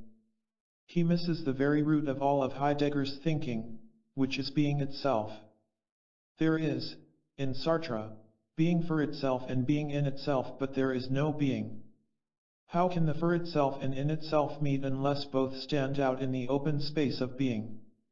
We have here, in Sartre, the world cleft once again into the Cartesian dualism of subject and object, the world of consciousness and the world of things. Sartre has advanced as the fundamental thesis of his existentialism the proposition that existence precedes essence. This thesis is true for Heidegger as well, in the historical, social, and biographical sense that man comes into existence and makes himself to be what he is. But for Heidegger another proposition is even more basic than this, namely, being precedes existence. For without the open clearing of being into which man can transcend himself, he could not exist, i.e., stand out beyond himself. Man can make himself be what he is only because all his projects are revealed to him as taking place within the open field or region of being. This is why Heidegger has declared, "I am not an existentialist," because the existentialists of the Sartrean school do not grasp this priority of being, and so their thinking remains, like that of Descartes, locked up in the human subject. To be sure, Sartre has gone a considerable step beyond Descartes by making the essence of human consciousness to be transcendence, that is, to be conscious is, immediately and as such, to point beyond that isolated act of consciousness and therefore to be beyond or above it. Descartes, at the extreme point of his thought, had envisaged consciousness as absolutely enclosed in itself, with the world of external objects shut out, and all the past and future suspended. But this step forward by Sartre is not so considerable if the transcending subject has nowhere to transcend himself, if there is not an open field or region of being in which the fateful dualism of subject and object ceases to be. Modern philosophy from Descartes onward has asked itself the question, how can the subject really know the object? By the time of Kant, and despite all the advances in physical knowledge since Descartes, the human mind felt itself so estranged from nature that Kant's answer was that the subject can never know the object in itself. And from there it is but a short step to Nietzsche, who declares that knowledge of the object in itself is unnecessary, all we need is to be able to master it, and hence the will to power becomes primary. In Sartre, what becomes primary is rather the will to action. Now, Heidegger's reversal of this development in modern philosophy is radical and goes to the root of the matter, and I do not think Sartre has seen this aspect of Heidegger's thought. For what Heidegger proposes is a more basic question than that of Descartes and Kant, namely, how is it possible for the subject to be, and for the object to be? And his answer is, because both stand out in the truth, or unhiddenness, of being. This notion of the truth of being is absent from the philosophy of Sartre. Indeed, nowhere in his vast being and nothingness does he deal with the problem of truth in a radical and existential way. So far as he understands truth at all, he takes it in the ordinary intellectualistic sense that has been traditional with non-existential philosophers. In the end, as well as at his very beginning, Sartre turns out thus to be a Cartesian rationalist, one, to be sure, whose material is impassioned and existential, but for all that not any the less a Cartesian in his ultimate dualism between the for itself and the in itself. And the curious irony about this is that Sartre, whose name the general public has come to take as synonymous with existentialism, is the one existential philosopher who does not deal with the prime question that has been the central passion of nearly all the existentialists, the question, namely, of a truth for man that is more than a truth of the intellect. It is altogether consistent therefore that Sartre should advertise his brand of existentialism to the public as a new humanism. Like every humanism, it teaches that the proper study of mankind is man, or, as Marx put it, that the root of mankind is man. But, again like every humanism, it leaves unasked the question, what is the root of man? In this search for roots for man, a search that has, as we have seen, absorbed thinkers and caused the malaise of poets for the last 150 years, Sartre does not participate. He leaves man rootless. This may be because Sartre himself is the quintessence of the urban intellectual, perhaps the most brilliant urban intellectual of our time, but still with the inevitable alienation of this type. He seems to breathe the air of the modern city, of its cafes, faubourgs, and streets, as if there were no other home for man. 2. Literature as a mode of action. Such too is the impression with which his more strictly literary works leave us. It is a paradox that although the existentialists have often been accused of really being literary men or poets rather than philosophers, in the strict academic sense, Sartre, the one existentialist who has fulfilled himself as a literary man, pouring out novels, plays, and literary essays, and who indeed earns his living now as a professional writer, is in his philosophy the most intellectualistic of all the existentialists. The fact is that despite Sartre's enormous strictly literary output, men like Kierkegaard and Nietzsche had more of the artist in them. They were poets, and not only is there nothing of the poet in Sartre, but he even shows little real feeling for poetry when he talks about it.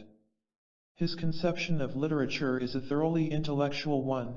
In his What is Literature? 1947, a long and brilliant essay in critical theory, he develops the fundamental view that literature is a mode of action, an act of the writer's freedom that seeks to appeal to the freedom of other individuals and eventually to the total free collective of mankind. Stripped of its metaphysical language, his theory leads him to espouse a kind of social realism in literature.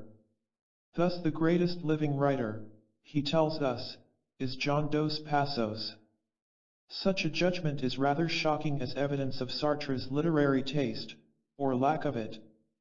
But the philosopher is really responding to the idea of Dos Passos' fiction, not to the novels as works of art. Dos Passos is, for Sartre, the perfect example of what he believes a writer should do and what he himself tries to do in his own later fiction, that is, grapple with the problems of man in his time and milieu. Sartre's novels are a technically dazzling, streamlined variety of social realism. It is always to the idea, and particularly the idea as it leads to social action, that Sartre responds. Hence he cannot do justice, either in his critical theory or in his actual practice of literary criticism, to poetry, which is precisely that form of human expression in which the poet, and the reader who would enter the poet's world, must let being be, to use Heidegger's phrase, and not attempt to coerce it by the will to action or the will to intellectualization. The absence of the poet in Sartre, as a literary man, is thus another evidence of what, on the philosophical level, leads to a deficiency in his theory of being. Sartre is a writer of very powerful gifts, nevertheless, who succeeds in his effects whenever the idea itself is able to generate artistic passion and life. His first novel, Nausea, 1938, may well be his best book for the very reason that in it the intellectual and the creative artist come closest to being joined. Much as ideas and the elaboration of ideas figure in the book, the author has not shirked the novelist's tasks, and the remarkable thing is the life with which the ideas are invested, which forms the intimate texture of the hero's experience and sensibility. The mood of this life is disgust, which can as well as any other mood become the occasion of discovery, a radical plunge into one's own existence. It is authentically human, this disgust, and turns out to be novelistically exciting, though it has nothing like the grand scope and implications of Céline's disgust. Sartre's treatment is more self-conscious and more subtle, philosophically, but also more static. His disgust is not embodied, as Céline's is, in the desperate picaresque of common life and the anonymous depths of street characters. Nausea is not so much a full novel as an extraordinary fragment of one. In his later fiction Sartre has turned away from the narrow and intense form of the early book to a broader panorama, and not always with entirely happy results. These later novels, originally a trilogy, Les Chemins de la Liberté, The Roads to Liberty, and now a tetralogy, may go on being issued as endlessly as the Roman fleuve of Jules Ramat, if Sartre's volcanic activity as a writer continues. One does wish that Sartre would pause for a while and regroup his forces. The man really writes too much. Perhaps if literature becomes a mode of action one gets so caught up in it that one cannot stop the action. These later novels of his contain remarkable things, great scenes, and passages, and their theme is the central Sartrean one of the search for liberty, or rather for the realization in life of that liberty that we always and essentially are, sometimes even in spite of ourselves. They are so uneven in achievement, one regrets to see Sartre's great talents wandering and thinning out like spilled milk. Of his plays too, it may be said that his two earlier and shorter ones, Les Mouches, The Flies, and Hugh's Claws, No Exit, are his best. They are at any rate the things to recommend to the reader who wishes to get the concrete drift of Sartre's philosophy but has no stomach for the elaborate dialectic of being and nothingness. The Flies, first produced while the resistance was still going on, is in form something of a set piece, since it deals with the myth of Orestes and the Furies, but it is charged throughout with a passion and eloquence born of Sartre's own personal convictions. Orestes is the spokesman for the Sartrean view of liberty. The solution of the play is not at all like that in Aeschylus, for here there are no supernatural agencies that can deliver Orestes from his guilt. He has to take that guilt upon himself, and he does so at the end of the play in a superbly defiant speech before the cosmic Gestapo chief Jupiter. He accepts his guilt, he exclaims, knowing that to do so is absurd because he is a man and therefore free. In discharging his freedom man also wills to accept the responsibility of it, thus becoming heavy with his own guilt. Conscience, Heidegger has said, is the will to be guilty, that is, to accept the guilt that we know will be ours whatever course of action we take. No Exit, the most sensational of Sartre's dramatic successes, displays perhaps to their best advantage his real talents as a writer, the intense driving energy of the play, the passion of the ideas expressed, we can recognize as authentically his. The three characters of no exit are planted in hell. They are being punished, rather in the manner of Dante, by being given exactly the fruit of their evil itself. Having practiced bad faith in life, which, in Sartre's terms, is the surrendering of one's human liberty in order to possess, or try to possess, one's being as a thing, the three characters now have what they had sought to surrender themselves to. Having died, they cannot change anything in their past lives, which are exactly what they are, no more and no less, just like the static being of things. These three persons have no being other than that each has in the eyes of the others, they exist in each other's gaze, in fact. But this is exactly what they longed for in life, to lose their own subjective being by identifying themselves with what they were in the eyes of other people. It is a torment that people do in fact choose on earth. The bourgeois salot and the anti-Semite, Sartre says, have chosen as themselves their public stance or role, and thus really exist not as free beings for themselves but as beings in the eyes of others. Despite the excitement and intensity of No Exit as theater, the distinctly intellectual nature of Sartre's gifts once again reveals itself. The three characters are thinly blocked out, hardly more than single intense curves of action, illustrating the three evils of cowardice, lesbianism, infanticide.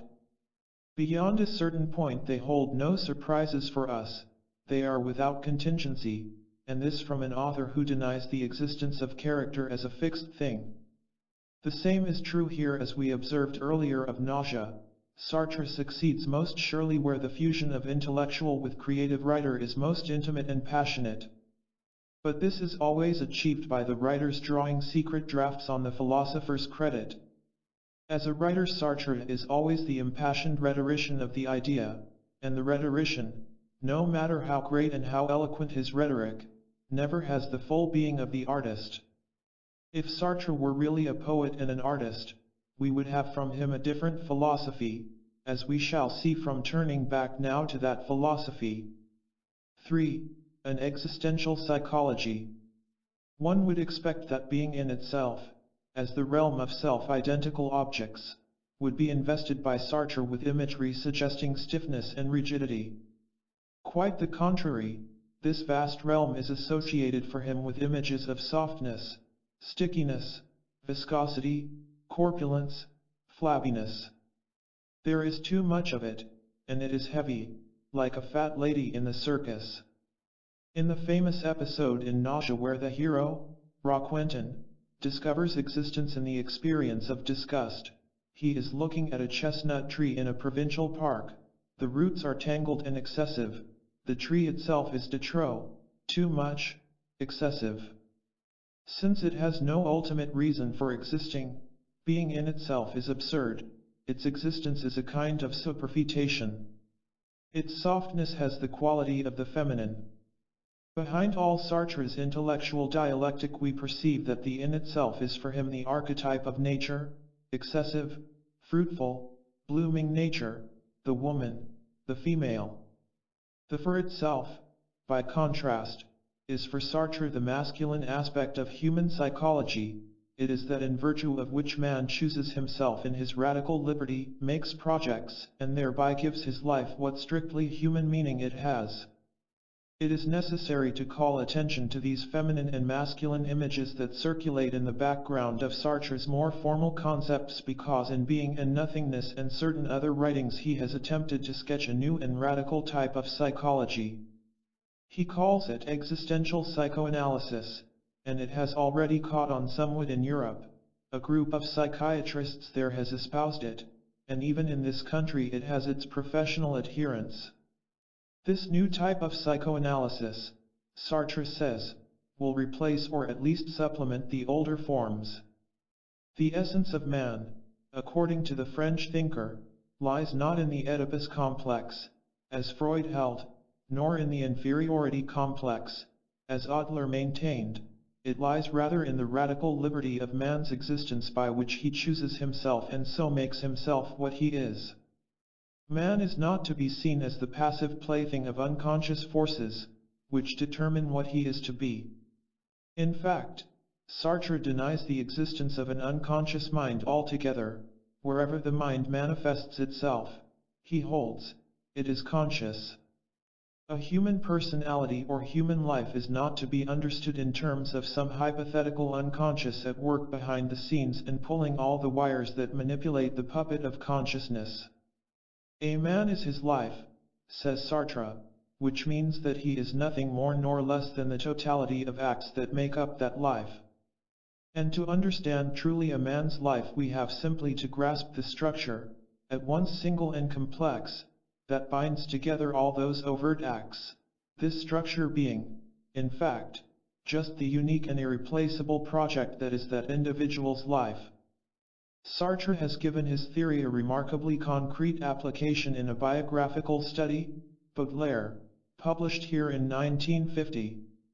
We cannot, according to Sartre, understand Baudelaire's life, his poetry, his ideas, his quarrels, by relating all these things to his sexuality. On the contrary, the sexuality must be seen to take its place in the whole life, and indeed to take its form and direction from the total project that is that life. The choice of himself that made Baudelaire's life what it was occurred, says Sartre, when he was sent off to school as a boy and thus for the first time was separated from his mother, alienated and intimidated by his schoolfellows, he withdrew into himself, and there the choice of himself as solitary and different began. Sartre shows how this choice radiates, like the ripple from a stone, through the whole life that followed, the cultivation of the poet's mind as a mirror of his solitude, his withdrawal from the fatness and lubricity of nature in visions of a completely inorganic world, a city of metals without a single tree, etc., etc. Sartre assembles a great number of details and correlates them well, so that we are left with a powerful and unified image of Baudelaire's life. But how convincing is his picture as rendering the total truth about Baudelaire? And how convincing is this new psychoanalysis he has here put to the test? In the first place, the choice of himself that Baudelaire is supposed to have made at around the age of 12 hardly appears to have been a conscious and resolute project, elected then and there for a whole lifetime. If it was not conscious, then Sartre would be forced to admit the existence of an unconscious, for if Baudelaire's life was a single project, that is, a choice of himself as the being he was to be, reflected in all the myriad details of his life, the way in which it was to be reflected was unknown to him at 12, and therefore the project itself, as a totality, was in good part unconscious. If a human life is a concrete liberty radiating outward into all the details of our actions, some people may indeed know what their project is, what their life means, but at any one time a vast portion of this project as manifested in all our actions must be hidden from us. Sartre does not admit this, but if he did he would be compelled to take refuge in the notion of an unconscious project. In any case, the unconscious has to be reintroduced as soon as we seek to apply existential psychoanalysis concretely. The merits of Sartre's theory as psychology we leave to the psychologists to determine. What concerns us here is the philosophic thought that lies at the root of the psychology. And once again the root is Cartesianism, the identification of mind with consciousness, with the cogito, is a Cartesian identification. When Descartes said I think, therefore I am, the statement, apart from its merely functional usage as marking a certain stage in his reasoning, was, humanly speaking, the statement of a man who identifies his own reality with his thought. The unconscious is something alien and opposite. Consciousness is a realm of clear and distinct ideas, but the world of the unconscious is the fat, formless, fructifying domain of the in itself of nature. This latter world can be forgotten and finally denied to exist. A Cartesian subjectivity, which is what Sartre's is, cannot admit the existence of the unconscious because the unconscious is the other in oneself, and the glance of the other, in Sartre, is always like the stare of Medusa, fearful and petrifying. This relation to the other is one of the most sensational and best known aspects of Sartre's psychology. To the other person, who looks at me from the outside, I seem an object, a thing. My subjectivity with its inner freedom escapes his gaze. Hence his tendency is always to convert me into the object he sees. The gaze of the other penetrates to the depths of my existence, freezes and congeals it. It is this, according to Sartre, that turns love and particularly sexual love into a perpetual tension and indeed warfare. The lover wishes to possess the beloved, but the freedom of the beloved, which is his or her human essence, cannot be possessed.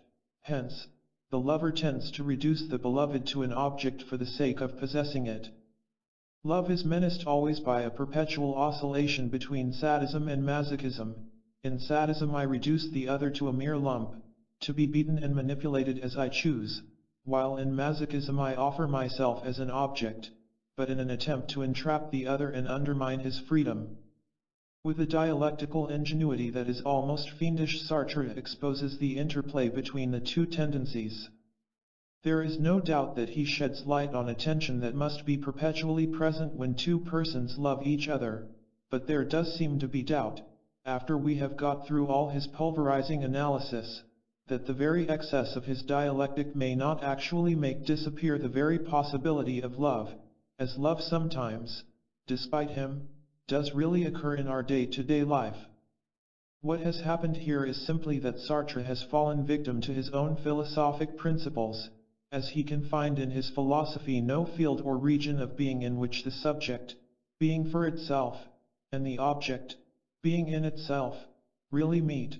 So when he comes to psychology, the self must remain irremediably opposed to the other, and there is no area between in which I may genuinely say thou to the other.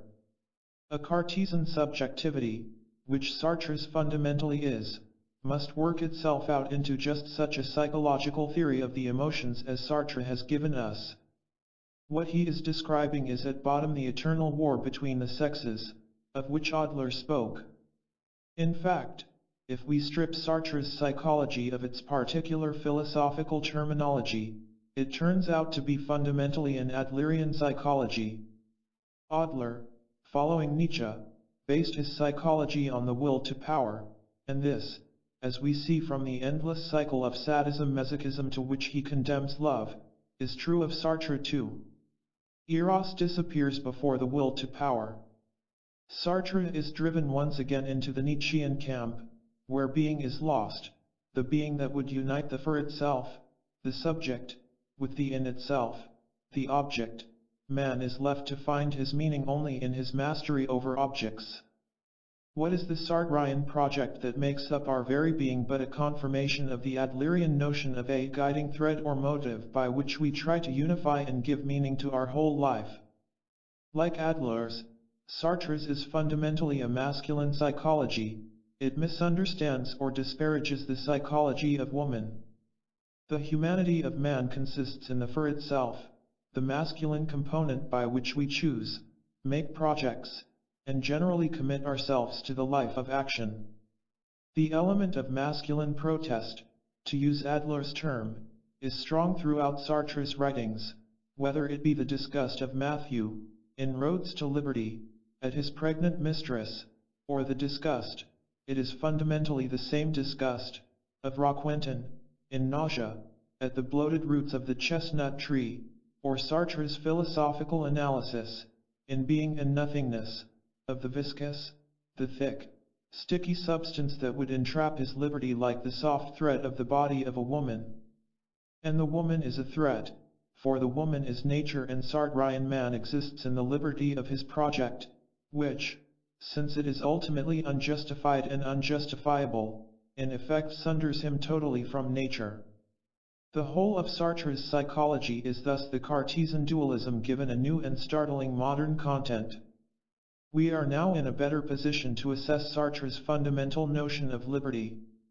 He is right to make the liberty of choice, which is the liberty of a conscious action, total and absolute, no matter how small the area of our power.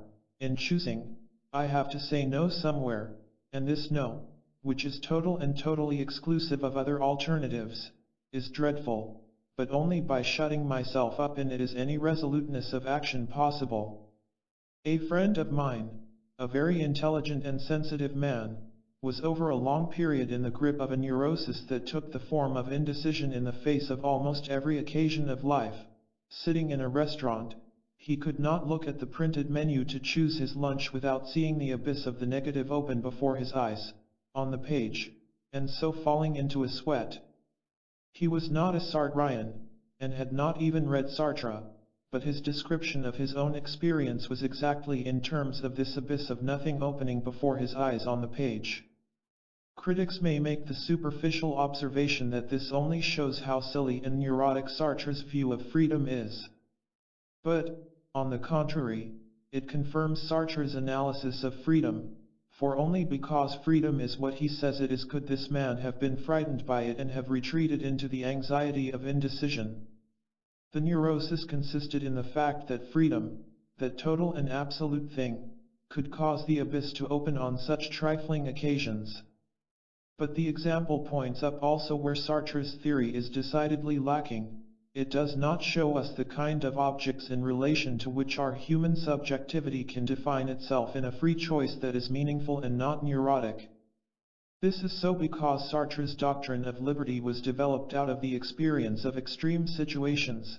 The victim says to his totalitarian oppressor, "No, even if you kill me," and he shuts himself up in this no and will not be shaken from it. Our resoluteness in any choice exacts from us something as total as this, although it need not be exacted from us in so violent and extreme a situation. But he who shuts himself up in the no can be demoniacal. As Kierkegaard pointed out, he can say no against himself, against his own nature. Sartre's doctrine of freedom does not really comprehend the concrete man who is an undivided totality of body and mind, at once, and without division, both in itself and for itself, but rather an isolated aspect of this total condition, the aspect of man always at the margin of his existence. Thus the crucial question, Sartre tells us, is this: under what exceptional conditions does a man really experience his freedom? Notice the word exceptional here. Why not ask instead, under what ordinary, average, everyday conditions does a man experience his freedom? An artist, and particularly not an intellectual artist like Sartre, when the work is going well experiences his freedom as just that effortless burgeoning, swelling, flowing, which has for him the quality of the inevitable flow of nature. It is like that pear tree blooming there in the yard, very different from the nauseating chestnut tree of Roquentin, effortlessly and beautifully bringing forth its fruit into the sunlight. Because Sartre's psychology recognizes only the conscious, it cannot comprehend a form of freedom that operates in that zone of the human personality where conscious and unconscious flow into each other. Being limited to the conscious, it inevitably becomes an ego psychology. Hence freedom is understood only as the resolute project of the conscious ego. Under what day-to-day conditions does the religious man, to take another example, experience his freedom?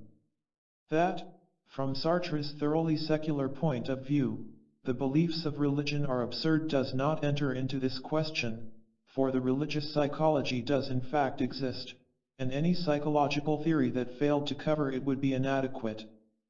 How does a St. Paul experience his freedom? He has died the death, cast off the bondage of an old self, and now he lives and energetically organizes a church, and yet not I live, but Christ liveth in me. His freedom is the surrender to the redeeming image of something greater than himself. This is the freedom of spiritual man, not Cartesian man. The project that is the life of a St. Paul is not primarily a conscious choice of himself, but is the result of a conversion that arose out of the depths of his unconscious. Cartesian man knows neither the freedom of spirit nor of nature, for in both of these the dualism of the in itself and the for itself breaks down. Or, to take a third example, consider the psychology of the ordinary woman. Not of the women one meets in Sartre's novels or plays, nor of that woman, his friend, who wrote a book of feminine protest, The Second Sex, which is in reality the protest against being feminine. No, Take a totally ordinary woman, one of that great number whose being is the involvement with family and children, and some of whom are happy at it, or at least as humanly fulfilled by it as the male by his own essentially masculine projects. What sense does it make to say that such a woman's identity is constituted by her project? Her project is family and children, and these do in fact make up a total human commitment, but it is hardly a project that has issued out of the conscious ego. Her whole life, with whatever freedom it reveals, is rather the unfolding of nature through her. As soon as we begin to think about the psychology of women, Sartre's psychology shows itself indeed to be exclusively a masculine affair, but the masculine that, alone, unjustified, and on the very margins of existence, has sundered itself from nature. No doubt all of Sartre's theory is, as perhaps every psychological theory must be, a projection of his own personal psychology. There are plenty of signs of this in the novels and plays, where he reveals himself copiously. But he is also a thinker passionately identified with his ideas, and for us the significance of his complicated and often brilliant exploration of human psychology lies in the fact that it stems ultimately from Cartesian dualism, and brings to completion that sundering of man from nature with which Descartes initiated the modern epoch. Sartre is certainly right in insisting that man comes to exist only by sundering himself from nature, that this is his human fate in a universe that knows him not, but it is a question of how far this sundering can go without the human project becoming demoniacal, insane, or simply too brittle to have any human substance. In our own lives, when they are going at their best, the in itself, the unconscious, or nature, is perpetually flowing through and sustaining the for itself of our consciousness. Sartre's freedom is demoniacal. It is rootless freedom. This doctrine happens, of course, to be maintained by a man of great goodwill, generosity, and courage, and the project he has chosen as his own, in which he has chosen himself, is the humanitarian and liberal one of revolutionary action. Sartre's long and checkered relations with the communists would be a matter of high comedy if they were not so clearly a part of the general contemporary tragedy. Sartre believed that the Communist Party was truly the party of the working class, and he was willing therefore to cast his lot with that party in the field of practical politics. Meanwhile, in philosophy, he intended to retain his own freedom, including his doctrine of freedom. He came to the communists, offering them all his talents and energy, and was rebuffed. In practical politics Sartre has shown himself very naive, but in the course of his philosophical quarrels with the communists he has produced some of the best intellectual polemic of our time. It was a case, in these polemics, of Cartesian man against the communist robot, and whatever reservations we may have about Cartesian man, he is in part human and dwarfs the party robot. Besides, Sartre is a man of surpassing intelligence, which his opponents among the communist intellectuals certainly were not. What lay behind the entire controversy was the shadow that Marxist man does not face. Sartre based his revolutionary activity upon a free choice, the Marxist upon an objective historic process, the former recognizing the inalienable subjectivity of man, the latter reducing man to an object in a process. Moreover, Sartre's atheism states candidly what the Philistine atheism of communism, and all other Philistine forms of atheism, does not have enough imagination or courage to say, that man is an alien in the universe, unjustified and unjustifiable, absurd in the simple sense that there is no Leibnizian reason sufficient to explain why he or his universe exists. Sartre's atheism, the way in which he exists in it, does not lose its grasp of the essentially problematic nature of man. And therein Sartre points the way to the question Marxist man will have to ask, the devil he will have to face, if and when the classless society should ever be achieved. It has been remarked that Kierkegaard's statement of the religious position is so severe that it has turned many people who thought themselves religious to atheism. Analogously, Sartre's view of atheism is so stark and bleak that it seems to turn many people toward religion. This is exactly as it should be. The choice must be hard either way, for man, a problematic being to his depths, cannot lay hold of his ultimate commitments with a smug and easy security. It may be that, as the modern world moves on, the Sartrean kind of freedom will be more and more the only kind man can experience. As society becomes more totalitarian, the islands of freedom get smaller and more cut off from the mainland and from each other, which is to say from any spontaneous interchange with nature or the community of other human beings. Sartre's Orestes says to his celestial oppressor, "I am a man, Jupiter." One imagines the last resistant of the last resistance saying no in a prison cell in the Lubyanka, saying no without any motive of self-advantage and without any hope that future humans will take up his cause, but saying no nonetheless simply because he is a man and his liberty cannot be taken from him.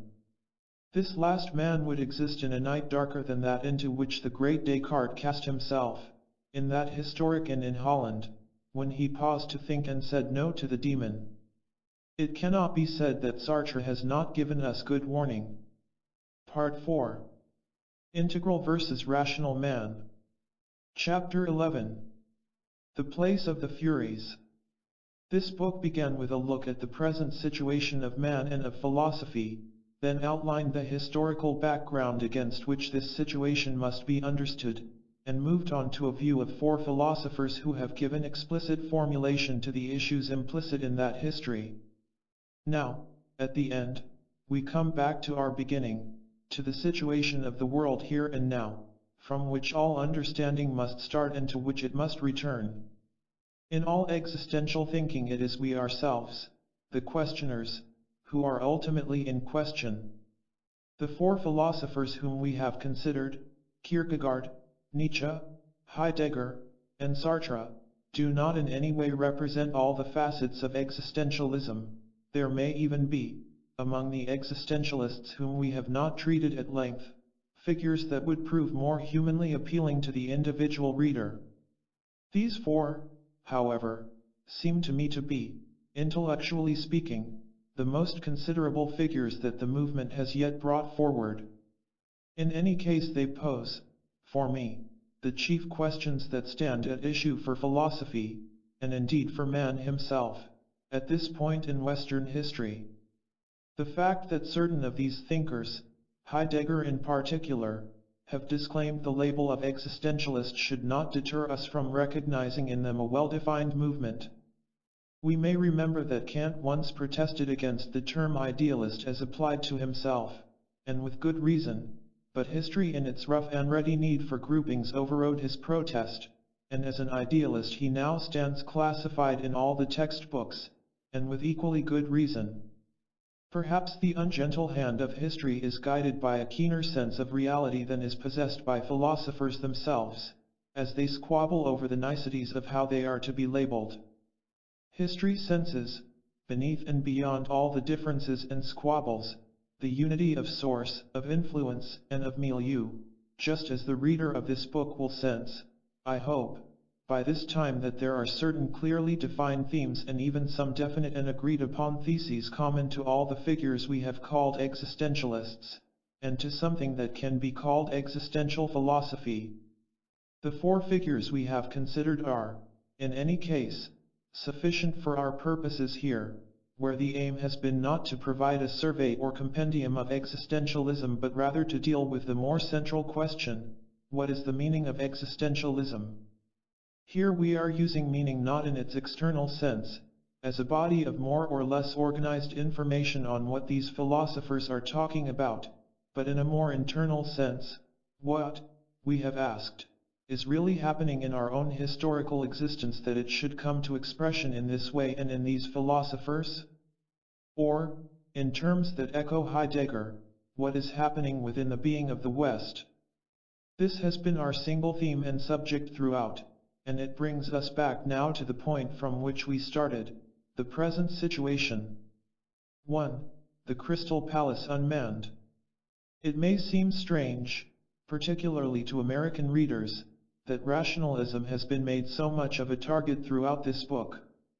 As a teacher of philosophy, a very dubious profession in this country, I am in a position to observe how precarious a hold the intellect has upon American life, and this is not true merely of the great majority of students but of cultured people, of intellectuals, to whom here in America a philosophical idea is an alien and embarrassing thing. In their actual life, Americans are not only a non-intellectual but an anti-intellectual people. The charm of the American as a new human type, his rough and ready pragmatism, his spontaneity and openness to experience are true of him only because he is unreflective by nature. The two greatest American writers of the present day, Hemingway and Faulkner, are superior artists because of their power over physical fact, not because of their grasp of ideas or of the subtleties of psychology. What point, then, do the various animadversions upon rationalism, as put forth by Kierkegaard, Nietzsche, Heidegger, have for Americans today? Americans are not likely at this point to swallow a classical Platonism, to become the dedicated priests of God-like reason as philosophers in the tradition of Plato became. The fact is that a good dose of intellectualism, genuine intellectualism, would be a very helpful thing in American life. But the essence of the existential protest is that rationalism can pervade a whole civilization, to the point where the individuals in that civilization do less and less thinking, and perhaps wind up doing none at all. It can bring this about by dictating the fundamental ways and routines by which life itself moves. Technology is one material incarnation of rationalism, since it derives from science. Bureaucracy is another, since it aims at the rational control and ordering of social life, and the two, technology and bureaucracy, have come more and more to rule our lives. But it is not so much rationalism as abstractness that is the existentialist's target, and the abstractness of life in this technological and bureaucratic age is now indeed something to reckon with. The last gigantic step forward in the spread of technologism has been the development of mass art and mass media of communication. The machine no longer fabricates only material products, it also makes minds.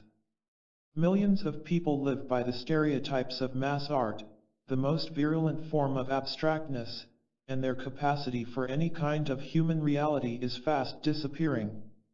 If here and there in the lonely crowd, discovered by Kierkegaard long before David Riesman, a face is lit by a human gleam, it quickly goes vacant again in the hypnotized stare at the TV screen. When an eclipse of the moon was televised some years ago, E.B. White wrote in the New Yorker that he felt some drastic turning point in history had arrived. People could have seen the real thing by looking out of their windows, but instead they preferred looking at the reflection of it on the screen.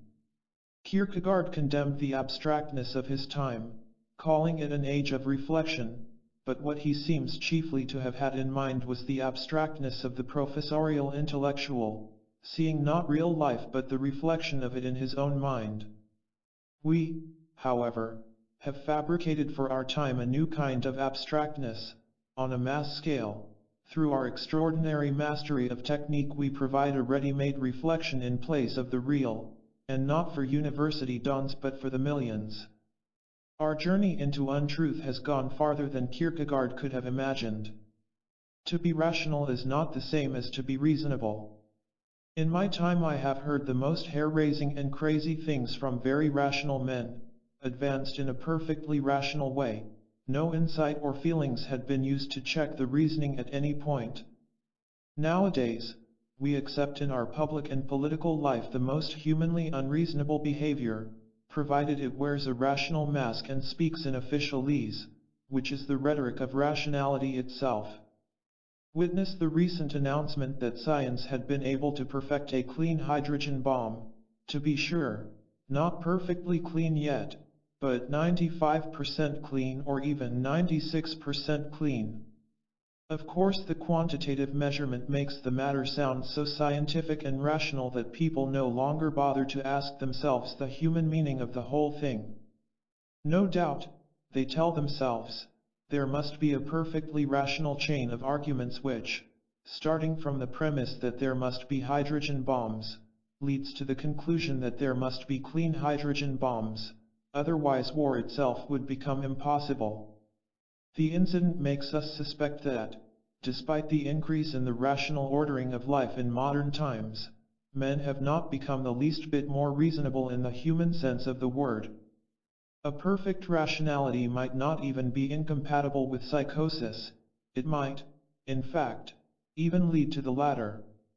It may be objected that the fear of what may happen to mankind in our time, the specific fear, today, of atomic extermination, is a recurrent thing. Man has such fears in every age, and yet has managed to survive all his presentiments of disaster. Karl Jaspers cites the complaint of an Egyptian of 4,000 years ago that things are going to rack and ruin in his time, robbers abound. No one plows the land. People are saying, we do not know what will happen from day to day. And Ortega y Gasset quotes the lament of the Latin poet Horace, uttered when the Roman Empire was at its very height. Horace and his contemporaries are the degenerate descendants of fathers who in their turn were degenerate from their forebears. The harking back to an earlier and better state of mankind, to some golden age of the past, is indeed a perpetual tendency of human nature. The present situation must always, when we come to see it fully, appear threatening. It is a situation, we think, that has to be transformed or redeemed. Today is always and for all men the digging of one's way out of the ruins of yesterday. However, it is not a question of rating our own age lower, or higher, than the past.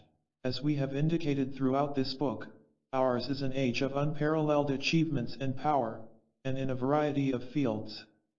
The question, rather, is one of assessing the present in all its uniqueness. If, as the existentialists hold, an authentic life is not handed to us on a platter but involves our own act of self-determination, self-finitization, within our time and place, then we have got to know and face up to that time, both in its threats and its promises. It will not do to say that every age has been like this, that man has always felt threatened and yet managed to survive. The point is precisely that every age is different, each time has been unique, both in what it promised and what it threatened, and sometimes the catastrophe has occurred. It is the very uniqueness of the present in which we live that affords man his unprecedented power, including ultimately the power to blow himself and his planet to bits. But the law of opposites, the oldest tragic wisdom of the race, suggests that at the very height of his power man is bound to experience, as Oedipus did, his absolute impotence. There are a good many straws in the wind today that point in that direction, including the testimony of modern art, as we have seen. I for one am personally convinced that man will not take his next great step forward until he has drained to the lees the bitter cup of his own powerlessness.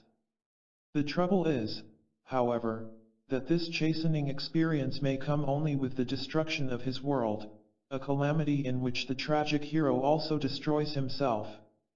That is why all the politics as usual of today seems so terribly antiquated. It lags so sadly behind the actual situation of man, and behind even our present knowledge of man. The two chief contestants in the present international situation are both rooted in the Enlightenment, so far at any rate as their respective civilizations reflect any general conception of man. The uniqueness of the United States is that it is a nation that was founded at a certain time in history in the full light of historical consciousness. It did not grow out of the soil of its own prehistory. Moreover, it was founded in the 18th century in the very heyday of the Enlightenment, and by men who participated in the clear rationality of that period. The soil of America appeared to the American as an alien wilderness to be conquered, something inimical, set over against himself, not as something out of which he himself and his institutions had, so to speak, grown. Lacking the roots the European has, in prehistory and the chthonic unconscious, the American shows an admirable freedom and flexibility in consciousness, particularly of a practical kind. But with this goes also that celebrated American innocence, a quality which in philosophical terms is simply an ignorance of how questionable a being man really is, and which strikes the European as alien and possibly even somewhat disingenuous. Hence, the ineptness of the American in handling the human side of foreign politics, and his inability to understand why his European allies should look at him askance and question his generosity and goodwill. Sartre recounts a conversation he had with an American while visiting in this country. The American insisted that all international problems could be solved if men would just get together and be rational. Sartre disagreed, and after a while discussion between them became impossible. "I believe in the existence of evil," says Sartre, and he does not. What the American has not yet become aware of is the shadow that surrounds all human enlightenment. The philosophy of the other contestant, to look on its best and most idealistic side, a side that still enlists the enthusiasm of millions of men, is Marxist humanism. This humanism harks back to the justly celebrated statement of Marx, "To be radical is to go to the root of the question." Now the root of mankind is man. Marx here speaks as a member of the generation of Feuerbach and the young Hegelians, those who turned against Hegel and his idea of the state and toward the concrete man, the historical creature of flesh and blood. This actual and historical man, they said, is to be the root of mankind, the root of society and the state. But there is a further question that this leaves unasked: in what is the individual man to be rooted? The thoroughly problematic nature of man, this highly questionable and self-questioning animal, is conveniently and fatefully dropped out of sight. Marx turned his attention to the social problem, assuming that the only thing in the way of man's coming into his full humanity was the capitalist system. In this he was simply echoing the Enlightenment's optimistic assumption that, since man is a rational animal, the only obstacles to his fulfillment must be objective and social ones. Communism, following Marx, has thus always exhibited a strange ambivalence, the most naively optimistic view of human nature in theory, and in practice the most brutal and cynical attitude toward human beings.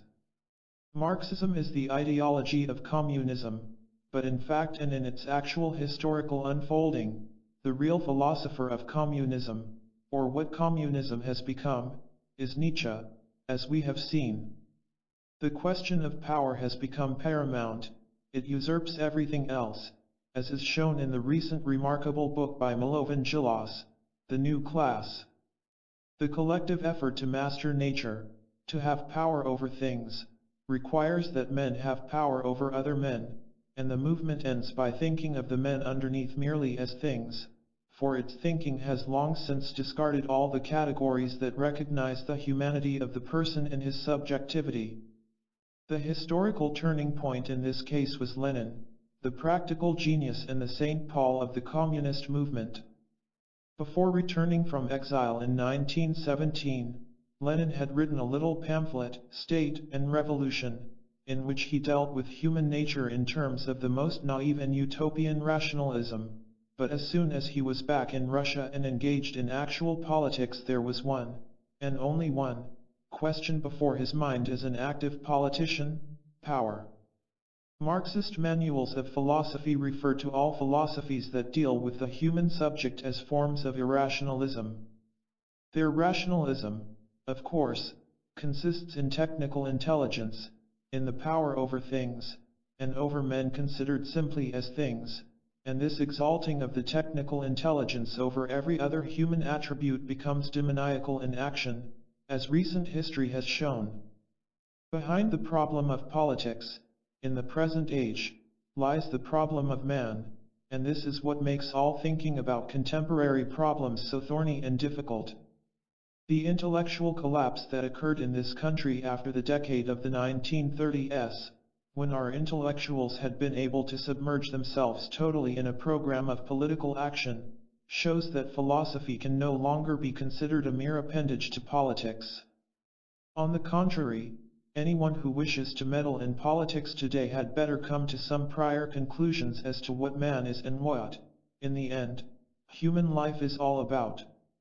I say in the end deliberately because the neglect of first and of last things does not, as so-called practical people hope, go unpunished, but has a disastrous way of coming in the back door and upsetting everything.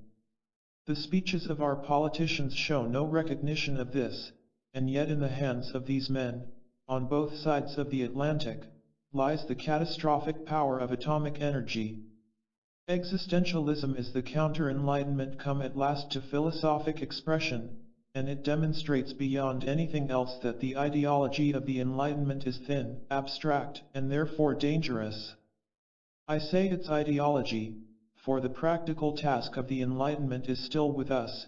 In everyday life we must continue to be critics of a social order that is still based everywhere on oppression, injustice, and even savagery, such being the peculiar tension of mind that we as responsible human beings have to maintain today. The finitude of man, as established by Heidegger, is perhaps the death blow to the ideology of the Enlightenment, for to recognize this finitude is to acknowledge that man will always exist in untruth as well as truth. Utopians who still look forward to a future when all shadows will be dispersed and mankind will dwell in a resplendent crystal palace will find this recognition disheartening. But on second thought, it may not be such a bad thing to free ourselves once and for all from the worship of the idol of progress, for utopianism, whether the brand of Marx or of Nietzsche, by locating the meaning of man in the future leaves human beings here and now, as well as all mankind up to this point, without their own meaning. If man is to be given meaning, the existentialists have shown us, it must be here and now, and to think this insight through is to recast the whole tradition of Western thought. The realization that all human truth must not only shine against an enveloping darkness, but that such truth is even shot through with its own darkness may be depressing, and not only to utopians. But it has the virtue of restoring to man his sense of the primal mystery surrounding all things, a sense of mystery from which the glittering world of his technology estranges him, but without which he is not truly human. 2. The Furies. In comparison with traditional philosophy, or with other contemporary schools of philosophy, existentialism, as we have seen, seeks to bring the whole man, the concrete individual in the whole context of his everyday life, and in his total mystery and questionableness, into philosophy. This is attempted with varying degrees of success by the different existentialists, but the attempt itself, even if it did not succeed at all, would be necessary and valuable for our time. In modern philosophy particularly, philosophy since Descartes, man has figured almost exclusively as an epistemological subject, as an intellect that registers sense data, makes propositions, reasons, and seeks the certainty of intellectual knowledge, but not as the man underneath all this, who is born, suffers, and dies. Naturally, the attempt to see the whole or integral man, in place of the rational or epistemological fragment of him, involves our taking a look at some unpleasant things. Nowadays there is much glib talk, particularly in this country, about the whole man, or the well-rounded individual, the terms evoking, in this context, only the pleasant prospect of graciously enlarging the self by taking extension courses, developing constructive hobbies, or taking an active part in social movements. But the whole man is not whole without such unpleasant things as death, anxiety, guilt, fear, and trembling, and despair, even though journalists and the populace have shown what they think of these things by labeling any philosophy that looks at such aspects of human life as gloomy or merely a mood of despair.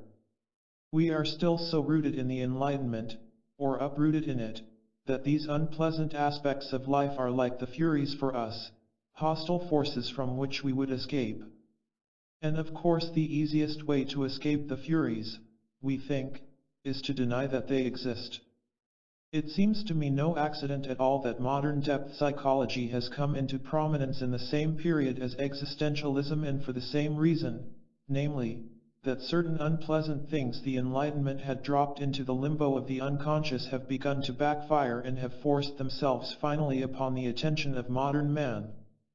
This is not the first time man has been faced with the problem of placating the Furies. At the very dawn of Western history, the Greeks went through a similar experience, the record of which has been left us in the great Oresteia trilogy of Aeschylus, a record in which we can also read a prophecy of our own conflict, with differences, as well as the only reasonable proposal for its solution, with differences. Clytemnestra, in the tragedy, has killed her husband Agamemnon, and Orestes, their son, is directed by Apollo, an extremely promiscuous deity, to avenge his father's murder. Orestes kills his mother and is immediately set upon by the Furies, the old goddesses of night and earth who were responsible for the protection of the lines of blood and who therefore must punish the son who murders his mother, as the perpetrator of the most horrible crime man can imagine. Up to a point the drama revolves around human beings, with the gods of course always in the background, but when we come to the last play of the trilogy, the Eumenides, in which Orestes meets his final ordeal, the gods themselves take the center of the stage, and Orestes, the human bearer of the conflict, is dwarfed in their shadow.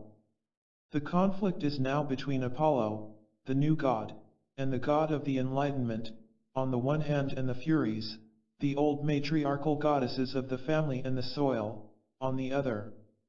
Apollo is protecting Orestes, and the Furies seek his destruction. There ensues a trial between the rival deities on the hill of the Acropolis at Athens.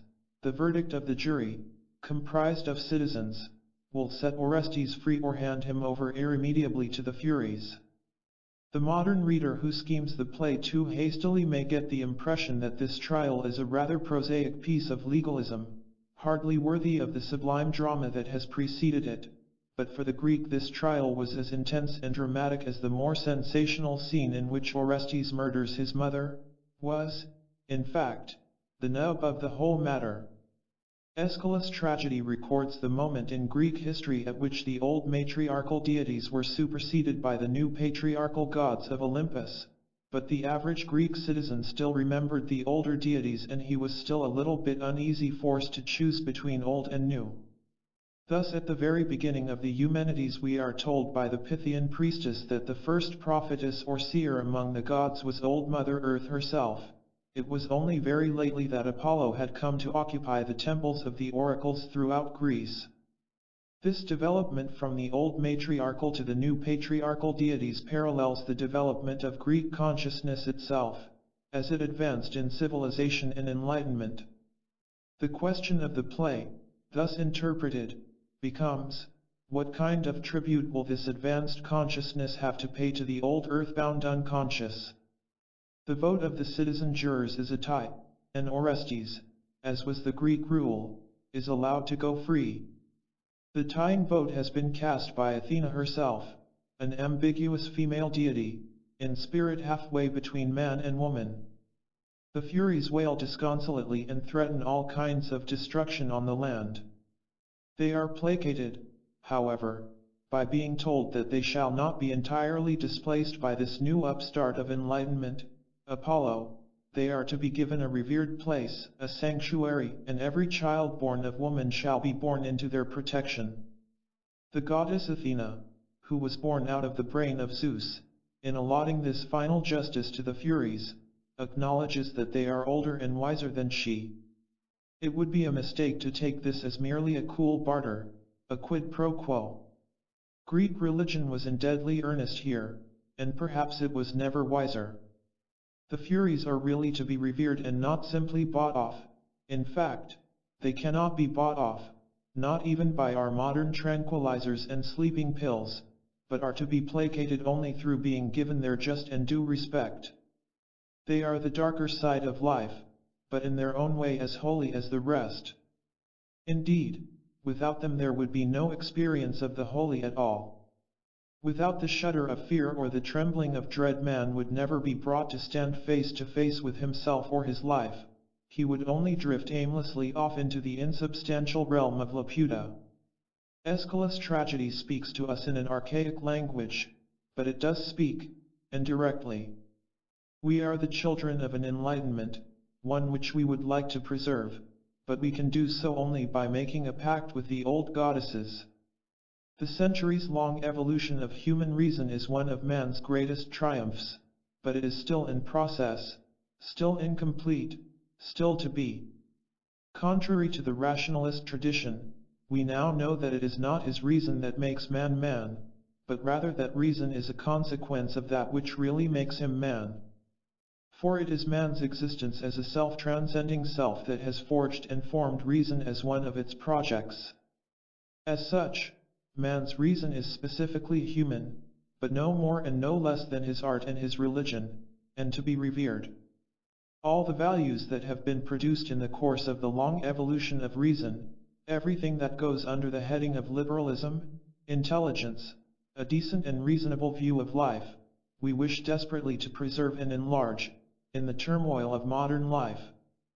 But do we need to be persuaded now, after all that has happened in this 20th century, how precariously situated these reasonable ideals are in relation to the subterranean forces of life, and how small a segment of the whole and concrete man they actually represent?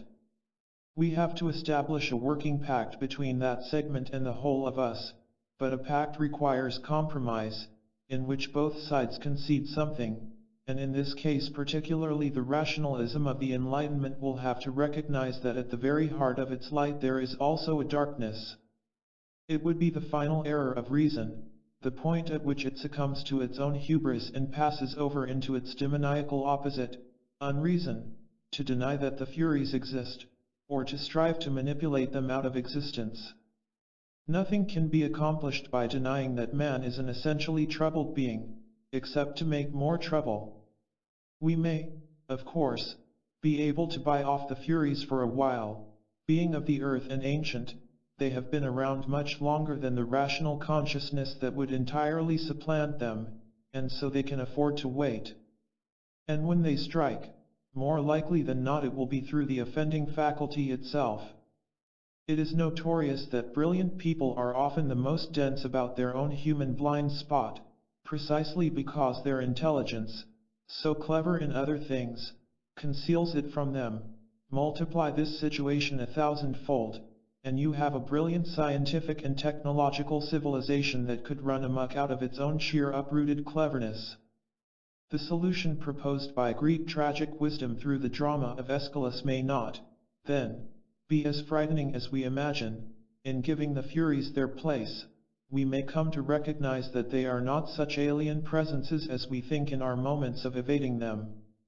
In fact, far from being alien, they are part of ourselves, like all gods and demons. The conspiracy to forget them, or to deny that they exist, thus turns out to be only one more contrivance in that vast and organized effort by modern society to flee from the self. Appendices. Appendix 1. Negation, finitude, and the nature of man. Nothing is more real than nothing. Samuel Beckett. In Ernest Hemingway's Winner Take Nothing, 1933, there is one story, a clean, well-lighted place, that could be meditated on very profitably by contemporary philosophers. Toward the end of it, Hemingway gives the interior monologue of his hero, a waiter in a cafe somewhere in Spain, in these words. Turning off the electric light, he continued the conversation with himself. What did he fear? It was not fear or dread. It was a nothing that he knew too well. It was all a nothing, and a man was nothing too. It was only that, and light was all it needed, and a certain cleanness and order. Some lived in it and never felt it, but he knew it all was nada. Why pews nada? Why nada? Why pews nada? Are nada, who are in nada. Nada be thy name, thy kingdom, nada thy will be, nada in nada as it is nada.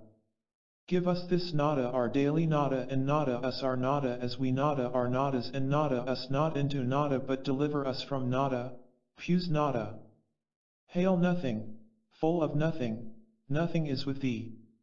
The almost antiphonal repetition of nada, the Spanish word for nothing, and the blasphemous transformation of two traditional Christian prayers into invocations to this nothing may make the ordinary reader gag. Indeed, the passage usually provokes the stock cry of nihilism, the label by which we seek to dismiss out of hand the kind of experience Hemingway is reporting. But in its context the passage is in no way sensational. In rhythm and tone it fits in perfectly with the whole story, which though brief, 8 pages, is one of Hemingway's best and one of his most courageous too, for in it he names the presence that had circulated, unnamed and unconfronted, through and behind much of his earlier writing. The passage itself only names what the story as a whole work of art reveals, the presence that Hemingway and his hero experience, a presence that is fully as real as the lights and shadows of the café, and the solid objects in it, tables, chairs, and human bodies, is nothing. It is at this that the philosophic reader is likely to gag. Can this nothing really be a datum? The question of what is and what is not given in experience is a thorny one, and though philosophers today may admit it is thornier than they used to imagine, they are likely to slam the door pretty sharply against the kind of datum Hemingway is trying to present. Since data are given, some philosophers say, perceptual objects are given, say others, but however they may squabble among themselves over such matters, they will end up joining forces against such a strange negative entity as that to which Hemingway testifies here. He is a pretty lucid witness too.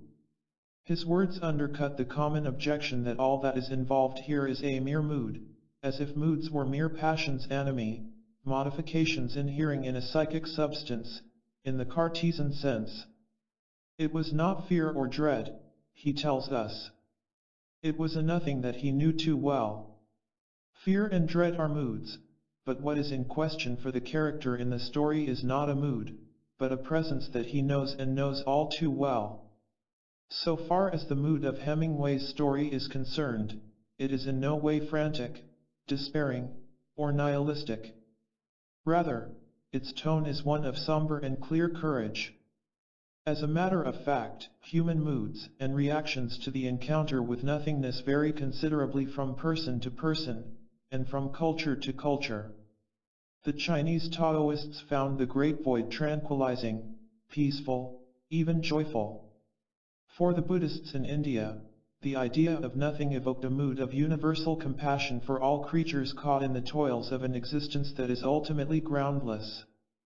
In the traditional culture of Japan, the idea of nothingness pervades the exquisite modes of aesthetic feeling displayed in painting, architecture, and even the ceremonial rituals of daily life. But Western man, up to his neck in things, objects, and the business of mastering them, recoils with anxiety from any possible encounter with nothingness and labels talk of it as negative, which is to say, morally reprehensible. Clearly, then, the moods with which men react to this nothing vary according to time, place, and cultural conditioning, but what is at issue here is not the mood with which one ought to confront such a presence, but the reality of the presence itself. It is now a good many years since Husserl set forth the motto, Zu den Sachen selbst, to the things themselves, as an exhortation to philosophers to bring themselves closer to the sources of experience. To do so is very hard for philosophers, they come to experience with too many intellectual preconceptions. Artists are better at it. It is, after all, what the artist is paid to do, to be attentive to experience. If Hemingway had read Heidegger, or if he were Jean-Paul Sartre, writing his story out of some intellectual parti pris, then his testimony in this case would be suspect, at least initially. But Hemingway is not an intellectual, far from it, and the unique style he has forged for himself, a style which at the period of this story had not yet begun to parody itself, sprang from an urge to report truly, to set things straight for the reader, to get, in Husserl's phrase, to the things themselves. He is at the outset a credible witness. Artist and thinker have stood in hidden opposition since the very dawn of Western philosophy. Plato's condemnation of Homer was, in the end, not so much moral as metaphysical, as Plato himself acknowledged. The truth the artist reveals eludes the conceptual structure of the philosopher. Hence it is no truth, for the latter, but truth. In the very late dialogue, the sophist, Plato, as we may remember, classes the poets with the sophists as merchants of non-being. There is, however, another approach open to the philosopher. In the face of the recalcitrant data set forth by the artist, the thinker may choose to let thought rethink itself, to let it stand in more open and living contact with what is given. Hemingway's story may seem a tiny thing to pit against the central tradition of Western thought, but one has to take the experience of the real where one finds it.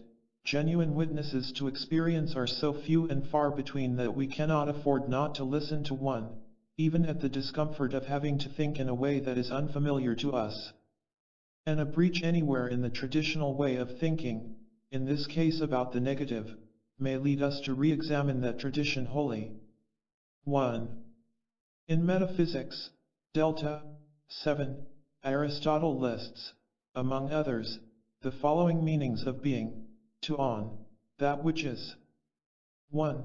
Being is that which is divided by the 10 categories, i.e., that which is either a substance, or a quality, of a substance, or a quantity, of a substance, or a relation, of substances, etc. 2. Being is that which signifies the truth of a proposition. Medieval thinkers, and I believe they were quite accurate in their reading of Aristotle, made this passage the basis for a distinction between 1. Ens reali, real being, and 2. Ens rationis, conceptual being. 1. The first term defines a real entity as that which has actual and positive existence as an object in the world, ultimately, a primary substance or one of its attributes or relations. 2. The second sense includes entities that do not have real and positive existence in the first sense. Thus, if I can assert a true proposition about a non-existing thing, then in some sense it has being, since it is not a pure non-entity. A centaur is half man, half horse is a true proposition, and obviously a centaur is an entity of some kind, though not a really existent one. A centaur is an entity about which at least one true proposition may be uttered. Since propositions do not exist without minds to interpret them, the centaur is an ens rationis, a conceptual or mental entity. In the light of this distinction, the medieval tradition treats all negative entities, including privations, as entia rationis, conceptual entities. The example of a privation used by St. Thomas is blindness.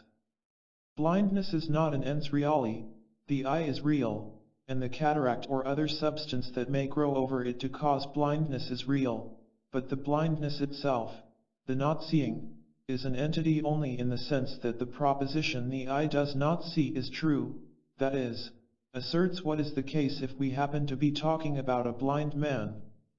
Perhaps the cogency of this position may be made clearer by another illustration.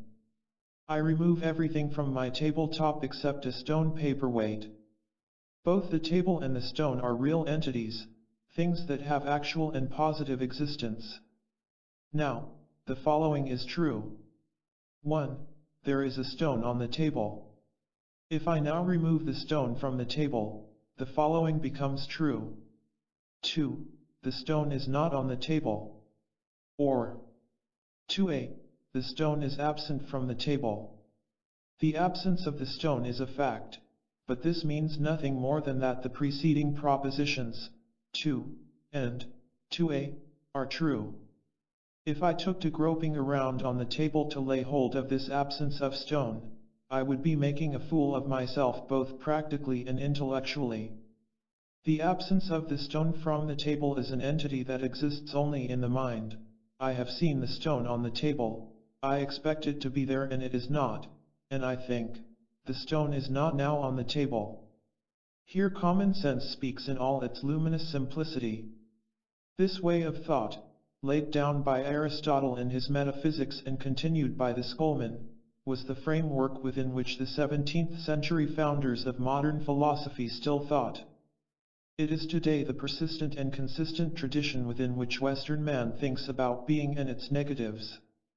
It is remarkable that Carnap, in an essay published in Erkennis in 1931, The Conquest of Metaphysics Through the Logical Analysis of Language, seeking to show that Heidegger's conception of das Nichts, nothing, follows from a misuse of language, still follows the argument of the preceding paragraph. Carnap makes use of the logistical apparatus, but the essential direction of his thinking is the same as that of St. Thomas in the opening pages of De Ent At first glance, Carnap and St. Thomas may seem very strange bedfellows, but on second thought we should not be surprised. Positivism belongs, after all, to the Western tradition, and when it thinks about being, or systematically avoids thinking about it, both the thinking and the avoidance of thinking take place wholly within this tradition. But by keeping its gaze riveted on minute logical matters that lie in the foreground, positivism can let these preconceptions sink so far into the background that they can be forgotten and even denied to be there. But common sense, however logical and sound, is after all only one human attitude among many others, and like everything human it may have its limitations, or negative side. No matter how massive this tradition that locates real being exclusively in the positively existing object, we must be ready to put it to the phenomenological test of our own experience, however humble or grubby. Let us see, then, about this blindness. One fine morning a man wakes up blind. One day we are born, one day we die, one day, for some people, we go blind. Perhaps, in fact, we should not say a man. The term removes this man, at the outset, into a more remote realm of objects, where his personal being is shed drop by drop like a face losing contour at a distance. You, go, this man goes blind. That is better, for it suggests a little more that this is happening to some single human person. Well, then, this man has suddenly gone blind. He has fallen into a great black pit, his whole life has been swallowed up in a darkness. Non-seeing, a privation, has descended on him with more crushing effect than a brick from a rooftop. Roaring with anguish, he crashes and stumbles about his room. A doctor arrives and examines his eyes. If the doctor philosophizes in the manner of Aristotle, St. Thomas, or Carnap, he will observe, the eyes are real, and the growth over the eyes is a real substance, but the non-seeing of the eye is itself not an object and therefore not an ens reali, a real entity. And if doctors still know Latin or if this one has a slight touch of Molière, he may even pompously and soothingly quote St. Thomas, Sisidus non habet esse in rebus. Blindness has no being in things. For my part, I rather hope this doctor is not able to get out of the room fast enough to avoid the blind man's fury. His language, for all its Latin gravity, is humanly frivolous, and what is humanly frivolous ought to be somehow and somewhere philosophically wrong too.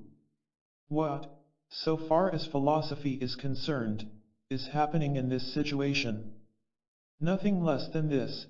In the traditional way of thought, a chasm has opened between subject and object, between being considered as that which is, a positively existing object, and being as the mode of being of a subject, blindness observed from without and blindness experienced from within. For the man who has gone blind, his blindness may very well be the ens realissimum, or, more accurately, the esse or non-esse realissimum, of his life.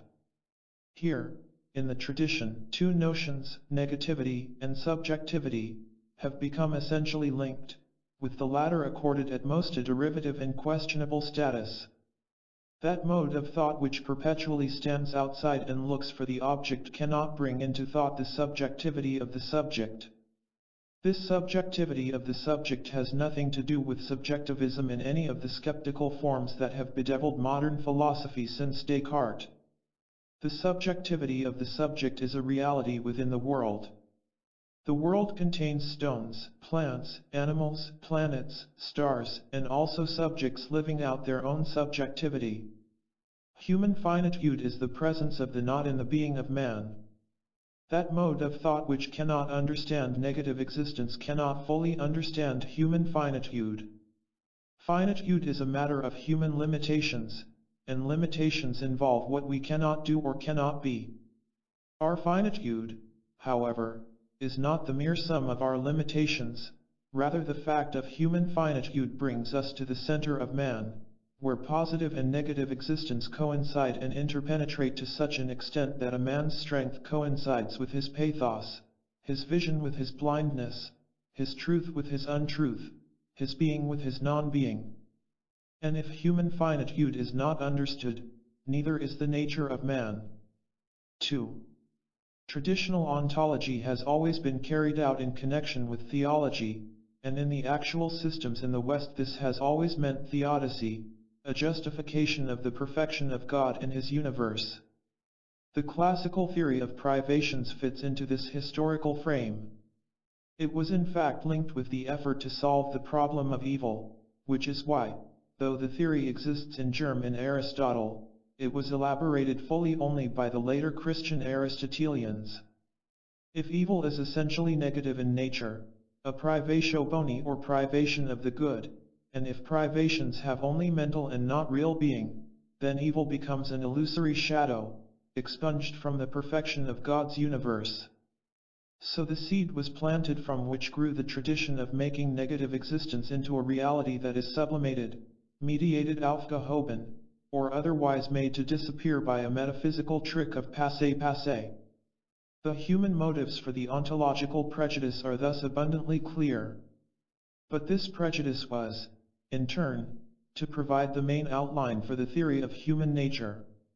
If we take as representative of this tradition Aristotle's treatment of man in the Ethics, and elsewhere in his works, St. Thomas's De Homin, Descartes' treatise on the passions, Spinoza on the emotions, then the unity of these thinkers begins to appear, to us today, much more significant than their divergences, however considerable.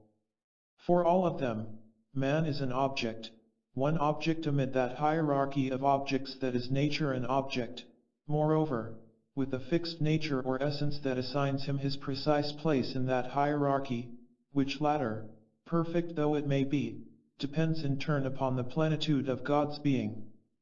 Whatever any of these thinkers wrote about man was, then, simply the product of an exceptional intelligence reasoning about the essence of an object. None of this reasoning required, and indeed showed no trace of, that fateful and sometimes dreadful experience which we know as the encounter with the self. Each of them could have written exactly as he did if he had only thought and never lived. This, at least, cannot be said against Kierkegaard and Nietzsche, which may be one very good reason why contemporary thinking about man will have to start from these two. Idealism might seem to have been a great exception to this general tradition, since it brought subjectivity into philosophy, giving it a role that it had not previously had in Western thought. But the subject that idealism introduced into philosophy was only the epistemological subject, not the concrete human subject. It was the mind, that is, with its restrictive conditions for the formation of concepts and systems, not the concrete person in the radical finitude of his existence. And idealism ended by becoming objective idealism, the adjective revealing that the ultimate concern was once again with the nature of the object, with ens rather than with esse. The root of idealism's difference with materialism remained unchanged. It was content merely with turning the tables on its adversary and finding the nature of the object to be mind stuff rather than matter stuff. Hegel appears to be dealing with negativity and finitude, to a greater extent than any philosopher before him. Certainly he flaunts the terms, at least. But it was only flaunting. Hegel was in the end the most arrogant spokesman for the classical tradition, since everything negative, fragmentary, incomplete, partial, in a word, human, gets transfigured in his system and is absorbed into the plenitude of the absolute. The image of man that Hegel projects is a glorified one, perhaps, but it is also a travesty of our actual human experience, and therefore, finally, insulting. But surely, it may be said, this tradition is no longer powerful or operative. We live in a non-metaphysical, or even anti-metaphysical age, and there is no need to expend energy flogging a dead horse.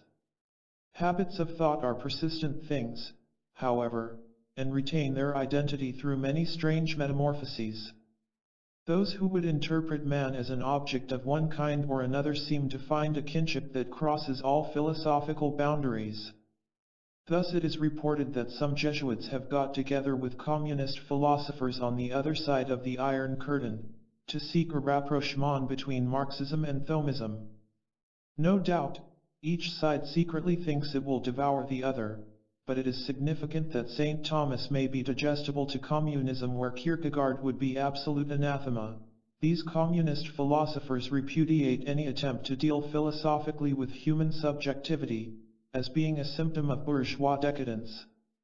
On this side of the curtain, in America, the vogue is rather to interpret man from the point of view of the behavioral sciences. In the light of scientific objectivity, man is no longer reduced to a metaphysical object, as in the classical tradition, but to a scientific object.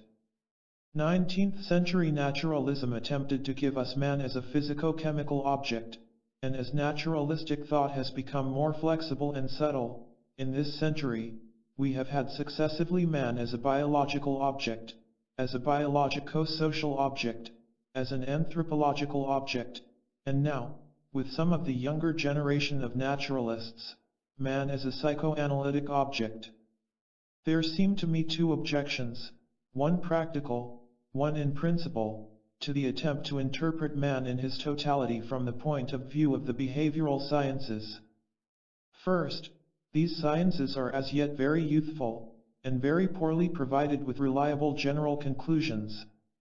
If, honoring the requirements of the severely scientific conscience, we restrict ourselves to the reliable results now afforded by these sciences, we shall have a picture of only a tiny fragment of man. And while we wish very much that these sciences may develop, in the meantime we have to live, and this means that we must be guided by some general idea of what man is all about. Every age, as André Malraux has shown, projects its own image of man in its art, and even if it has no art, it will live by such an image, sometimes expressed but more often veiled. If the philosopher hands over to the behavioral sciences the task of philosophical anthropology, it does not mean that he is without any total image of man, but only that the image is more likely to be unconscious. When philosophers today deal with human matters, as in ethics, even though they are apparently only doing so through the logical analysis of value statements, I think it can always be shown that there are, concealed within the analysis, presuppositions as to the nature of man. The second objection, one of principle, to the view of the behavioral sciences is that they must be perpetually incomplete. From what has been established in our time about the incompleteness of mathematics, the most rigorous of all the sciences, we know that such vague and complex amalgams, not yet systems, as the behavioral sciences can never even pretend to completeness. Consequently, man as a totality will always elude their grasp. Any attempt to interpret man completely from the view of these sciences is bound to be reductive in nature. Indeed, it is hard for even the most well-intentioned of sociologists and anthropologists to avoid slipping into such a reduction, as we can see whenever they are led to generalize about more complex social entities, such as, say, American civilization, whose meaning is part of our own subjectivity. The primitives, if they could read what the anthropologists say about them, might have the same difficulty in recognizing themselves. The problem is especially acute, in fact, when the behavioral scientists are dealing with primitives who have risen to the level of producing great art, such as Benin and Bantu sculpture. These primitive artists already occupy a domain of being that we can enter only as art, and whose meaning we cannot grasp so long as we stand outside it and systematically catalogue objects, artifacts, and materials. The one science of man that has attempted anything like an understanding of the total human personality is psychoanalysis, a field that must be distinguished from its suspicious neighbor, academic psychology, which restricts itself to a relatively tiny part of man's being.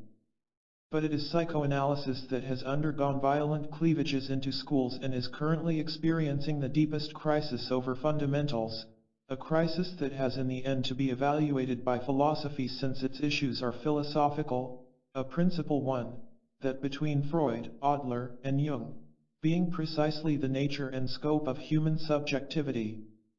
More important, however, than any of the theories of man held by philosophers is the actual image of man in terms of which the historical epoch lives and plays out its destiny. Such an image of man may be derived in part from the theories of philosophers, but more often than not it is the product of historical forces that tend to be unconscious because they are so massive. The phenomena of mass society and the collectivization of man are facts so decisive for our age that all conflicts among political forms and among leaders take place upon and within this basis. Collectivization proceeds by reducing man to an object in functional interplay with other objects, men, returning him ironically enough in some sense to his primitive status as a natural object in use, from which history long ago disentangled him. Collective being is becoming the style of our epoch, despite our Sunday morning lip service to the ideals of the dignity and value of the individual. Subjectivity is already considered a criminal offense under totalitarianism, a morbid excrescence by our own Philistinism. Against such threatening historical weather, that subjectivity takes on the human dignity of revolt, the reality of the negative shows itself in man's power to say no. Appendix 2. Existence and Analytic Philosophers. That existence is not a genuine predicate has been one of the more entrenched dogmas of positivism and analytic philosophy, yet in some quarters recently the question seems to have been reopened. The question indeed deserves a fresh look on the part of analytic philosophers, and for this purpose we may as well begin with the classical statement on the matter given by Kant in his Critique of Pure Reason, a statement that has seemed decisive for most modern philosophers after him. Being, Kant says, is evidently not a real predicate, or a concept of something that can be added to the concept of a thing.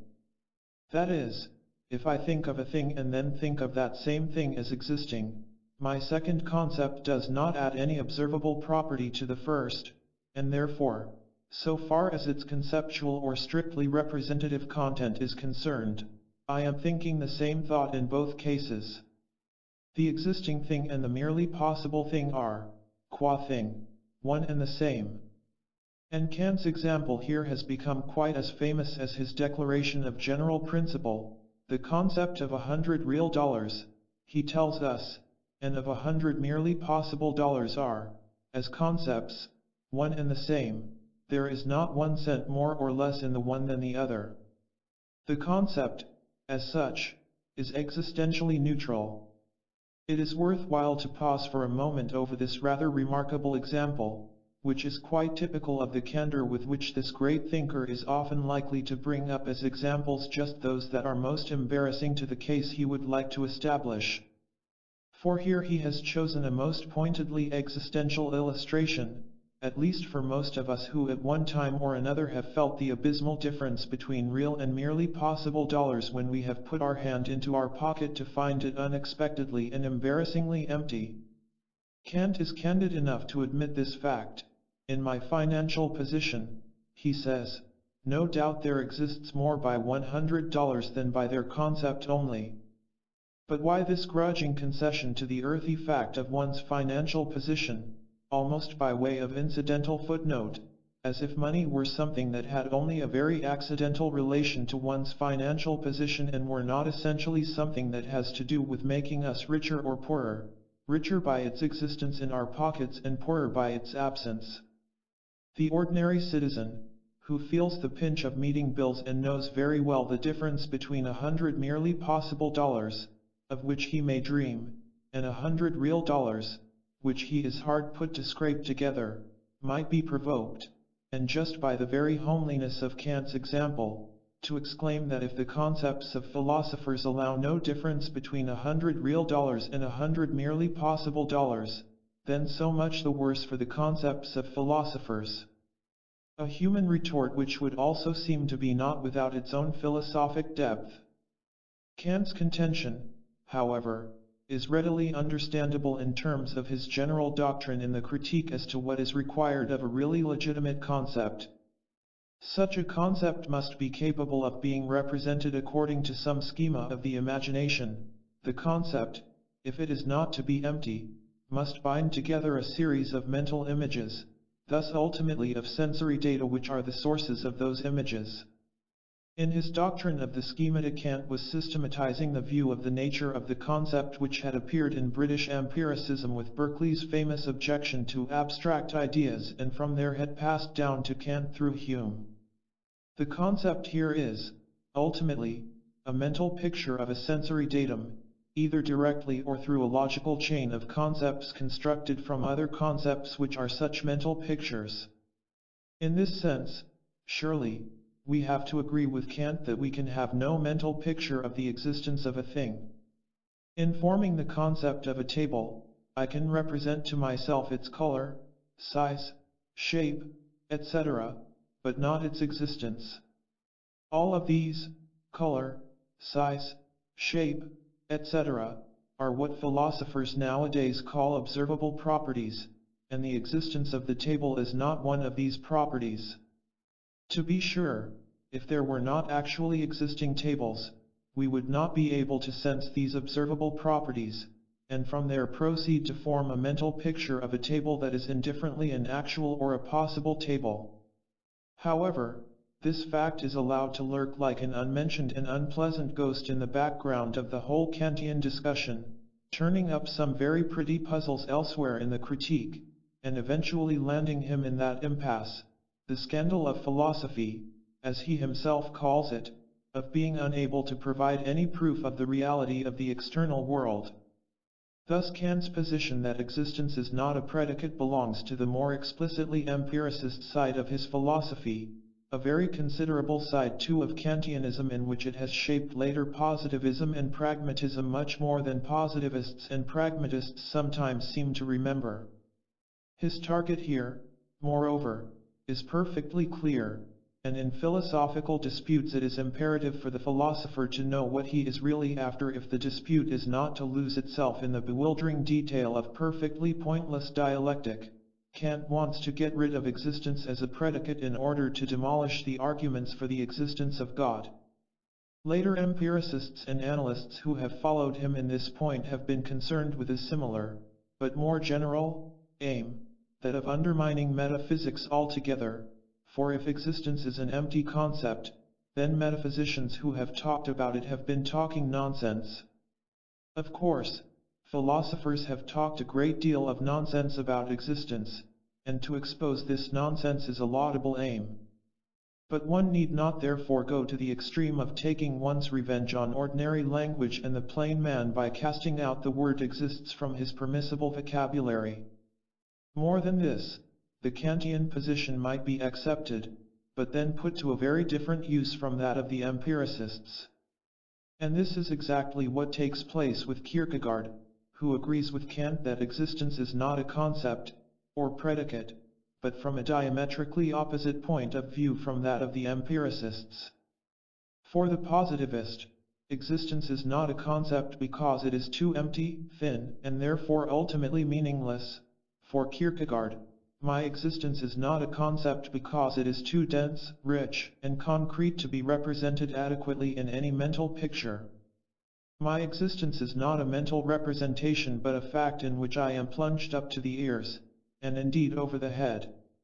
In that great hall of mirrors, the Kantian mind with all its representations, the image of my existence never appears adequately in any one of those conceptual mirrors simply because it is the enveloping presence surrounding all those mirrors, without which they would not be at all. Men, actual and not merely possible men, are related to their own existence in a quite different way from that of the understanding seeking to secure a mental representation. In moods of joy, or of despair, they may bless or curse their own existence.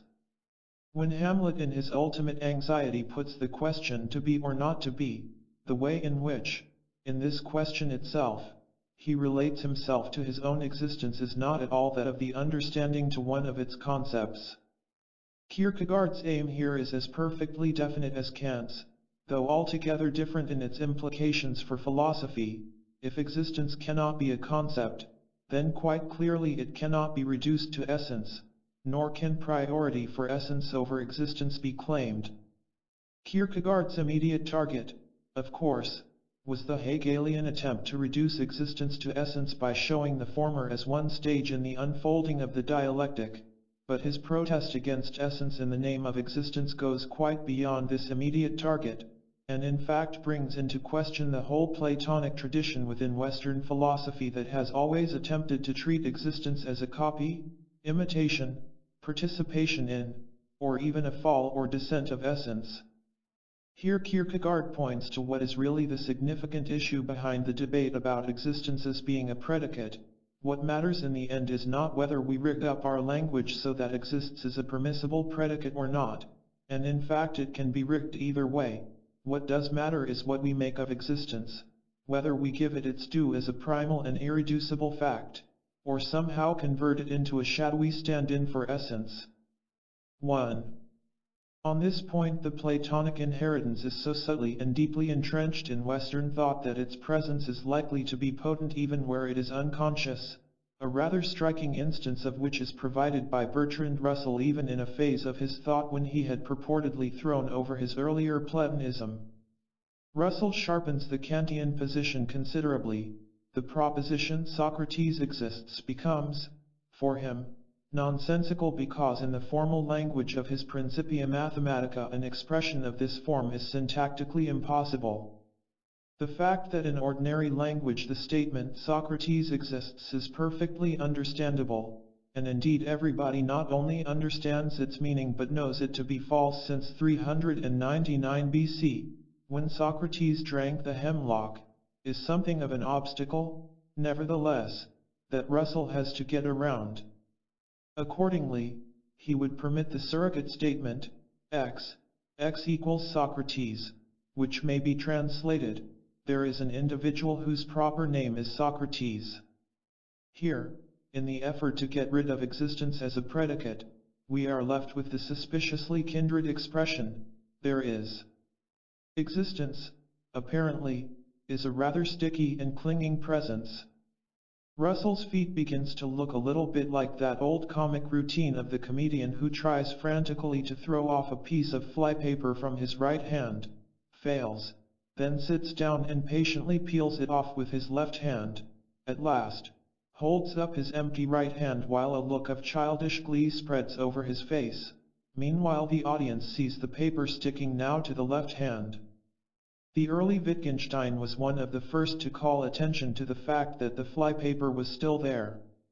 Since there remains in his language, Russell has to provide an interpretation of what it means to exist, and this he proceeds to do with great boldness, dispatch, and simple-mindedness.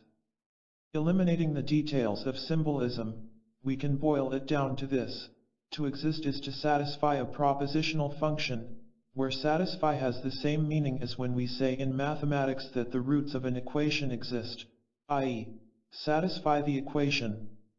And this is not proposed as a mere illustrative model. On the contrary, Russell tells us, this is the fundamental meaning of existence. Other meanings are either derived from this, or embody mere confusion of thought. Did Bertrand Russell, the man, ever believe that he existed in the same sense in which the root of an equation exists? I hardly think so, but the fact that probably the most widely known philosopher of our time can advance this view, and get away with it in philosophic circles, would seem to indicate how far into the kingdom of Laputa the age itself, at any rate its analytic philosophers, have insensibly slipped. Russell's language here is altered from Plato, but the line of thought is exactly the same. To exist, Plato said, is to be a copy or likeness of the idea, or essence. Particular things exist to the degree that they fulfill, or satisfy, the archetypal pattern of the idea. To exist, says Russell, is to satisfy a propositional function, just as a certain number may satisfy a given equation. In both cases, existence is understood as derivative from essence. Existence exists in virtue of essence. Wittgenstein, following Russell, was at once bolder and more stringent in his thinking when he protested that the language of Russell's Principia Mathematica did not properly get existence out of logic.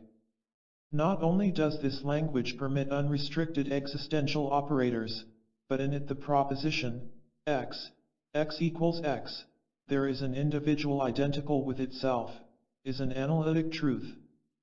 Wittgenstein felt that logic should not even be able to make a statement like this, let alone its being an analytic truth. Speaking as the purist of logic, for whom logic, pure logic, must have nothing to do with existence in the real world, Wittgenstein was undoubtedly justified in this contention. But he was then forced to desperate measures to get the there is out of logic. If one had a world where all the atomic facts were properly itemized, so he contended, one could simply say A is P or B is P or C is P, etc., where A, B, and C are proper names, and P is an observable property, without having to stoop to saying there is an X that is P, which is only a vague and indefinite makeshift for one or the other definite statement. Unfortunately, though perhaps fortunately for us as existing humans, a world of such clear-cut atomic facts, where each individual entity is neatly itemized under its proper name, is but the dream of the logician, with no resemblance to the real world in which we do exist. Even in mathematics there are compelling reasons why Wittgenstein's proposal could not be adopted. These early proposals of Wittgenstein have by this time pretty well gone by the boards among analytic philosophers, but the fact that he was forced to such extreme measures to conjure there is out of logic serves to suggest again what we have seen in the case of Russell, that existence is indeed a sticky thing, from which even the pure logician finds it difficult to disentangle himself. 2.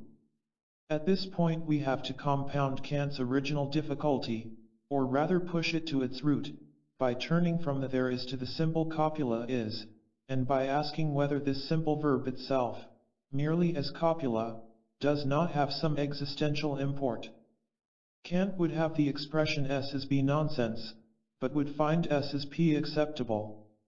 But what if the is in S as P were more than a mere sign of the joining of predicate to subject, but also signified existence in some way or other? This aspect of the problem Kant did not at all develop. Modern mathematical logic dispenses with the is of predication, usually employing parentheses for the job, thus A is P becomes P, A, and this latter syntactical form suggests that the is of ordinary language is no more than an auxiliary symbol with no more meaning than the parenthesis used as the formal sign of predication. Still, it is not quite certain that the is of ordinary language has only this sense, and indeed if we consult the Oxford Dictionary, we find that it lists 6 senses of the verb to be before it arrives at its meaning as a simple copula. No doubt, for the formal logician this is merely a grubby and earthbound fact of historical usage, and of no particular significance for philosophic understanding. But since we happen also to be dealing here with the grubby and earthbound fact of existence, we might at least let this fact of historical usage cut as much weight, at least prima facie, as the formal constructions of logicians. One effort to dispense with the copula occurred in the famous episode in earlier positivism about protocol sentences. Here again the original impetus came from Wittgenstein. If instead of this table is brown we report the supposedly more basic datum here now a brown patch, we have got rid of the copula is.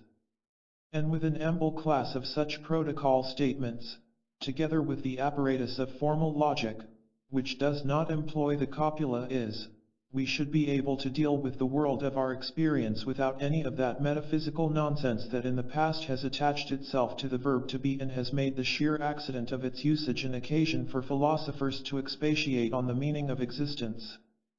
So, at any rate, earlier positivism proposed.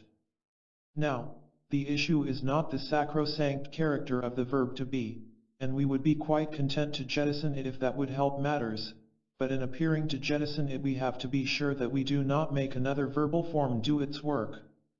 And in this last respect, here now is an extremely suspicious expression, for one could hardly find another in the language that more vividly signifies the immediate, actual, enveloping present state of affairs, existence, in short.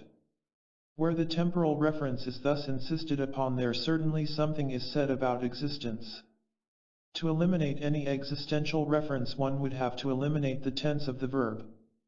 Thus in the logical form p, a, to be read, p of a, the assertion is temporally neutral, or timeless. Brown, this table, brown of this table, does not tell me when it is, was, or will be brown, whereas, this table is brown indicates that this brown table is a present existing fact. So, too, in languages like Russian and Greek the verb for to be can be omitted as a copula in the present tense, but the omission is possible because the tense is clearly understood. When other tenses are signified, the verb for to be has to be used. It might seem possible to eliminate present, past, future by signifying time through some numerical designation that would be temporally neutral. To say that 10 o'clock is not to say that 10 o'clock is past, present, or future. Thus the next step of positivism beyond its earlier stage of protocol sentences was to assign predicates to space-time coordinates, instead of here now a brown patch, with its obvious present and existential reference. We have brown, x, y, a brown patch at spacetime point x, y. A numerical designation of time abstracts from the tense of the verb. Thus we would seem to arrive at a perfectly non-existential language of pure nouns and adjectives without any verbs.